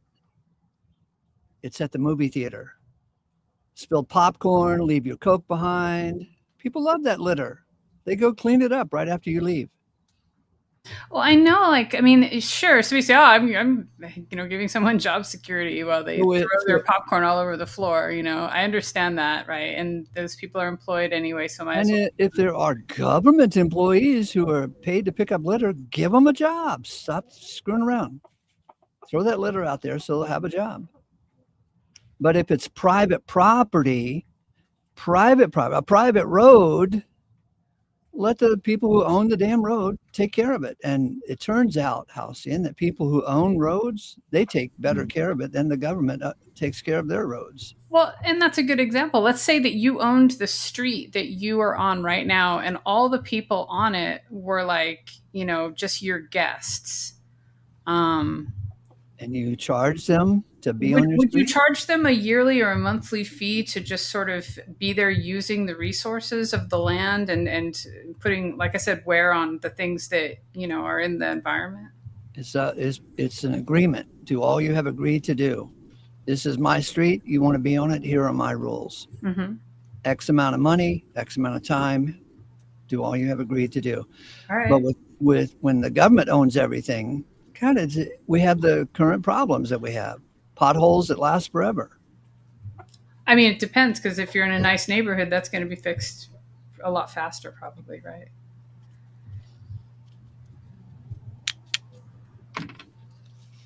You have a lot to learn, Halsey. I'm sure I do. So you don't think in nice neighborhoods potholes get fixed faster? Why? They want to keep those people happy. Why? Let's see. Do they want them moving away, moving somewhere else where they can't tax them? No, and high property tax pays for a lot in the cities that have areas that justify it.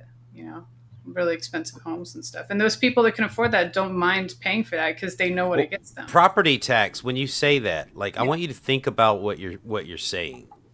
They're taxing you for property that you own. You're renting your own property from I don't them. agree with the reason for it. I just look at the thing that it is and what it does. Don't give a shit about that. If there's fraud involved, but like me renting my own property, I'm not interested in doing that. Right, but you still have to pay it every year, right? For right now. But we're pushing to try and push that away, especially since it's supposed to be used to pay for public school, which is a massive fucking failure. The biggest assault to our children has been public education over the last 20 years. Some would say that it used to be better. What do you think changed? Do you agree with it? The fact that, or the idea that it used to be better, like let's say 30, 40, 50 years ago? Yes, I agree that it used to be much better. And probably because it was even better before there were public schools. Look at all the literature that came out of the 1800s before public schools. I mean, even that 17-year-old girl who married Jefferson Davis wrote an incredibly intelligent letter about meeting Jefferson Davis, and she went on to marry him. Compared to 17-year-olds who are in the beauty contest, blathering stuff about world peace. What? You have to have people educated or at least literate enough to read and understand what the intellectuals are writing. In the 1800s, people wanted to learn. They used the trivium. I mean, but I think it kind of went along with the environment that they were in because they had a totally different level of stimulation, and they might have been seeking stimulation through education that we don't. We have other kinds of Daniel Webster, now, you know. When Daniel Webster and Horace Mann went over to Prussia to study their educational system, and in Prussia they bragged that they were not trying to create better statesmen, but better slaves, workers and cannon fodder. Daniel Webster and Horace Mann brought back that system to the U.S. and created the U.S. government educational system. Facts. So that we'd have better slaves, workers, and cannon fodder. What year was that again? That's why they move at the sound of a bell. I mean, it's all very rigid, and they're just trained to be workers. Yeah, that's mindless workers. Right? They memorize information for the test and they forget it the day after. They have no functional knowledge. Morning.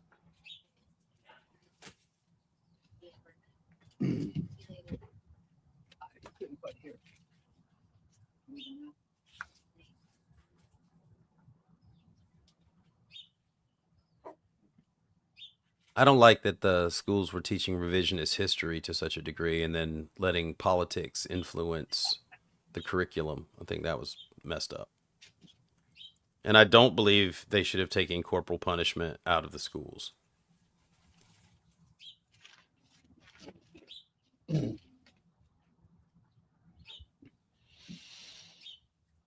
So, Halcyon, if you are insulted by the 9th grade reading level of those two books, then you can also go get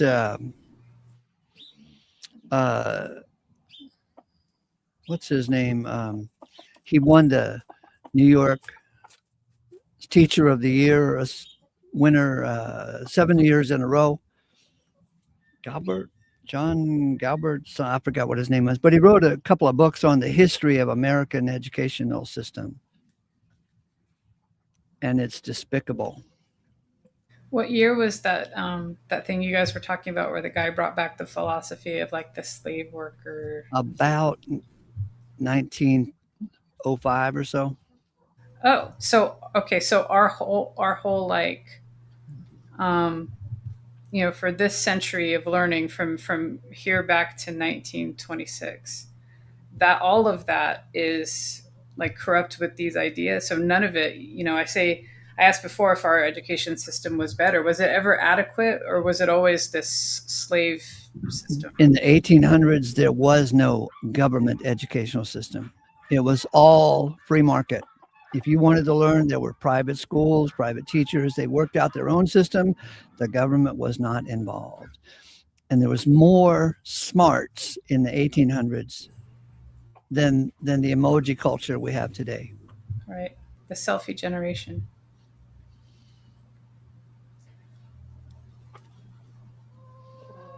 There was a time when I would only read books that were written in the 1800s. I despised literature that was modern. I mean, imagine the curriculum that they had access to back then too, and what they chose to study. Like they were, maybe they were studying. It's interesting to think about, like the writers of their age and before, like something that was,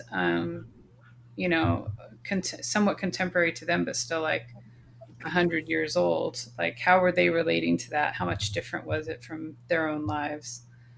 And the limited information that they had access to, not limited, but like it's not the same volume as we have access to now. I think that it may be, and like I said before, that stimulation level, like they were using that for their source. And so I think it might have just processed differently, got in deeper and with more thoughtfulness and more understanding than it would today. Do you know what I mean? Like the material that they were using for their curriculum and how their environment was, like it just seems like it would foster a better result.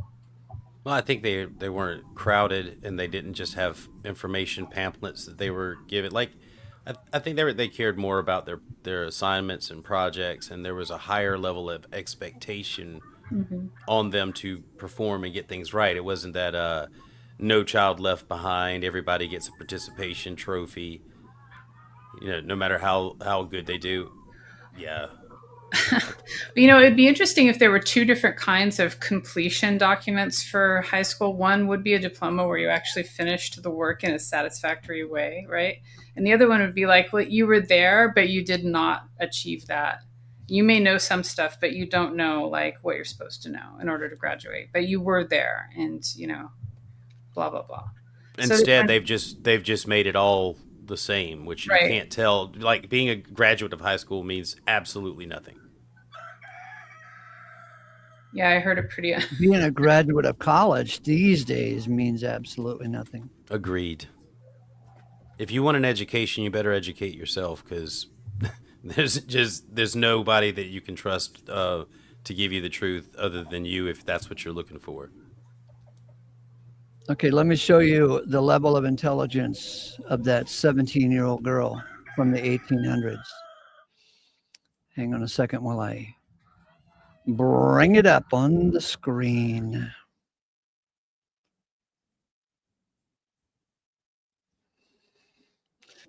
At age 17, right? She's not about world peace. Listen to this. I do not know whether this Mr. Jefferson is young or old. He looks both at times, but I believe he is old. For from what I hear, he is only 2 years younger than you are. The rumor was correct. He impresses me as a remarkable kind of man, but of uncertain temper, and has a way of taking for granted that everybody agrees with him when he expresses his opinion, which offends me. Yet he is most agreeable and has a peculiarly sweet voice and winning manner of asserting himself. The fact is, he is the kind of person I should expect to rescue one from a mad dog at any risk, but to insist upon stoical indifference to the fright afterwards. Can you imagine a 17-year-old girl writing this way today? I would assume she would not be in high school, but would have graduated, years earlier, and is also, already into her second year of college or further, to write like this at this level. I mean, go ahead and read it to me. I want to hear it again. I don't want to read it. This gal was intelligent, apart from a government-educated system.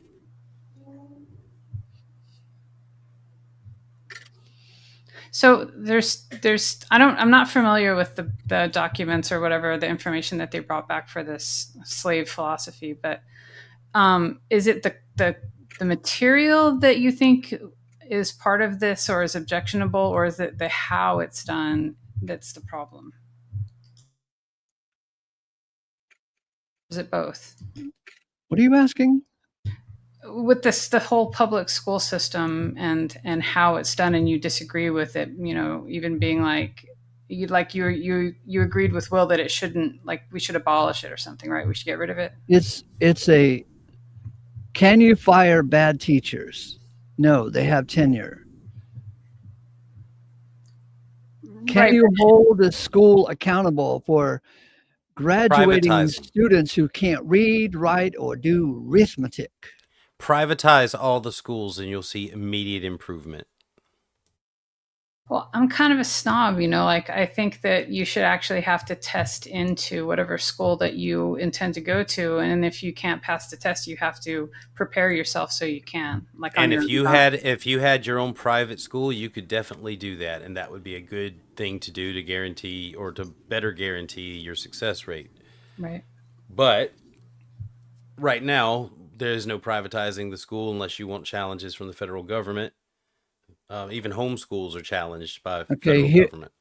Here's a modern 17-year-old, Halsey. Are you ready? Oh, I'm aware, very aware. Americans can't locate the U.S. on a world map.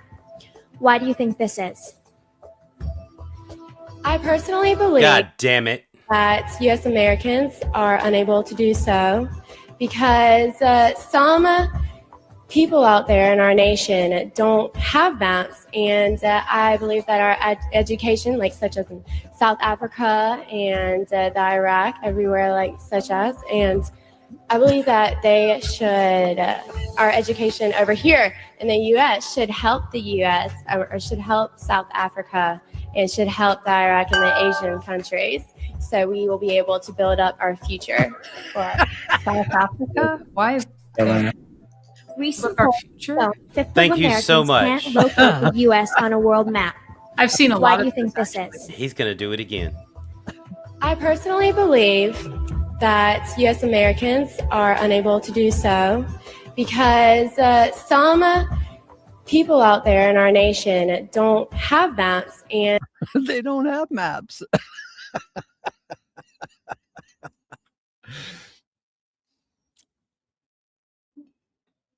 So you see no problems in the world, Halsey, huh? Yeah, let's just keep going. Okay, that was Not what I 20 said at that all. was 20 years ago, and South Carolina's okay, it hasn't gotten any better. I'm lying. What do you think I'm in favor of, Ace? I'm curious. I think you assume like I'm certain positions because I argue about certain things, but I'm not sure if you're right. You do try to defend communism a lot. I said that it works in small pockets where it's both voluntary and the people that are there agree to and actually adhere to the rules of the place. But That's all I'm you saying. would agree that as a system of government, it's stupid, right? As a system, okay, I don't think it should be used as a system of government for all the people, but I think that the laws should allow for pockets of it to exist without a big issue. They do. You just need to understand how to set up a structure for that sort of agreement. Right. But you know what I mean, though? Like, I don't, like, for instance, like, I think that, and this Homeowners associations are basically like that. they're micro governments. Yeah. Right. And right. And they're fairly communal, right? You pay your dues. And if you don't pay your dues, Well, if you don't pay your dues for long enough, they can move. and if you don't listen to the Karen who's running the outfit, they'll fine you. no, But it's my a God. communal, it's sort of communal. It's not completely, but there's Yeah, I know. So And there's nothing stopping people from doing the thing you've suggested except for common sense. I'm not saying that we need more of that. I'm saying that it already exists in pockets, and it does work in some of those pockets. That's all I'm saying. Like, if it I is even to be floated solved, an idea like that once, and Irenic Pelagian almost invited himself to come and move to my property, like over one communist, conversation. cool, I'm there. Yeah, and I knew immediately. I'm like, this is a leech. This guy's a freaking leech. And so I was like, nope, scrap that, because no, people What are if, just opportunistic and looking for ways to nah. what if Irenic moved onto your property and you found that he was quite a productive little thing, and like, you know, was what you would consider, you know, a decent citizen as far as his efforts towards If he's communal. willing to wear a muzzle, we might work something out. You agree to quiet hours, correct? 24 in a day, every day. So He'd have to take a vow of silence. Yes, sir. what I read to you from Mrs. Jefferson Davis at age 17, wasn't that Yes. quite a contrast to that that chick who can't even discuss a map? Yes. Yes. And I totally agree with everything that you've said so far about the public education system. Yeah, you can't fire. I mean, guess what? We now have all female teachers, and they're having sex with their 11-year-old students. And what do they do? Come on Dude, now, Ace. That's like, you know, a handful of people out of thousands. Of I mean, a it's a handful of lot. people. It's like a lot. it's a dozen every month who get shown in the news I'm too. not seeing that. What news feed are you subscribed to? Obviously, something better than yours. Just ask ChatGPT how many teachers have, you know, been charged with, or even, I don't know if convicted works, but yeah, convicted works of something with a minor in the last 10 years. Yeah, since you live for ChatGPT, go ahead. Now, get why would all- it's just convenient? It's not anyone living for ChatGPT. It's just faster than Google. Well, she always asks what color socks every subject was True, wearing. Ace. It's not you have this thing about calling people autistic and like not wanting them to fact check or ask for proof or any of that stuff, and I'm not sure why. Because it's time consuming to bring you up to speed. That sounds lazy. I am lazy. If you make a claim and I say, hey, can you provide any proof for that? Like, you know. So that means I probably shouldn't even bring up an opinion, because it'll be exhausting proving the goddamn matter. There are teachers left and right getting their face in the news, female teachers having sex with 10, 12, 13-year-old boys. And many of them get off with just a slap on the wrist. But you turn the situation around and make it a male teacher, and oh my God, it's 10 years in prison. Well, I think more people have had creepy male teachers than female teachers. I don't know about that. They just excuse certain behavior in women that they don't excuse in men. Women get away with a lot of shit. Sure, but with that video you showed, I mean, what's the point? Like, were there not stupid people back then? You think the Miss Jefferson Davis person didn't come from like a family of like aristocracy or wealth to achieve that education? Oh, there's so you're suggesting that income or wealth dictates someone's ability to learn? Well, we have private schools. We have private schools that you can pay your child to go to. So if that's something that you value, why not do that? Yeah, I mean, you could, but most people can't afford it. And so you're saying... Exactly, that's the point of public education. Hold on. Public education is not the only means of education, is it? You can learn more off of YouTube than you can any college out there. The person has to want to learn. It doesn't matter where you put them. You can have all the money in the world and still create a Hunter Biden. Sure, so then what's the point of caring about the education system if you can just take learning into your own hands? Why do you care? Because I'm being taxed for it. And we are now living in a universe of non-performing characters who say, can you fact check that for me? Like, what? Okay, fact checking is not an indication of NPC behavior. An NPC would be someone who is a sheep that just goes along with whatever they're told without fact checking. So you kind of have that backwards. Fact checking is important, especially when there's so much misinformation and disinformation that you've acknowledged companies and governments put out intentionally. Yeah, it's nauseating when people can't follow along, though. One way to express the problem we have is that there is an amazing lack of curiosity out there. If there was a lack of curiosity, who would be using these things to find out, to answer questions? There's an amazing lack of curiosity. The 4 people on this panel now have a little more curiosity than normal. But it's just, I live in a neighborhood, and I notice this every time it snows. We all get out there and shovel the snow off the driveways, and if I bring up a conversational topic with my neighbors, they look at me like I have 2 heads. It doesn't matter what the topic. Could be the Kennedy assassination or just casual conversation. Just greeting people at the mailbox with conspiracy theories. Whether or not Obama had 6 toes on one foot. I mean, it didn't matter. They just... Oh, that matters in how you start a conversation. Did you know that my mother... Hey, neighbor. So, did you hear Obama had extra toes? Like, oh, man, that guy. I'm going inside quickly. I remember one guy went out when Obama was a thing. He was at a rally and he held up a sign that said Obama is a Keynesian. Oh my God, I just thought that was hilarious. That so many people were upset with him because they thought he was saying Obama is a Kenyan. Kenyan, okay, yeah. He was from Kenya, but his sign said Obama is a Keynesian. Do you get the difference, Will? Yes, I do understand Keynesian economics. And he truly is a Keynesian. All government parasites are Keynesians.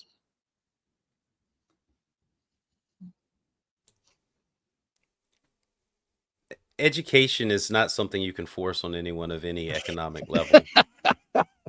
I imagine that girl, that Mrs. South Carolina, Jesus. Anyway, I imagine that she didn't come from from poverty. Yeah, she didn't look poverty. Yeah, but parents trusted that they were sending their kids for an education. Oh my God, Ace! Oh, seriously. Yeah, that are education, like such as in South Africa and the Iraq, everywhere, like such as, and I believe that they our education here in the U.S. should help the U.S. or should help South Africa and should help the Iraq and the Asian countries, so we will be able to build up our future. It's like she mixed like 3 different answers that she sort of memorized for completely different topics, just kind of mashed into one weird, nonsensical. Oh God, let's put her in charge. Premises in a list form, like some people don't have maps. That'd be the first one. Some people don't have maps. What was it about South Africa? Why'd you pick South Africa? Now, what about this woman makes us think she's poverty stricken? Absolutely nothing. I was asking June. Oh, sorry. Oh no, I wasn't implying she was. It just probably wasn't important to her to care about being smart. Okay. But if she'd wanted to be smart and her parents had put her in a private school, she could have achieved and been as maybe as intelligent as Mrs. Davis. Hillary's. What's up, Hubbles? What if she's one of those people you give her information and she's looking at you and like you get finished speaking and she just kind of keeps looking at you and kind of blinking behind the eyes, blinking and being like, uh-huh. And then she just giggles and says, yeah. Right. I'm hungry. And that's that. It just did not take. It didn't register. Is that person still like they go through school? They are actually not able, like in reality, to achieve what someone else, with like a more presence intellectually could do. Like, how do you deal with that? Like that, because that has to do with the onboard stuff rather than the stuff that you take in, right? Yes. Yeah. So Where do we put those people in school and in society? So do we let them pass even though they didn't get it? They just aren't able to. So Barina Davis said, I do not know whether this Mr. Jefferson Davis is young or old. He looks both at times, but I believe he is old. From what I hear, he is only 2 years younger than you are.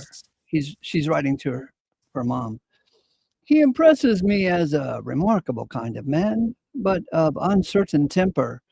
And he has a way of taking for granted that everybody agrees with him when he expresses an opinion, which offends me.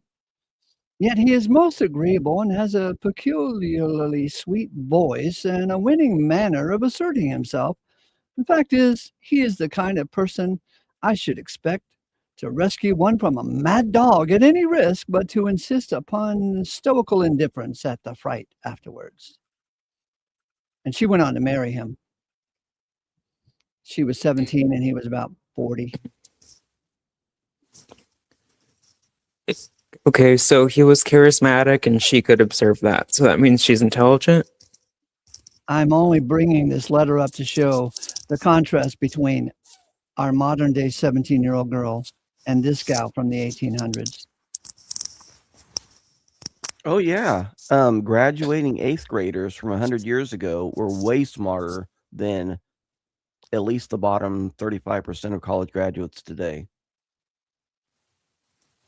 And school was not a government thing in the 1800s. It was all private. The government had no business in the school. That's right. Oh, that's you, Mr. Hillary. Okay, cool. It is. I thought it was June's voice. No, it was me. I can take my little thing off so you'll see it move.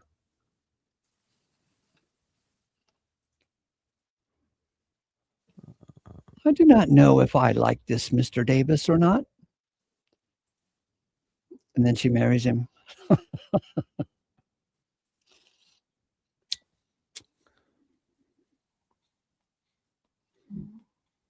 Well, I haven't been here long enough to learn June's position yet. He's just asking questions. He hasn't come to any conclusion about the great world of current events and politics and No, I was just thinking about what sort of learning they did on Little House on the Prairie with their private education. Have you watched much of that show?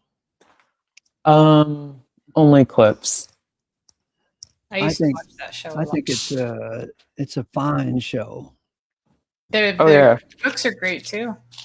Mm-hmm. Well, were the books written, like, were they inspired by actual writings from a real person? Yes. That's what I thought. So obviously her education to write the books must have, or whatever they're using for her life. Mr. Freeman, I was going to bring up to you back when we were talking about whether or not communism works, even in a small family setting. I've taken up to watching the Commish television show from the 90s. Yeah. It's about a police commissioner, Mm-hmm. And a lot of the plot line has to do with his family setting as well. So he's married. He has a 10 or 11-year-old son, and his wife's brother lives with them. And his wife's brother is a lazy, selfish, ignorant son of a bitch. And he's always borrowing money from the commissioner to get into some stupid scheme of, growing kelp to feed the world, every business venture he gets into fails, And he had one line. He said, "Oh man, I was thinking about things last night. I hardly got my 10 hours in." 'Cause 10 hours. And so he's always mooching, and he even steals the commissioner's bread right off of his plate and his eggs, and he gets his cup of coffee and he gets caught, and then the commissioner says, "You drink that cup of coffee and I'm going to bust your lip," So he's a fine example of that communism can't work because it generates laziness in some and resentment in others. So the commissioner is resentful that he has to live with his brother-in-law And the brother-in-law is incredibly lazy and can't see that he's causing trouble in the whole damn family. I'll have to check that out. I got a phone call, so I'll be right back. But thanks for Yeah. cluing me in on that. That sounds interesting. In one scene, or in one cycle of scenes, this brother-in-law, he's always, among other things, he's always trying to get people to fight with each other, just so he can watch. You know, he's so girly that way. And so one of the things he does to stir up trouble in the family is he checks the medicine cabinet to see what medicines the commissioner is on, you know, heart medicine or whatever, and then he brings it up and to embarrass him and so forth. And the commissioner says, "Stay out of my medicine cabinet." "Oh, I don't go in your medicine cabinet." "No, I swear, I never look in there. I don't go in there." So then the commissioner orders up about 1,000 marbles and he puts it in the medicine cabinet. And then he says, "Wow, I think I might have some new medicine in my cabinet." And so the guy goes in there to look, and all these marbles fall out. "Ha ha! You're guilty. You do look in my medicine cabinet. Stay out of it." Cute little scene.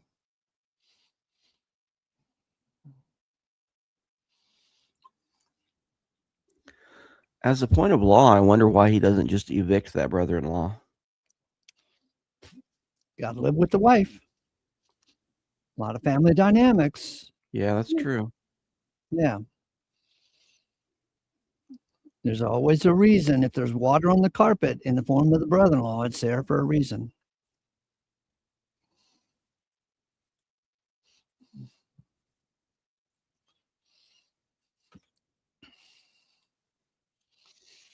But you'll notice, Hillary, that every great show always has a foil, someone we love to hate. Right. Like in the Andy Griffith Show, everybody tuned in to see what Barney Fife was going to be doing because we all hated Barney Fife. But why did we hate him? What reasons? Did you ever watch that show? I think I've seen a few rerun episodes. Yeah. I mean, I know that he was like bumbling and stupid, and yeah, he would sometimes shoot himself in the foot with his one bullet in his gun because. And it turns out toward the end of their seasons, Don Knotts got a movie role, so he couldn't continue. They told him this was the last season, so he went and signed a movie contract. Then at the last minute, they decided to go one more season, but Barney Fife couldn't be in that last season. And so the ratings went to hell when there was no Barney Fife to hate. The ratings collapsed. So we all tuned in to the show because we love to hate Barney. And the same thing with Lost in Space and Dr. Smith. Oh my God, he was the clumsy, evil character who, you know, you couldn't get rid of him, but you got to watch him all the time. He was the cause of all the problems in every episode. And people tuned in to Lost in Space just to see what antics this moron was going to get everybody else into next.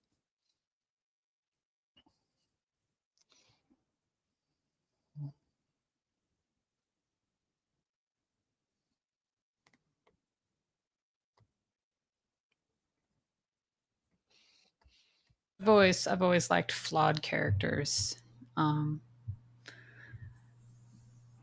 But you know, I was noticing something when I was watching Dexter. You know, the series Dexter. Mm-hmm. And also this happened with Hannibal, the series as well. Is that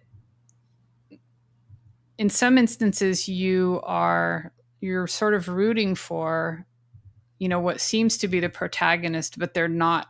They're in morally gray areas a lot, and even morally dark areas. But because of other qualities they have, we're still behind them. We're still rooting for them. You know, and it's interesting to be in the position where you're rooting for that kind of character. Mm-hmm. You know, where you're accepting their darkness, you're accepting the things they do, even thinking that it might be even necessary some of the time. But you're still supporting them, you know? freelance justice. Yeah.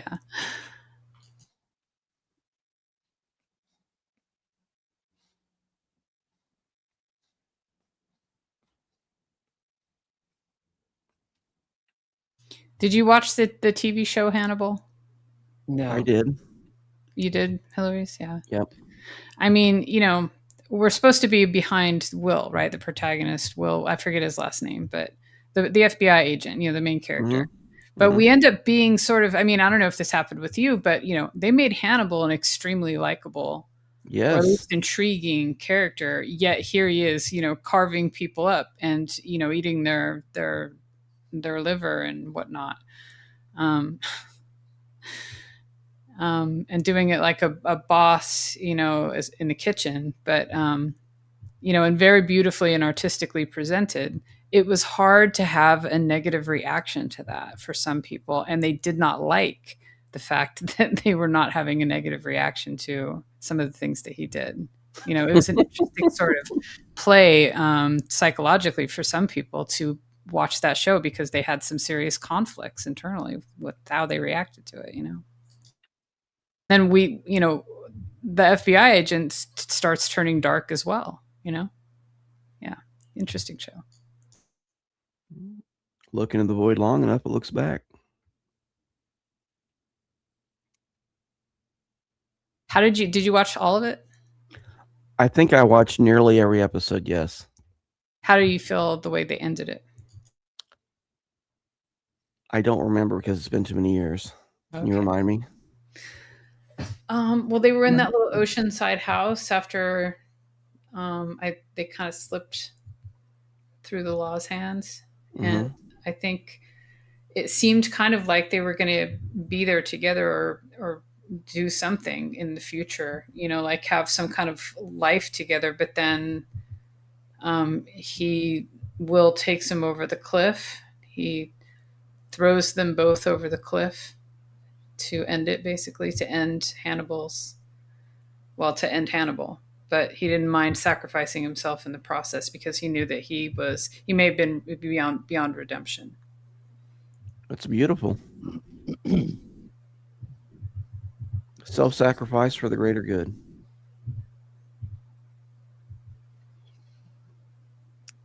Hey, Hillary, didn't I see some dust up between you and... Oh, yeah, that's right. You and JG on my channel. Yeah, he didn't like answering my questions, and so he accused me of being, he felt that I was creepy. He didn't ever explain what quality he finds to be creepy, but I'll just guess from prior statements that he's made, he doesn't like the fact that I used to be a policeman. So it makes sense that a criminal would find a policeman creepy because that's...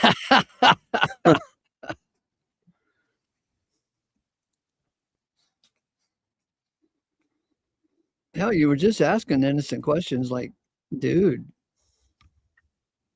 explain this to me. Yeah. He claims to be all logical and philosophical.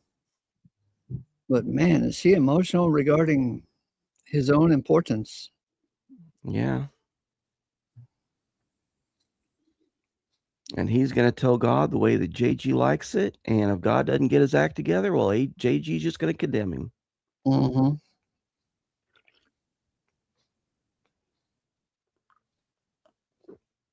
I wonder if JG stands for John Wayne Gacy Jr.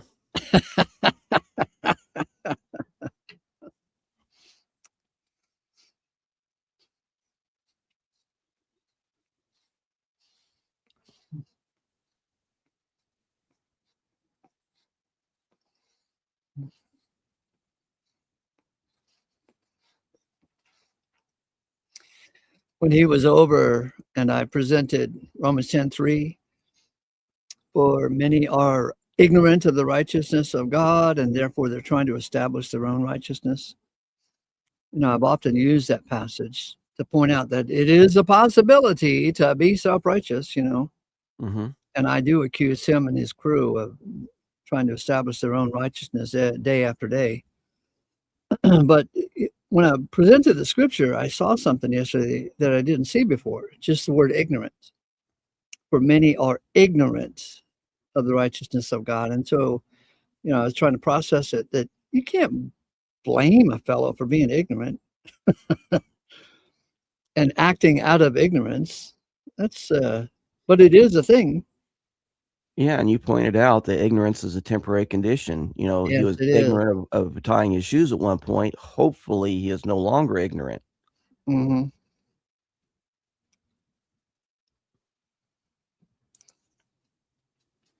But I'm totally fine with him claiming to be a vessel meant for destruction. He is an example to everyone else of what not to be. Yeah.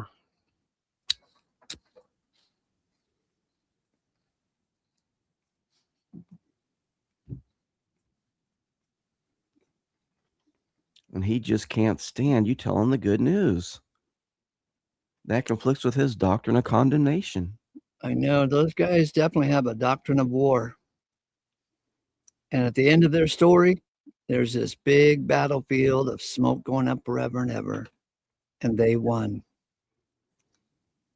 Jill wins. JG wins. They don't come over to share anything. Share. No, they come over to battle in argument. And they have to win the argument.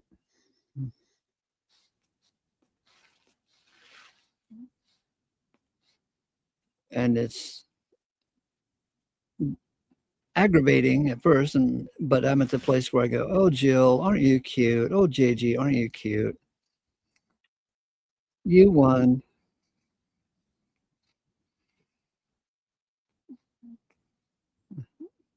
And look how large their following is. Thousands of people have joined JG and Jill on their channels. Yay! We belong to the Jill tribe.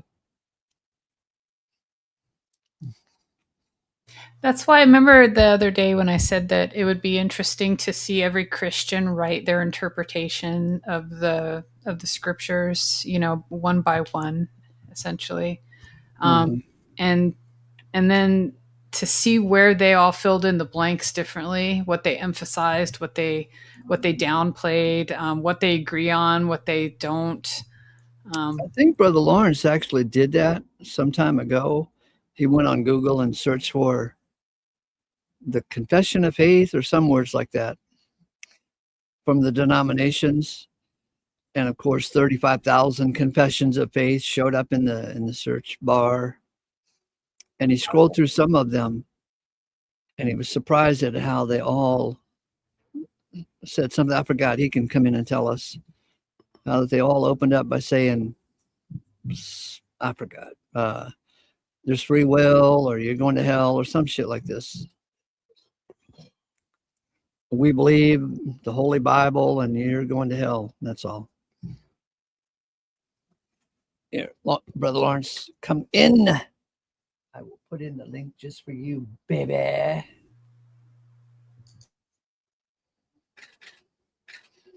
Yeah, so you can fill us in on the details, because we need to know details.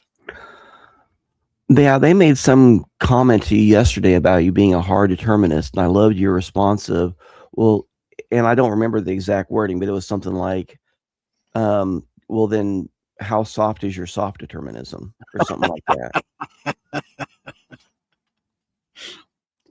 Yeah. Is your determinism on a sliding scale? Like what? Dude. Because it seems logical to me. If God determines anything, he must make sure that thing happens, and therefore he has to determine all things. Because if anything gets out of control, then the thing he has determined might not come to pass. So that free will, so-called soft determinism, actually is randomness. And the only true thing about randomness is we just don't know why this thing appeared. We just call it random, but it appears for a reason. We just don't know why, so therefore we call it random. But there's no such thing as randomness or just pure chance in the universe of God. If God is God, then there is no chance. There is no randomness going on. There is no sliding scale that you determine your own destiny.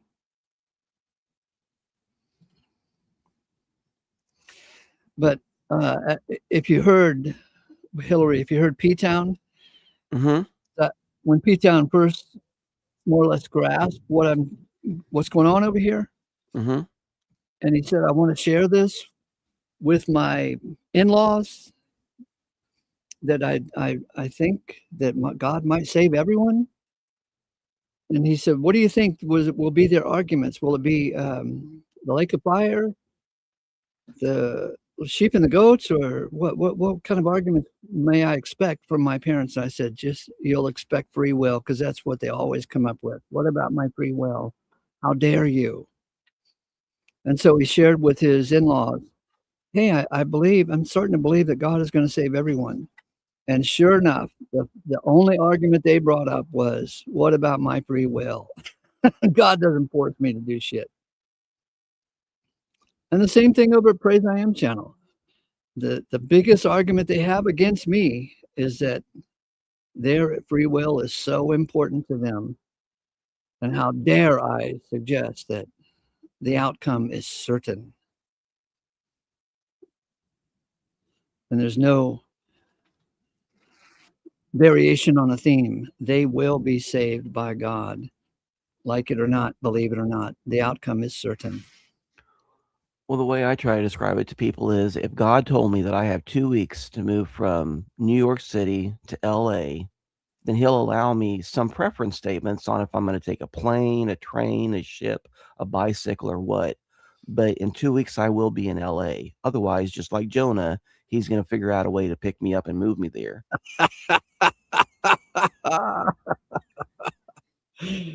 And Jonah is not a favorite topic of their conversation. Oh yeah, did God give Jonah 2 weeks to go to Nineveh? I don't know. Well, I it just use that was as an example. Yeah, that's a fine example. Jonah started heading the other way. Oh hell no, I'm not going to Nineveh. And God said, yeah, you got a plan there, huh? Let's see how that works out.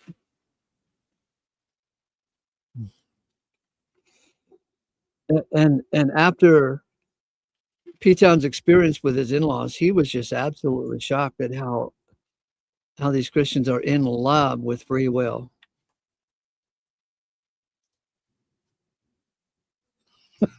They have to have free will in order for their philosophy to work, right?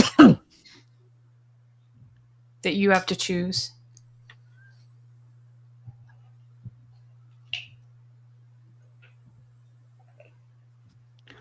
Well, the natural entailment of that article or that position is that that Jesus' work on the cross was pointless unless they choose something. Yeah. Well, you're wasting, consciously wasting a beautiful gift, and that just proves, that you're not only not saved, but probably a piece of shit person. A reprobate. Yeah, exactly. Yeah. Worse, maybe. Hey, Sean Eagle. Hey, guys. Hello. When you were talking about that guy that looked up like every church's faith or whatever, I heard it described as like statement of faith before. Yeah. Like they'll have that section on their website. Yeah, and he was shocked at how in the opening of their statement of faith they were just carbon copies of each other, saying something about, I don't know, Trinity or I forgot what he said, but he was shocked at how uniform they were.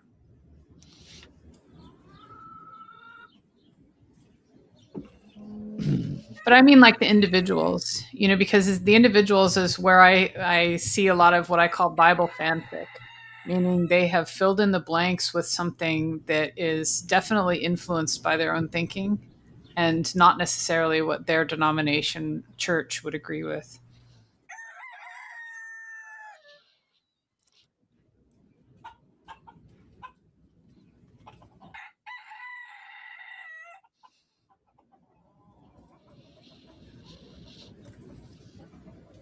That's what I was talking about with that thing where I suggested it would be great, for Christians, and I mean individuals, to like write their version of what they think a scripture specific one is saying, and see where their discrepancies are. So you've been over to Praise I Am's channel, right?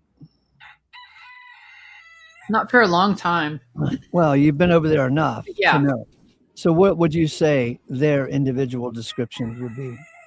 I wouldn't be able to. I would ask them directly if I were you, if you really want to know. But I see. I don't give. I really wasn't over there to listen to their arguing, but some of the time they said some pretty funny stuff. Like one of the funniest examples that I can think of is that no babies died during the flood because the Nephilim ate them all first. What? Yeah.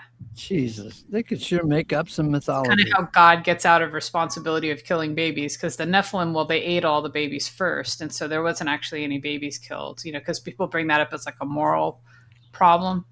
God killed babies in the flood, babies are innocent, et cetera, et cetera. But that's how they get around that, which I think is hilarious. How is it more innocent to be eaten by a monster? I don't know. God didn't do that part, obviously.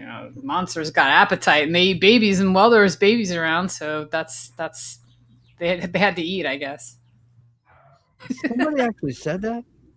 No, I'm writing my own fanfic when I say that much. I'm just trying to use the same logic that they're using. The giants or the Nephilim were around. They ate babies. There was babies, so they went ahead and ate all of them because that's what they do. And I had no idea that Nephilim were such, they were like baby eating machines. I had no idea. So this was new information for me. Yeah, could Olive actually cite any scripture to say that they were eating all the babies? I don't know. Did Olive say it? I heard her say it before. You heard Olive say that? Yes. And they let her be the third leg of their three-legged channel? Yep. Good night. Where's Sparrow?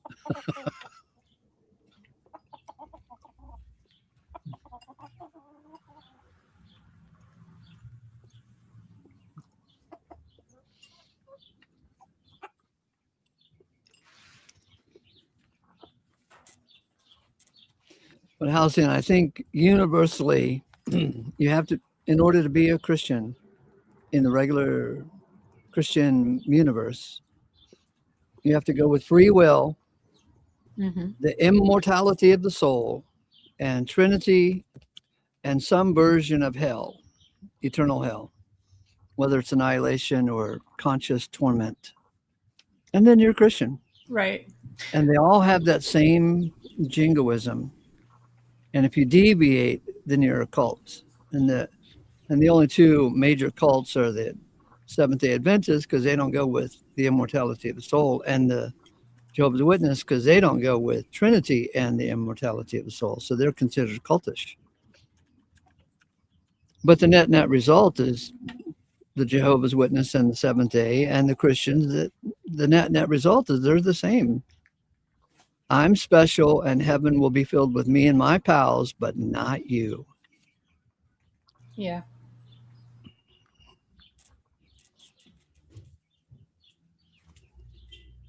And they have reasons that they're very sure of their specific, line of thinking or whatever. It's just funny how certain they are when nobody can verify anything, and we're all, they're all kind of just focusing, like either making up stories or focusing on different aspects to almost make it seem like different stories,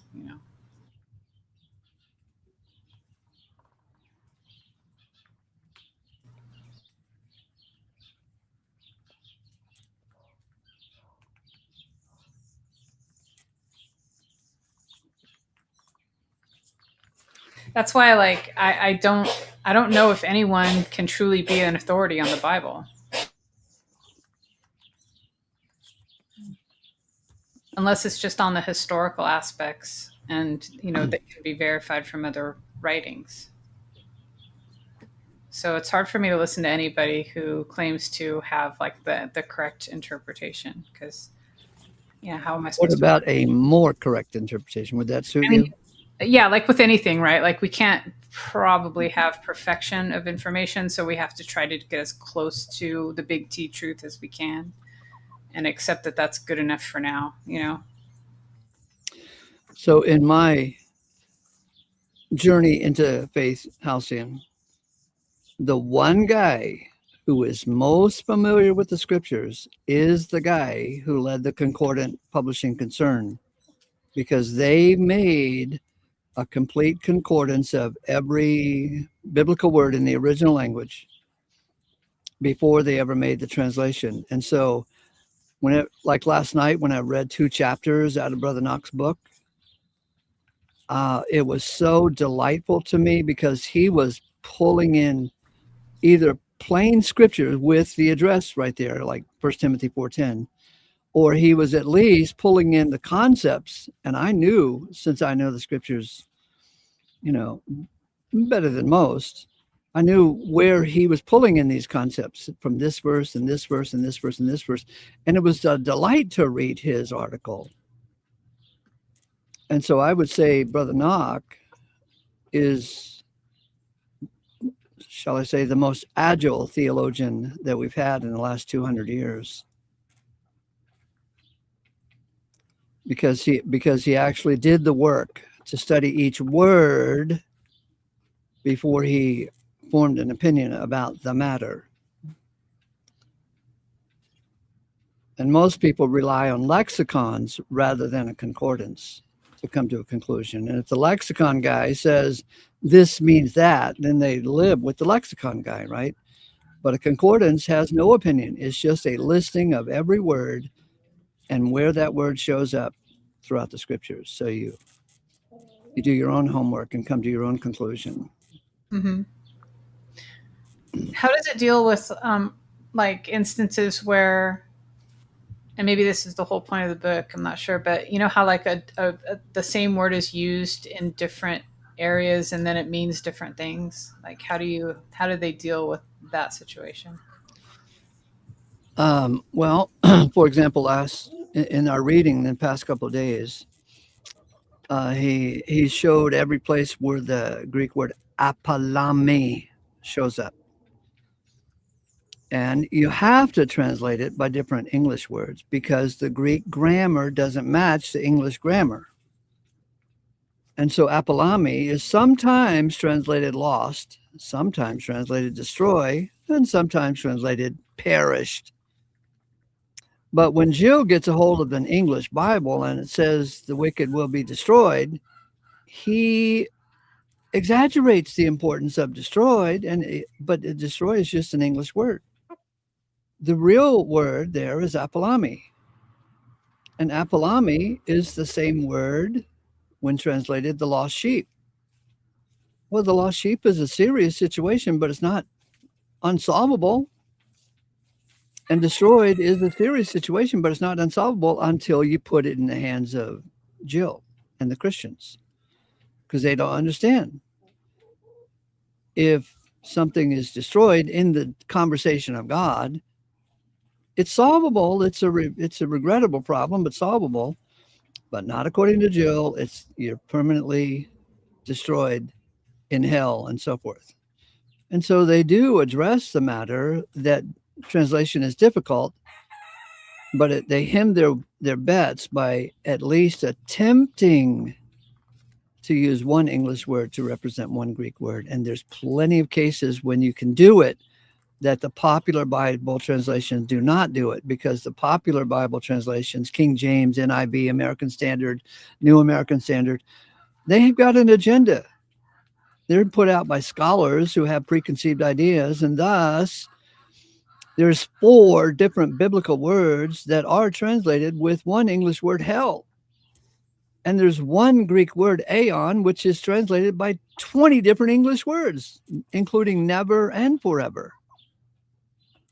So by using a concordantly translated scriptures, you can come to wonderfully new ideas about God and God's purpose and where we're going in the universe.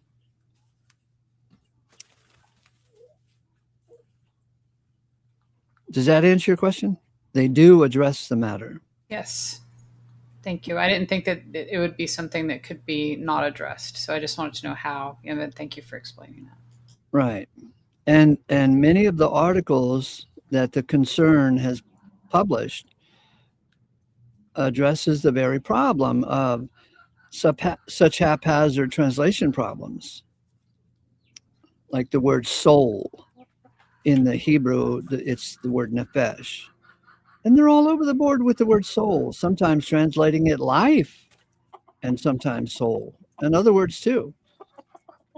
But if you at least attempt to be more consistent in translating, it unveils a lot of material that just goes over your head. In fact, I was telling JG that in the King James, the word sin rightly 49 times rightly is translated sin offering.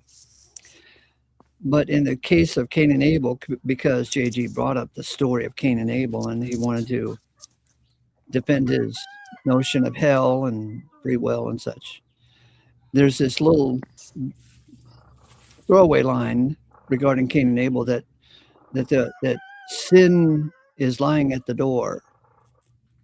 Sin is lying at the door. So of course the Christians would latch onto that and say, oh my God, sin is lying at the door for Cain, right? But in 49 occurrences, the King James says the sin offering is lying at the door. No, I mean, they just use the word sin offering for the word sin, because by and large, that's what sin is. It's the offering itself. The lamb did nothing wrong, but the lamb is the sin dash offering. See, does the sin lie in the killing of the lamb, since the lamb was innocent? Well, Brother Knock wrote an article and said, if we had translated it consistently concerning Cain and said the sin offering is lying at the door, then we might infer that there was a baby lamb lying at the door. And the problem, according to Brother Knox, thinking out loud about the matter of Cain and Abel, the problem was that Abel sacrificed to God a lamb, and Cain sacrificed to God a bunch of wheat. Cain was interested in impressing God with his own abilities to grow wheat, whereas the metaphor of Abel's sacrifice was something that it had a deeper meaning, instead of just working your way, working, let me show you my work. Here, I grew a bunch of wheat and I'm going to sacrifice it to you. But then there was sin lying at the door, according to the King James, but it should have been the sin offering is lying at the door. So according to Mr. Knox, just thinking out loud, perhaps we could understand what was going on here better if we knew that Cain could have sacrificed a sin offering because it was lying at the door. Was the wheat was not a sin offering, I guess. Well, not according to later, when the Hebrews had developed their culture, it was always an innocent lamb that was the sin offering. But Cain offered the work of his own hands as the offering. And so Mr. Knox used that as a metaphor. For the Christians today, they want to present themselves and their perfect resume as an offering to God. The sin offering seems to be, to me, like the definitely the morally incorrect one. Exactly. Yeah, and the other one is like honest. It's honest. Exactly. It shows planning. It shows, a lot of different levels of consideration. Then, okay, well, this one's big enough to kill now. In other words, the program of God is the opposite of what we would imagine we imagine we can please the unpleasable God with our abilities and responsibilities. And this is JG. This is Jill. Maybe Stop sinning and hurry up and prove to God that you've stopped sinning, and then God will approve of you, and God will give you a place in heaven if you stop sinning. Wait, just to clarify, this may be a dumb question, but the wheat was the accepted offering, right? Or no? No, that was the rejected one. That was the accepted Okay. offering by Abel. Okay. The wheat was not the accepted offering by God. And also with it's a lamb, right? This is different from the whole scapegoat thing where they release 2 goats.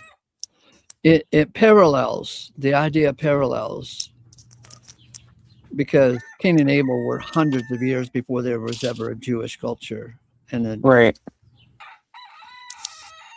But the idea parallels, and so it's just a metaphor. The story of Cain and Abel would be a metaphor about Cain's relation to God and Abel's relation to God, and our ability or inability to really have something to present to God. And Cain thought he would impress God with his craftsmanship at growing wheat, you know. Look at me, I can grow wheat. Well, it says some fruits of the soil, which could mean a selection from whatever he was growing, right? The best of whatever he was growing. But there's the problem, you see.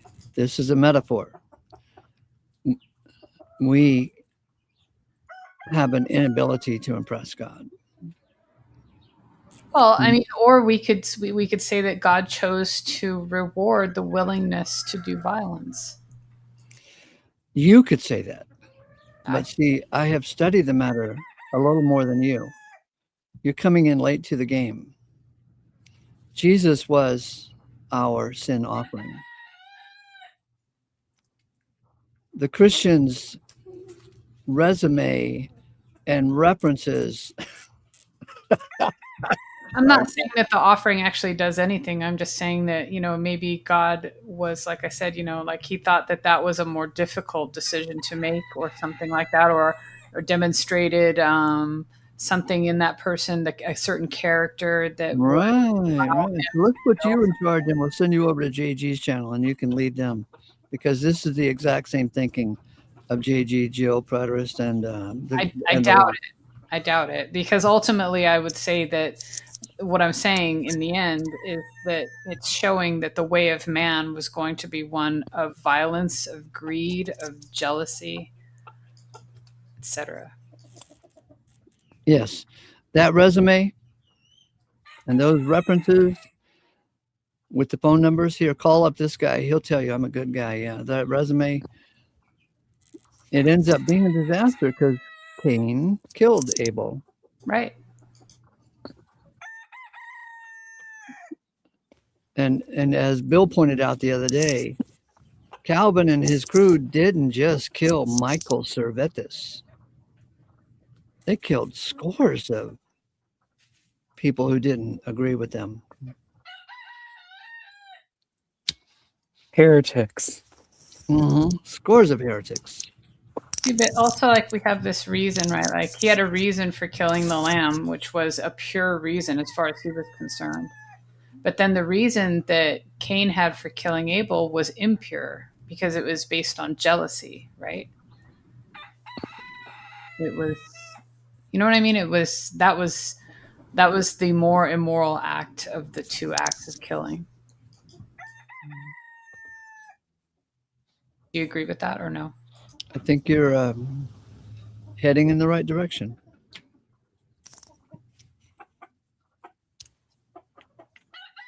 I don't know why, but when you said Jesus was our sin offering, I just felt really guilty hearing that.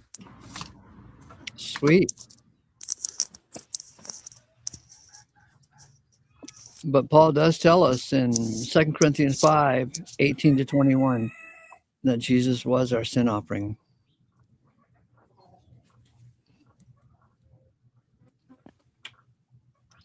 And moving along from the story of Cain and Abel to Christ's death on the cross. That's the whole point of it, to get there, to see all that it meant to both God and to us and to Christ, what happened on the cross. That's the thing. Do you think that could have been achieved any other way? What the goal was? No, I don't think it could be achieved any other way. Because, you and your fellow mankind have it in mind that we can achieve perfection by stopping sinning, be good, clean up your resume. No, I mean on God's side of things. Could he have done something to do what the death of Jesus did, only without the whole like person being born? Right, yeah. So God could have built a 1965 Jaguar, and then we would all understand. Yeah, there we go. No, I'm talking more about like just God deciding that he wanted to have something be, a certain way, and then it just being that way. Like he just changes it in an instant. Suppose it is just that way, Halsey, except for one small problem. You and me are stuck in a time constraint, and our perception is limited by time, and God has already gotten to the end, because God is the creator of time itself, and you're stuck in time, and you think your 70 years on this earth that's all there is. Maybe it is so that we've already arrived at the conclusion. And what is the conclusion? The conclusion is that God is all in all, but you can't see it because God hadn't opened your eyes to these matters yet. You're still looking at your life and the pebble in your shoe, and that's all you can think about. What's this mean for me? But there's a big story going on here, and the story is actually a story between God and Christ. And a great deal of the story has already happened. Christ was the lamb slain before the foundation of the world. Right. But I guess Halsey, can I ask your question in a different way? So let's say that I wanted to make a chocolate cake, but could I, instead of using chocolate in the cake and the frosting, could I substitute that with cinnamon in the cake and vanilla icing? Well, sure, I could have, but would it still be chocolate cake? If you're an all-powerful being, the female version of Jesse Pinkman has arrived.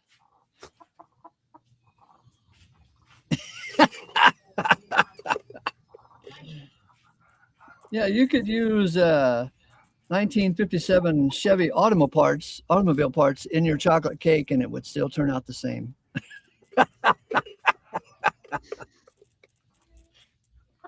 If you're an all-powerful being.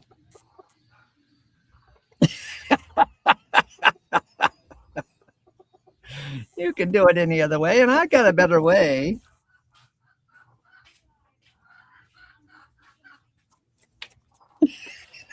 And she exited stage right. What's wrong with Jesse Pinkman? I don't know. He ain't no trouble.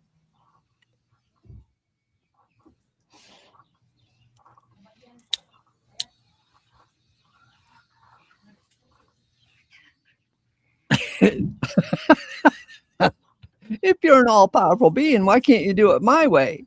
I got a better idea.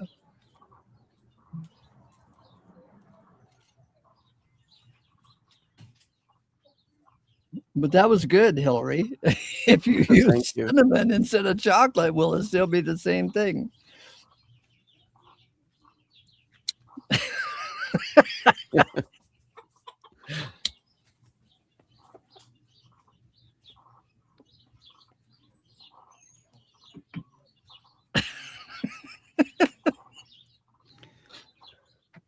I try to understand the underlying points that they're trying to make, and then look at the natural entailments, and then say, okay, am I understanding your question correctly?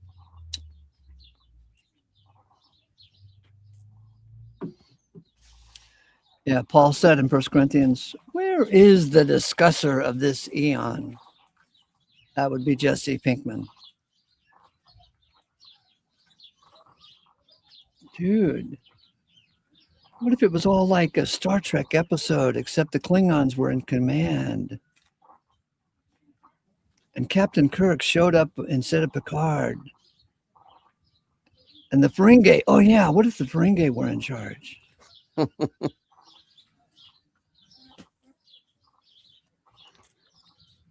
if it's a multiverse? Oh yeah.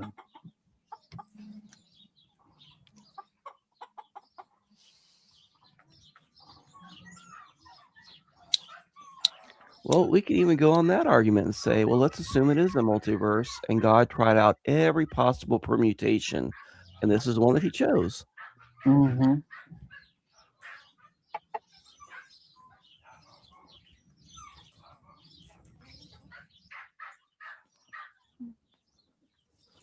There is a cartoon TV show on Netflix called Pantheon, and that covers some of these. And it shows that, like, in 167,000 years, they tried all the different versions to recreate a simulation of this Earth. Mm-hmm. And they're still working on it. Really? Yeah. So then that's kind of an idea of the multiverse is we don't even know if this universe is materially real or if it's a simulation. And what is the difference between a simulation and material reality anyway? I mean, they're kind of interchangeable. So if we're all in the mind of God, what does anything really matter? Mm-hmm. But it's really interesting because it discusses a lot of these spiritual aspects.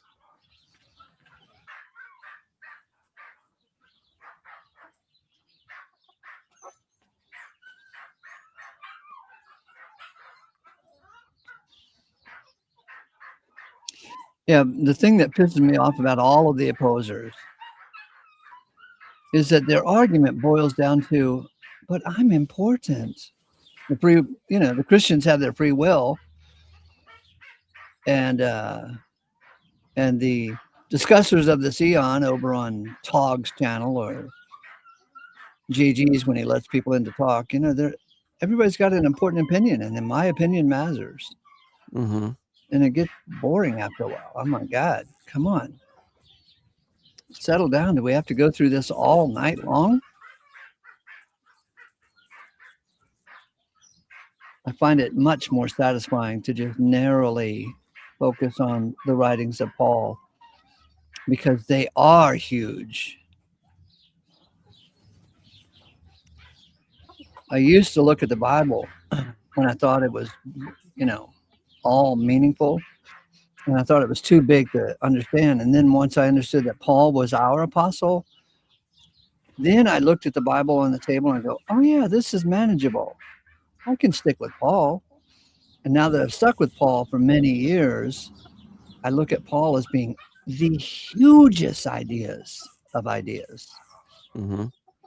It's now become bigger than big to me. Because, it's one thing for Peter in the book of Acts, to see this sheet let down with all these animals in it. And the angel says, eat all of this food. And he says, no, not me. That's one thing, inferring that the Gentiles can be included in this big program. But when you get to Paul in Ephesians, Philippians, and Colossians, the whole dang universe is going to be reconciled to God. All those beings in the universe, whether they're aliens on other planets or whether we call them celestials or whether we call them the sovereignties and authorities among the celestials, this is the grand plan of God to reconcile the whole universe through the blood of the cross. That's weird.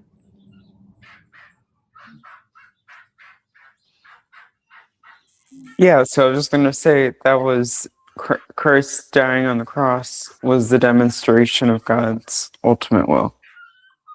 And love. Something that makes no sense to the human brain. Because it makes perfect sense to clean up your act and see if you can impress God. Until you start trying to clean up your act and get a good resume going. And then we're all a mess. And we have been for 5,000 years of recorded history. We've got nothing to show except a river of blood and disaster and murder and corruption and backstabbing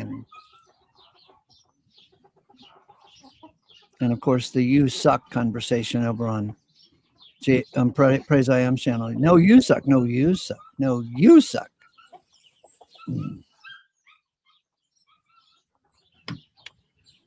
Hillary, have you been over to Praises lately?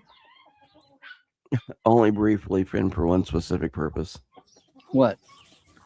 To promote a book. Oh yeah. Did you get away with it, or did they kick you? I kind of got away with it, but I don't think that Praise really understood, because he wanted to promote his book that he wrote on Amazon instead of this other book that I was asking about. He wrote a book?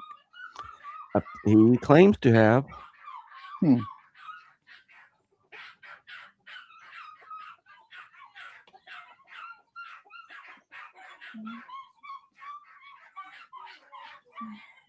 But yeah, like over a year ago, I used to go over there every once in a while. Back when Sparrow was still on there. And she was a sweetheart. Why did she get kicked off? Because she was a sweetheart. I think so, yes.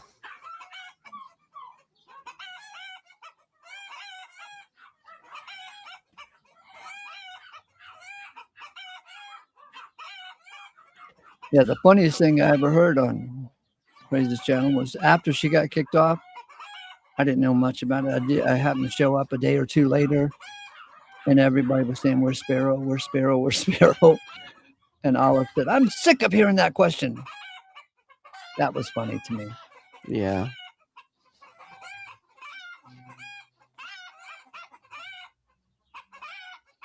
They will know we are Christians by our love.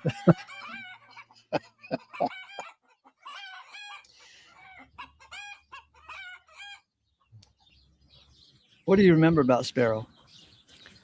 That she seemed sweet, that she didn't attack anybody, that she was honest in her questions, and she didn't try to pull gotchas. She didn't try to pull what? Gotchas. Oh, gotchas, yeah. That's great. Because gotchas is a big element over on that channel. Yes, it is. Yeah, 2 or 3 days ago, Ace Theo was the subject of the whole thing. So I went over there and I was in the side chat answering their questions, and I got kicked out of my own side chat. Wow. I couldn't even answer the question. JG likes doing that too. He likes saying, "Oh, we're going to be talking about these people, but I'm going to block them in the side chat, and I'm going to make them sit backstage and never bring them on stage." Mm-hmm. But yeah, he's going to say, "Oh, why can't anyone counter my argument?" Well, because you won't let them.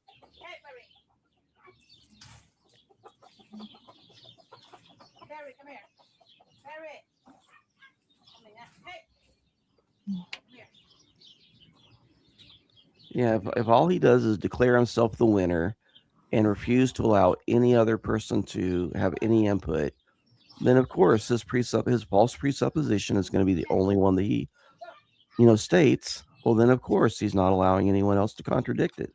That doesn't make it right. It just means that it fails on every level.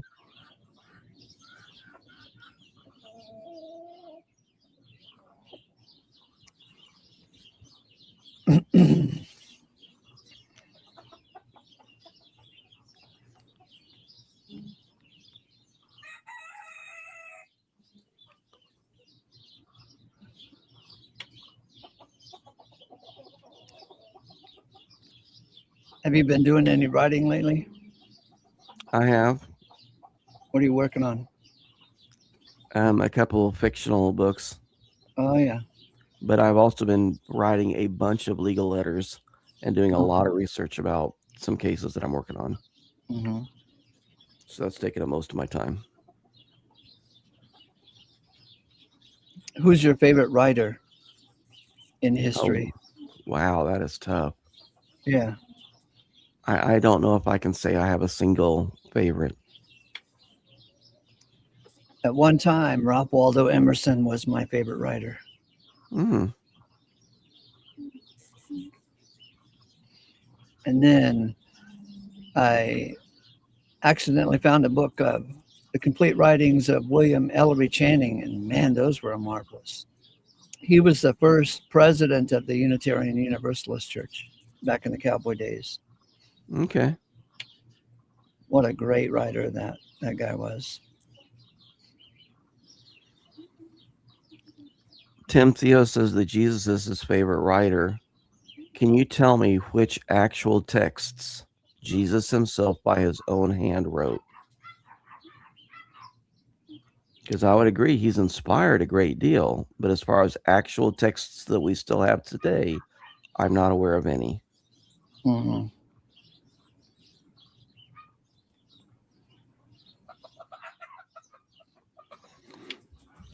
Because that was one of the thoughts that went through my mind. Could I say that? And then I realized, nope, I can't.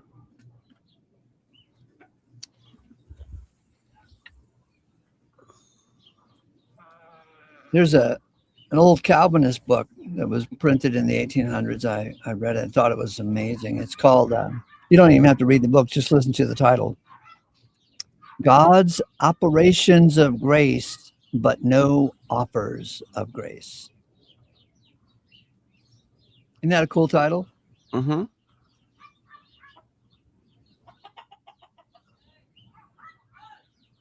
Because in the Christian world, they think God is offering to save you.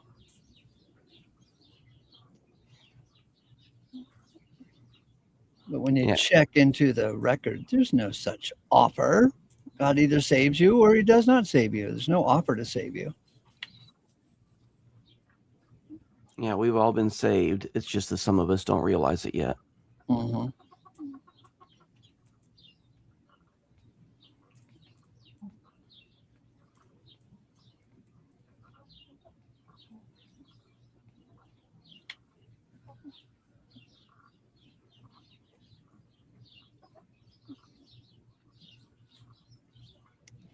Ever read Mark Twain?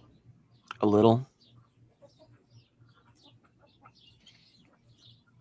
Man, that guy is a funny guy.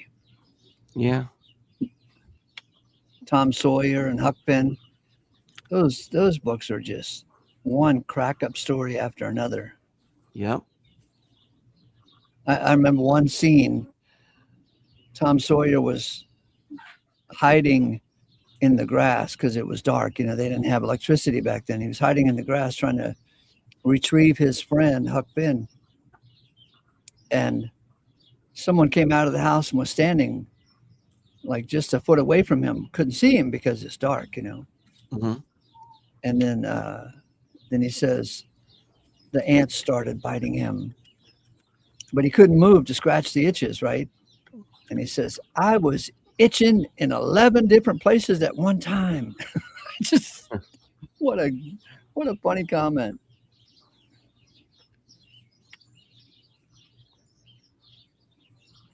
Marcus Aurelius, you are right about that. I have read some of Marcus Aurelius. He was a great writer and a great thinker.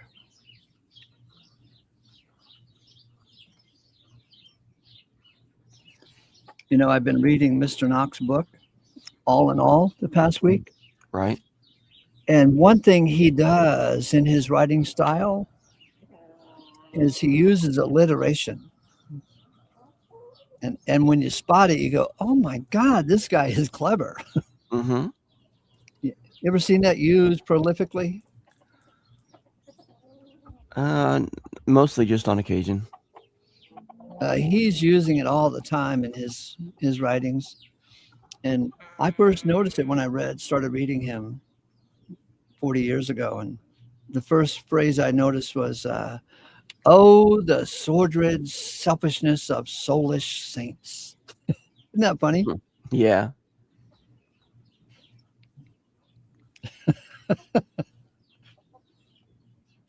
A master craftsman with words.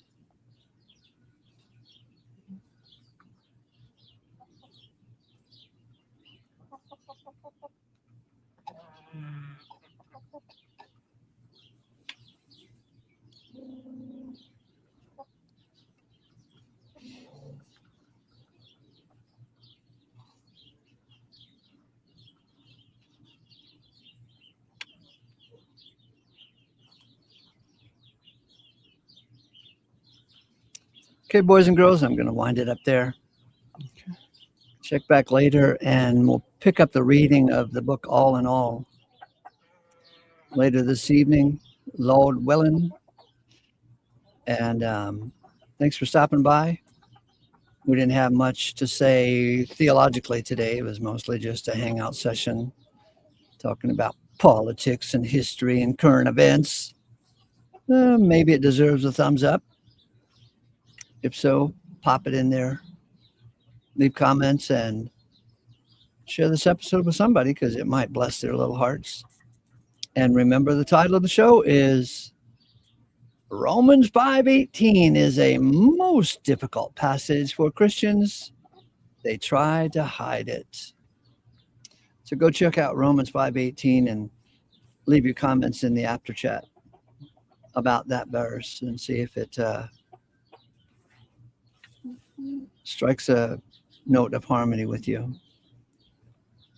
Grace to you, and bye for now. I'll put in the after show link just in a second.